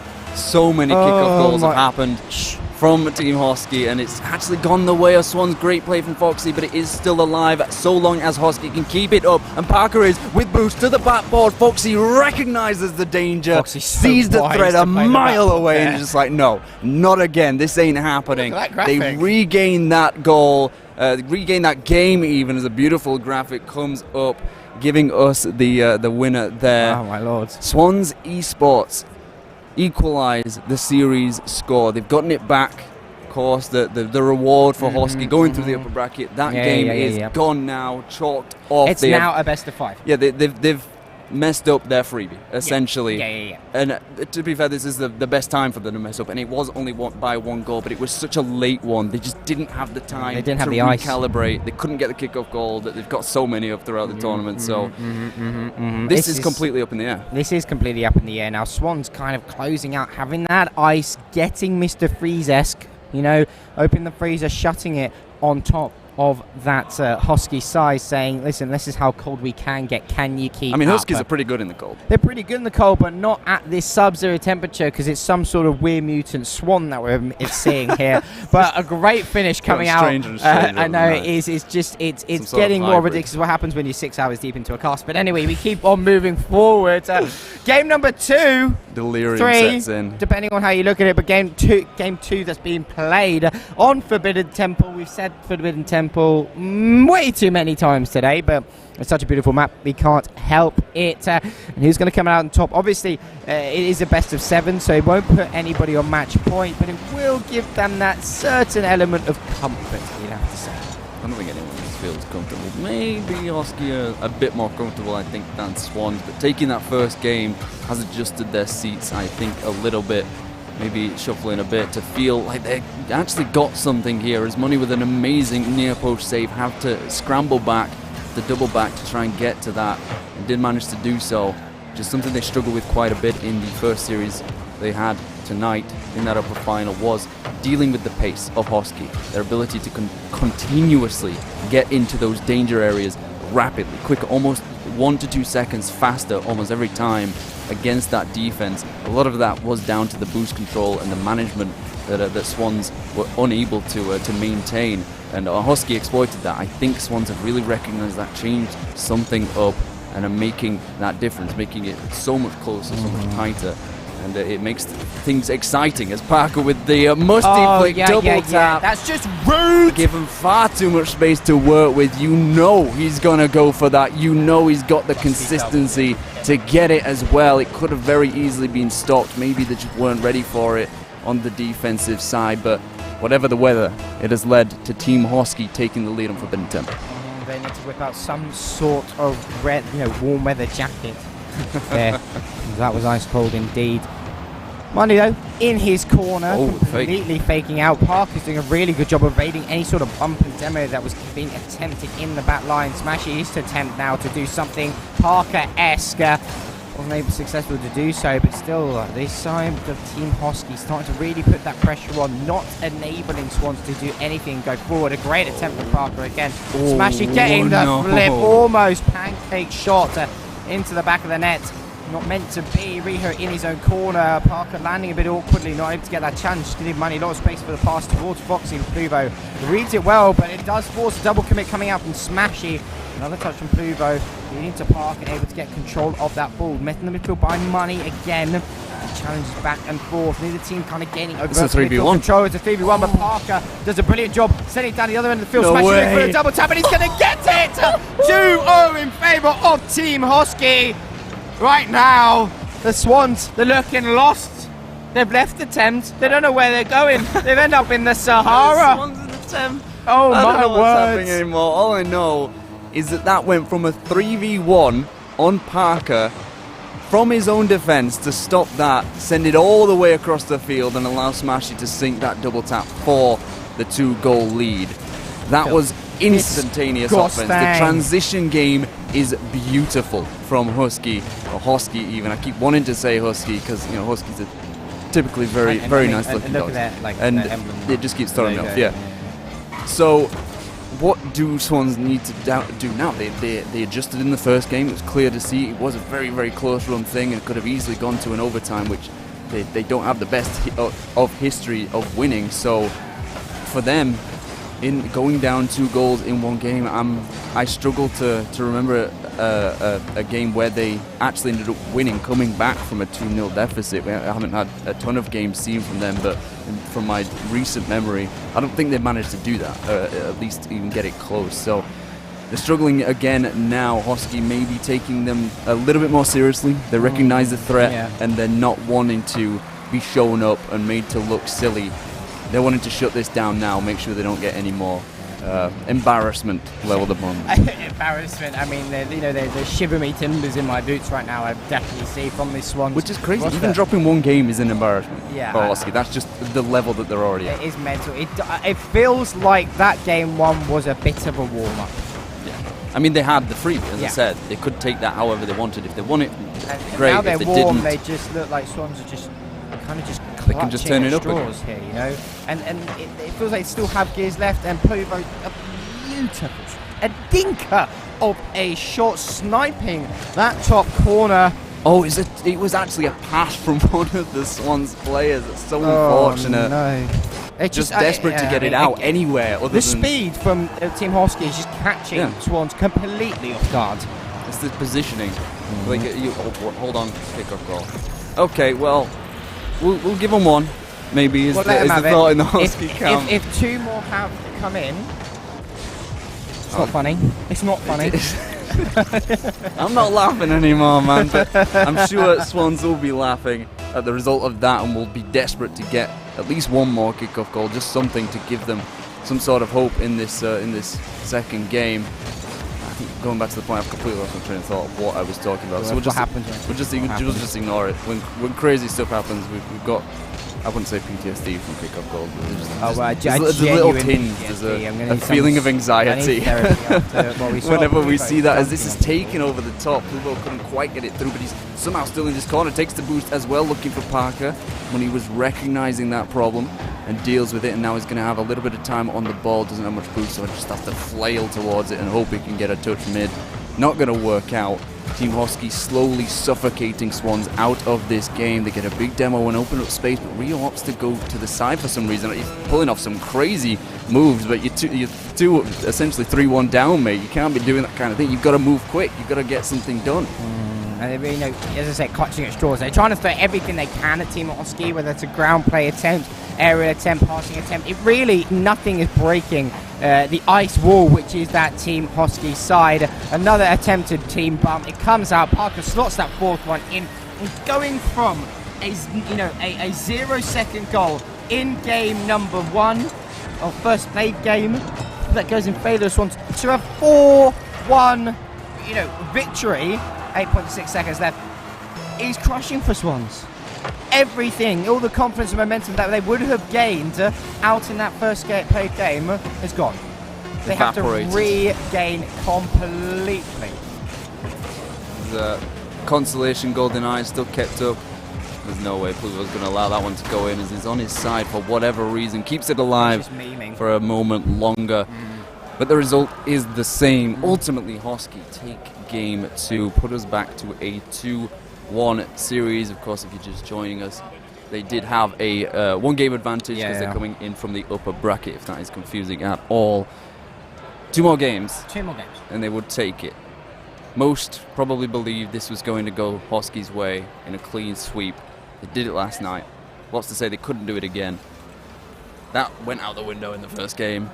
4-1, next most likely result. In the winners' finals, and then they swept. Yeah. It's like a consolation prize they're handing out. That's what it feels like. It's well done, UK. You played against us. Here's a win.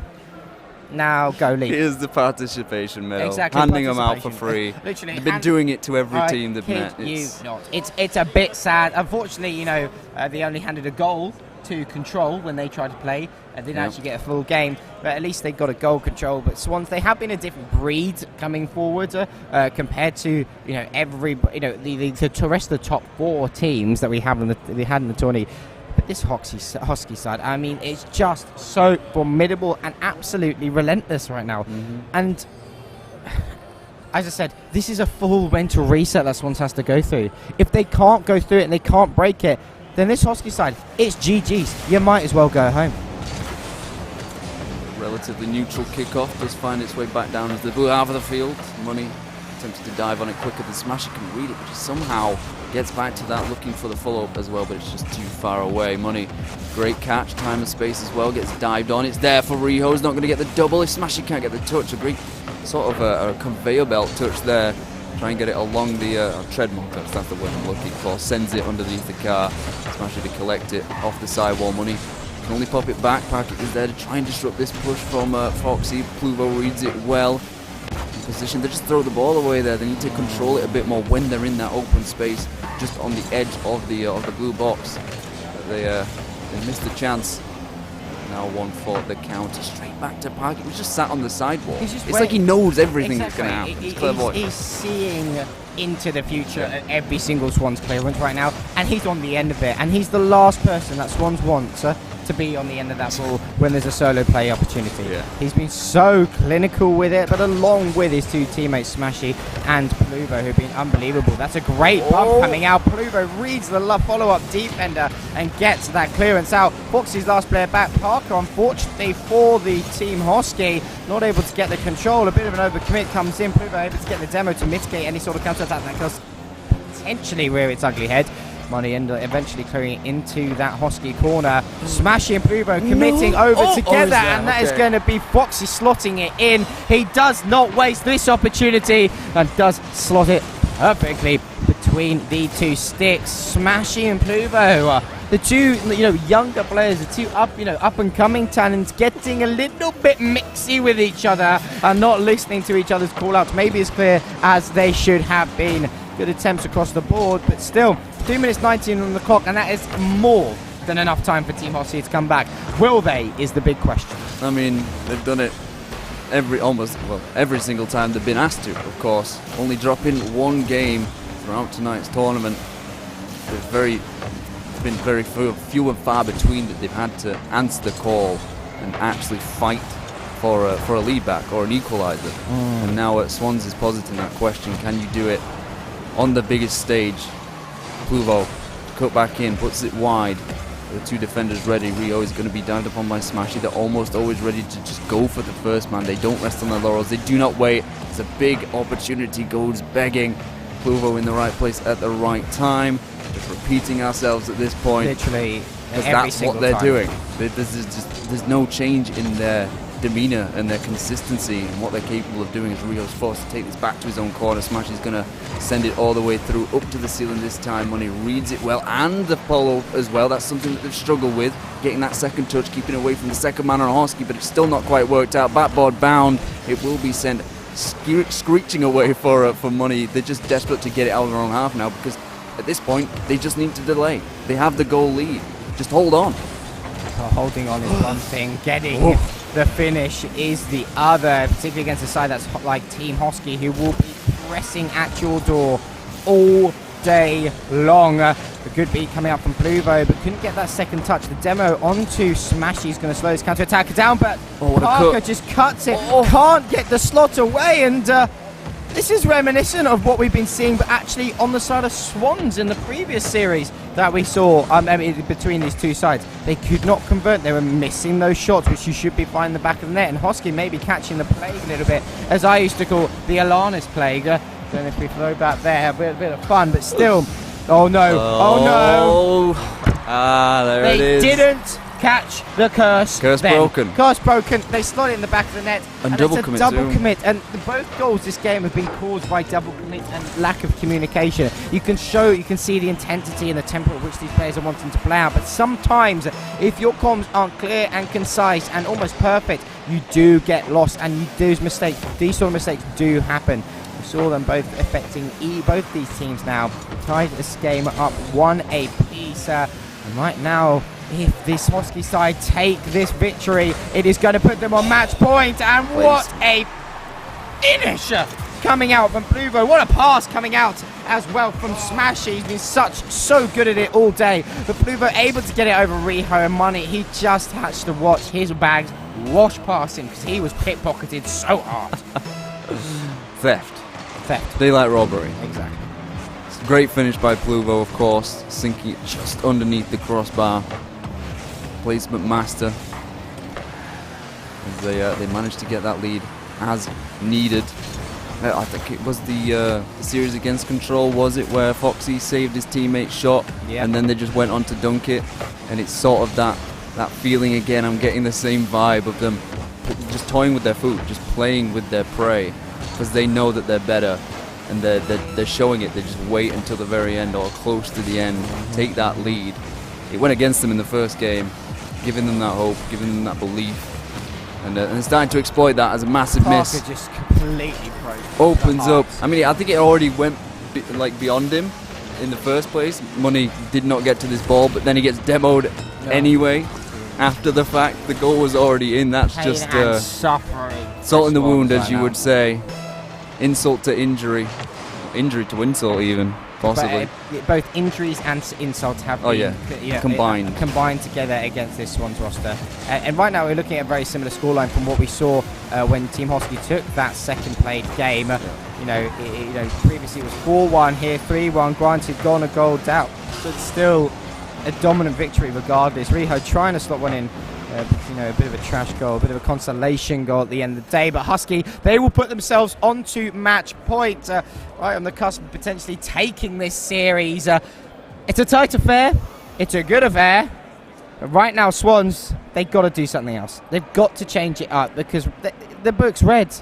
Chapter to chapter, cover to cover. They've written a novel about it. Their comprehension tasks have been done. Hosky's well versed in the art of Swans Rocket League. I don't think they're about to let up anytime soon. If we just pull up a replay of game one, do what they did then. Clearly, that was when they were playing at their best. Oh, yeah, but I don't think that's the case. I think Hosky's just figures it out. Maybe they did get fortunate with the very late goal, and then Hosky was like, oh, can't really be bothered putting in too much energy to try and get this one back and fight a long overtime or something like that. But fact of the matter remains, match point once again. 3-1. They beat them with this scoreline in the upper final. Now they've got to do it one more time here on Beckwith Park. Will this be the decider? Will this be the end? Will it finally be the culmination of this long journey? Team Hosky already took away 750 smackaroonies from last night's tournament. They could be adding another 300, a grand for a weekend of Rocket League. That ain't too shabby. No, it is a tidy bit of scratch for a bit of graft. So that's what they're aiming for. Can Swans ruin the party as Riho with an air dribble all the way down the field, but denied once more by that solid woodwork. The fourth man on Team Hosky has been doing overtime.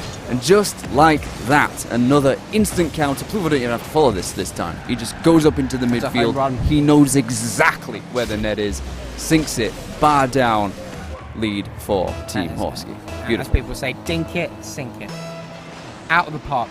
Home run. What more can you say apart from this Hosky side? And granted, still 4.5 minutes left, but that was bullying. Someone get security over there and get him out. Oh my word, you can't do this to a man, Pluvo. Riho has been trying so hard, man. Trying so hard, and you just beat him down to the ground. 2-0 in favour of Hosky. Swans, they played brilliantly, but now they've got to dig deep. Nice one. A nice flick from Foxy might well be the catalyst to cause that. It has to be. It has to be. Going for a bit more of an alkaline to an acidic here. And hopefully that acidity is going to be potent enough to burn a hole in what is this lead. Granted, he's halved it so far. They've still got one more to tie it up. Team Hosky, don't start shaking now. Don't start quaking now. It's not the right time to Very much doubt that is the case, to be completely honest. Hosky have not shown any sort of nerves in terms of obviously we can't see them physically, but we had Smashy on the desk. We asked him, he didn't seem nervous. He did not seem rattled. He was focused, laser. And they have Parker. The undeniable factor, of course. The flying Frenchman up here again on the ball, didn't quite control it as well as he typically does. Still in this blue half of the field once more. Pluvo in that midfield role. Riho trying to get it through. Massive demo comes through, however, and he's all alone. He does get the ball through the corner, but lack of boost means he has to rotate back, retreat as Money puts it to the ceiling. Waterfall down. Parker's read it all day. What a read from him, and it's not an easy read, that waterfall touch whatsoever. Usually gets past the majority of defenders who wait on that back border. This time it was not meant to be. Team Husky, though, are seeming to be under a little bit more pressure than what we saw in that previous game. Swans is trying to test the water with some of their advantages, but as I say, every single time, Husky looks so scary every single time they enter this Swans half. And it looks like they are unable to score, but they have held it off so far. Still 3 minutes on the clock, a lot of time here. Because Team Husky haven't run away with it, and I must admit it does seem a bit of a trend that Husky seems to start taking control of games in the latter stages of each match.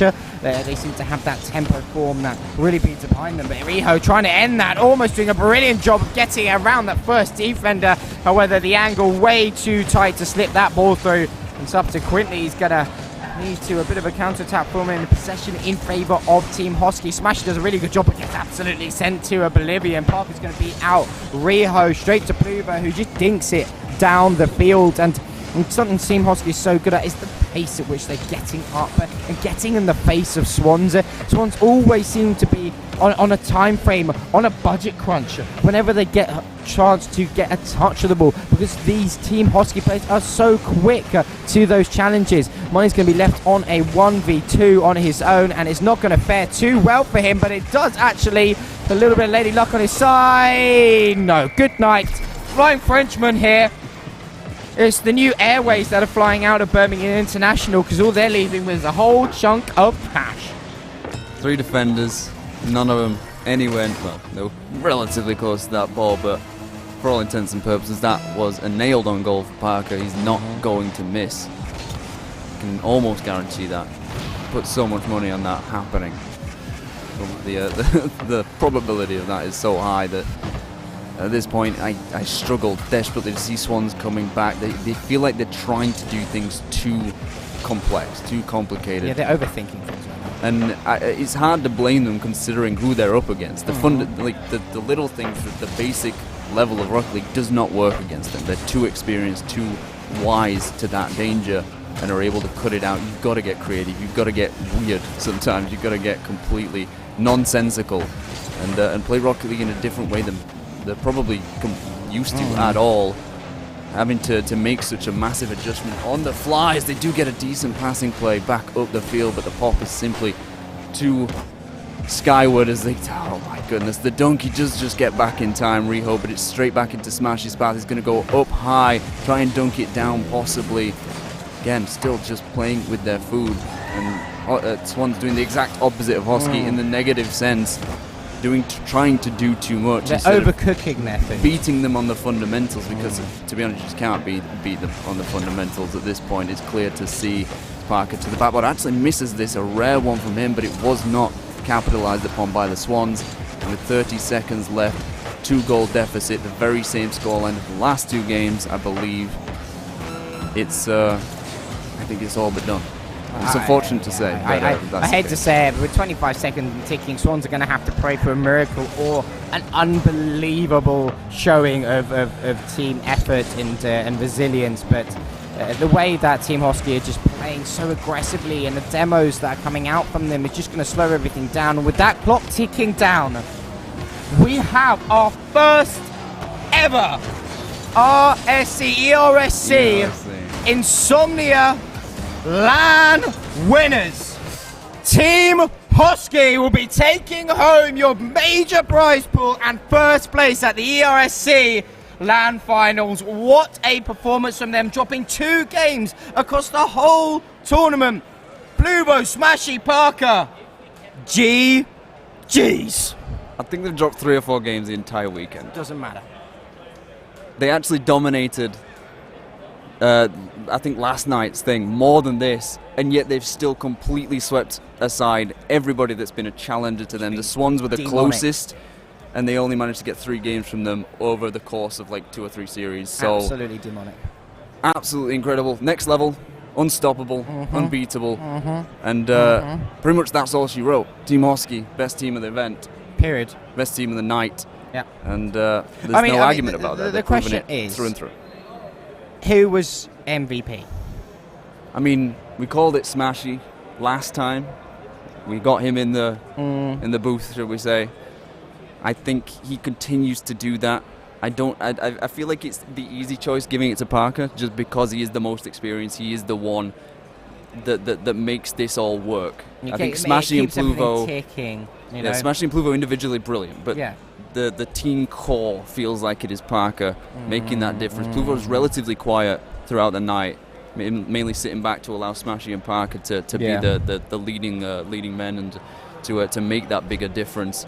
He was just happy to sit back and be a support role, which I mean is perfectly capable of playing, and it was absolutely fantastic to see his performance, team game as always. But for me, I've got to give it to Smashy. If you disagree, that's fair enough. It's fine for us to disagree. But I think Smashy deserves it, just that little bit. I don't think it's by a massive margin, but he's just played that role so well, especially in the midfield. Like I love defense, and being able to do that in the mid is incredible. I'm surprised. I thought you were going to send it the complete opposite direction. What more can you say? He has, in moments, looked like the pro on that team. At moments, he's been the facilitator. At moments, he's been the goal. At moments, he's been the defender. He is that guy. And to add to it, he's relatively the rookie. Yeah, which is mental to me. In reference to Parker coming in, having that RSC experience is so much, better in terms of what he's been able to do with his history, and Smashy yet is still able to get up to that level to match it and be so similar. So I think he just deserves it on that alone, if not his own performance, the merit that he has. And I'm absolutely incredible. I'm glad that they've found that niche. They've dominated so much. It's sad that it wasn't close and we didn't have an amazing series, but that's just the way it goes. Sometimes the way the cookie crumbles. I don't know if we're going to have a winners interview. I don't know if that is on the card. I don't think the timings are going to align, unfortunately. But we've already interviewed Smashy anyway. Yeah, we've interviewed Smashy anyway. It said the same thing. It has been an honour, a privilege to be here today, alongside you, Vector. I mean, what a day! What a past 24 hours. It's been mental. Yeah, it is out of the ordinary. It is out of the ordinary indeed, and a big props to everyone behind the scenes as well. Saucer, the beautiful man. Put the sky cam on. Can have a look. Everybody get in the way. There we go. Get in the way. Let's say a big thank you to everyone involved here. Come on. Give a big wave to the camera up there. Over here. You want to be in the lane? Pluvo's coming over. Oh, there, so fair enough. Yeah. Who's coming over? I believe Pluvo's coming over. Pluvo's coming over. Pluvo's going to come over and have a chat. But big thank you to Source. We've got Moresco, we've got B-Shaker. We've got B-Shaker behind us. We've got Alex, Mr. Graphic Man. We've got Mutz here. Everybody's here. And it's a massive thanks to everybody who is putting in all the effort to make it happen here. Everyone behind us, a big thank you indeed. I believe we're going to have a quick chat with Pluvo. I think you might be having a quick chat with Pluvo. Very quick unfortunately, it does look like I might. He just wanders up. GG's. And then goes, just leaves. GG's. It's done. There's nothing more to say. What I'm going to do is I'm going to lay the mic down and leave it for you to close out. It's a pleasure as always, guys. I hope everybody has a great evening. Pluvo, does he want to take mine? Because here. Get on your knees, mate. Get on my knees. Here, you're going to come sit here. That's how it's going to go. You want me to sit there? You can sit either way. Yeah, go on. Just sit there. We don't need Mal. It'll just be me and you. This is cute. Is it? Yeah, it's real cozy. It's nice, and it's been wonderful all night. But yeah, well, champion of the Insomnia Open, champion of the first ever ERSC LAN here at the Insomnia Gaming Festival. Just overall, packaged densely, what your overall feelings are, just immediate off the top of your head. it feels nice to take everything, take the whole prize, everything, and come first in both. So it feels nice to come away with both wins. So boost my confidence when I go back home. This boosts your confidence. I am afraid of the potential fire that will come from all of your hands if that was only a confidence booster. That was utter domination in every sense of the word yesterday and tonight as well. You improved upon your performance from yesterday. The fact that other teams have started dropping off because they had so much fatigue and they were worn out from playing so long. None of that. Yeah. You had so few mistakes, so much consistency on your end, playing so long, so much Rocket League. And I've got to commend you for that. We had Smashy on earlier.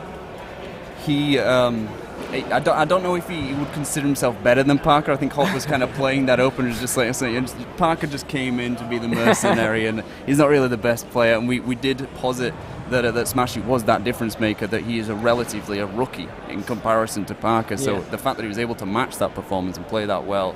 But in your opinion, do you think that bringing Parker in was that difference maker, was that missing piece that was necessary, or are you and Smashy just good enough to play as a duo and it wouldn't really have mattered who the third man was, you would have still dominated? I think as a duo we are both good enough to compete if we had a third, but knowing his ability, Parker's ability, like what he can do and bring to the team, it boosts our confidence, and knowing if we make a mistake we have a safe third that can cover us. So it definitely makes us feel a bit more at ease when we play the game. It's always about having that trust in your teammates, especially bringing in Parker, not necessarily knowing. Of course, Frenchman, I'm assuming you communicated in English. It's something we see quite a lot in the pro scene of like bringing in the players that speak the same language, just so there's that more of that synergy. So despite that fact, you're still able to communicate well and get the job done.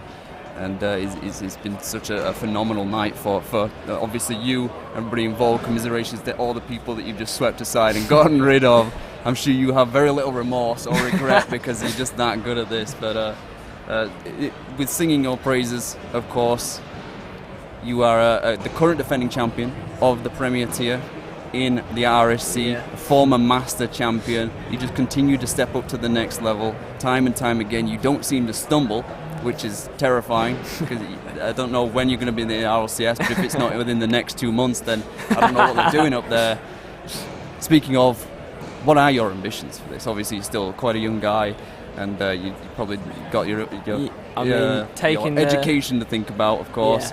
But is that kind of a thing that you want to get into? You want to go up onto the next level and try and get into the pro scene? 100%. I mean, every tournament I win is just another step closer. Every tournament, more recognition. So, I want to obviously settle down with Smashy. So find that third that we can keep and progress with through RLCS, and then hopefully push for day 3 main stage in the next year. Yeah, I love the fact that they have open quals and it's not just a condensed franchise thing where players like you on the up and up wouldn't be able to compete at that level unless you were immediately signed. So it's so good that you have this pipeline to get through. You have these kinds of events that you can come to and showcase your skills as you clearly have tonight. So yeah, I'm glad that you were able to do that and stick around for so long. I appreciate it. We all appreciate it because it's our first time ever doing something like this, and we didn't know how well it was going to go. But you showed up, you made that performance go through all the night, and it's been a pleasure and a privilege to have you on. I'll let you go because it's getting quite late. Maybe I don't know if you want to go to bed or celebrate. I need to go and pack up. Oh yeah, true. We've got to do that as well. So we've still got a lot left to do. It has been an honour, Pluvo, to have you in the booth. Congratulations, and spend it well. We'll spend it all at once. I will, thank you. Well done. Sorry. Well, yeah, that was Pluvo, the champion of Team Hosky. Alongside, of course, Smashy and Parker. It's been an absolute incredible... Oh, is Arch coming on? I'm not... Okay, we're going to close it out. Thankfully, I don't have to do this alone. Archeon is with me. And I'm terrible at outros, as Source can attest to that. I just kind of start to waffle and not make any sense anymore, and then it closes and it just ends. I mean, so you've been doing it really well for the last six or so hours, so what's a few more minutes, eh? But a huge congratulations to Team Hosky. I mean, what a rise from Pluvo. We've just spoke about it, the Master Champion ridiculous. In Season 10, winner of Premier, winner of the Insomnia LAN. I think he's always had that ability. Both Insomnia LANs. It's just the opportunity to show it, having the right teammates around him to showcase his skills, and it's been incredible. I mean, he took a season out in season 11. He comes back and he's doing this. Where did he go? What has he done? He won RSC 9, didn't he? I believe so, yeah. And then he had a season out in season 10. Break, yeah. And then he comes back and does this. I mean, he's bankrupting us. Bankrupting us. He's taking all our money. He's winning everything we're hosting. We've got to get rid of this man, or we're going to be done. Oh, I can't believe it. But on a serious note, we hope we see him on the next stage now. Absolutely. He deserves is probably the wrong word. I think he still has a ways to go to prove himself, and obviously has to step up to that level and actually compete. And like you said to me, that he has that ambition. He wants to get up into day 3 to get into the RLCS stages, and power to him. He seems to have that ability, or at least the potential for that. Has the ceiling for that, and I can't wait to see him on the big stage and cheer him on. So yeah, definitely. I mean, this is what I love about the RSC. People playing for years and seeing the growth and potential, and this is why we do it every season. With all these prize pools, all the experiences, meeting new people, and I mean, we couldn't do it without the guys who were here, the viewers, the players themselves, and I mean, it's been a great showcase for the LAN, our first ERSC LAN event. Of what we could do when we give them very little to work with, and this is what we can produce. 30 days to work with, and we've produced this, and I think it's gone really well. I really thank the teams for turning up and playing, and obviously Team Husky, congratulations for winning. Thank you to the sponsors who managed to put this event on as well and help us. Rule 1, Brick and Brack, Synthesized Design, Gamers Apparel, and a huge thank you to Badass Studios, and obviously the sponsors of the monthlies as well, Panthera and Gamers Beat Cancer. I always struggle to reel those off. I don't cast enough anymore. It's okay, you did it perfectly well. We're missing out one. Thank you, of course, to all of you at home for watching, sticking around so long, to making this, because it's all for you. Of course, we do this because we want to put on a show, to put on the best event that we can. First ever time we've done this. We hope we've done it well enough to impress you. Certainly impressed me, and I've been sat here for a very long time doing it, and it was a lot of fun. And I just can't wait to the next time. On to bigger and better things, and hopefully in the future, even more prize money to get some even better teams into the Rocket League seats. You're giving me goosebumps. Oh, I don't even want to think about, like, with all the stuff we talked about with the uni scene. Just some of these rosters blow my mind, and I'd love to see them in a tournament of this caliber. So we'll just have to see. Yeah, we hope to see you at I-71. Maybe. We hope we might get invited back after the production we've put on. But a huge thank you must go to, I mean, it's Source's birthday today. He was up until 4 a.m. last night, and he literally collapsed at his computer with tiredness.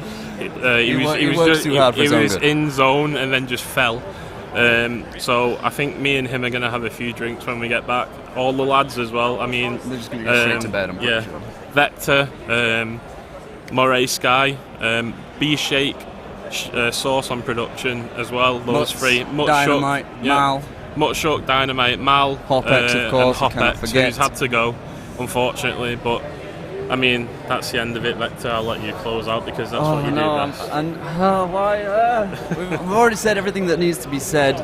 We thank the sponsors, we thank the audience. Again, we will say it because can't say it enough. We do this for you, and it really only works because we have someone to do it too. Imagine if no one. Should we promote sign-ups? I think we should promote sign-ups. Yeah. Why not? I mean, one more week to go, ladies and gentlemen. Sign-ups close next Sunday. We are already close to last season's numbers. We just need that last final push to get where we need to be. Obviously, we want to keep formats and teams and stuff the same, and obviously keep going as we have for the last 3 or 4 seasons. So I'm really hoping to see that sign-up sheet rocket when I get home. It was close to where he was when I left. So hopefully a few days away can boost that. I'll be advertising for the final time on Monday. And yeah, just fingers crossed we get a good new season again.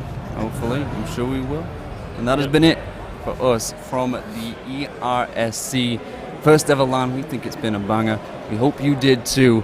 Goodbye and good night, and we'll see you next time for some more Rocket League action.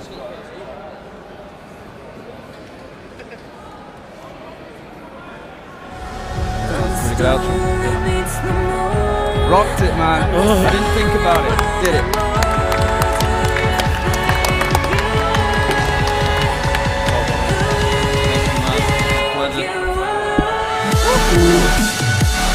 All that practice and the resets.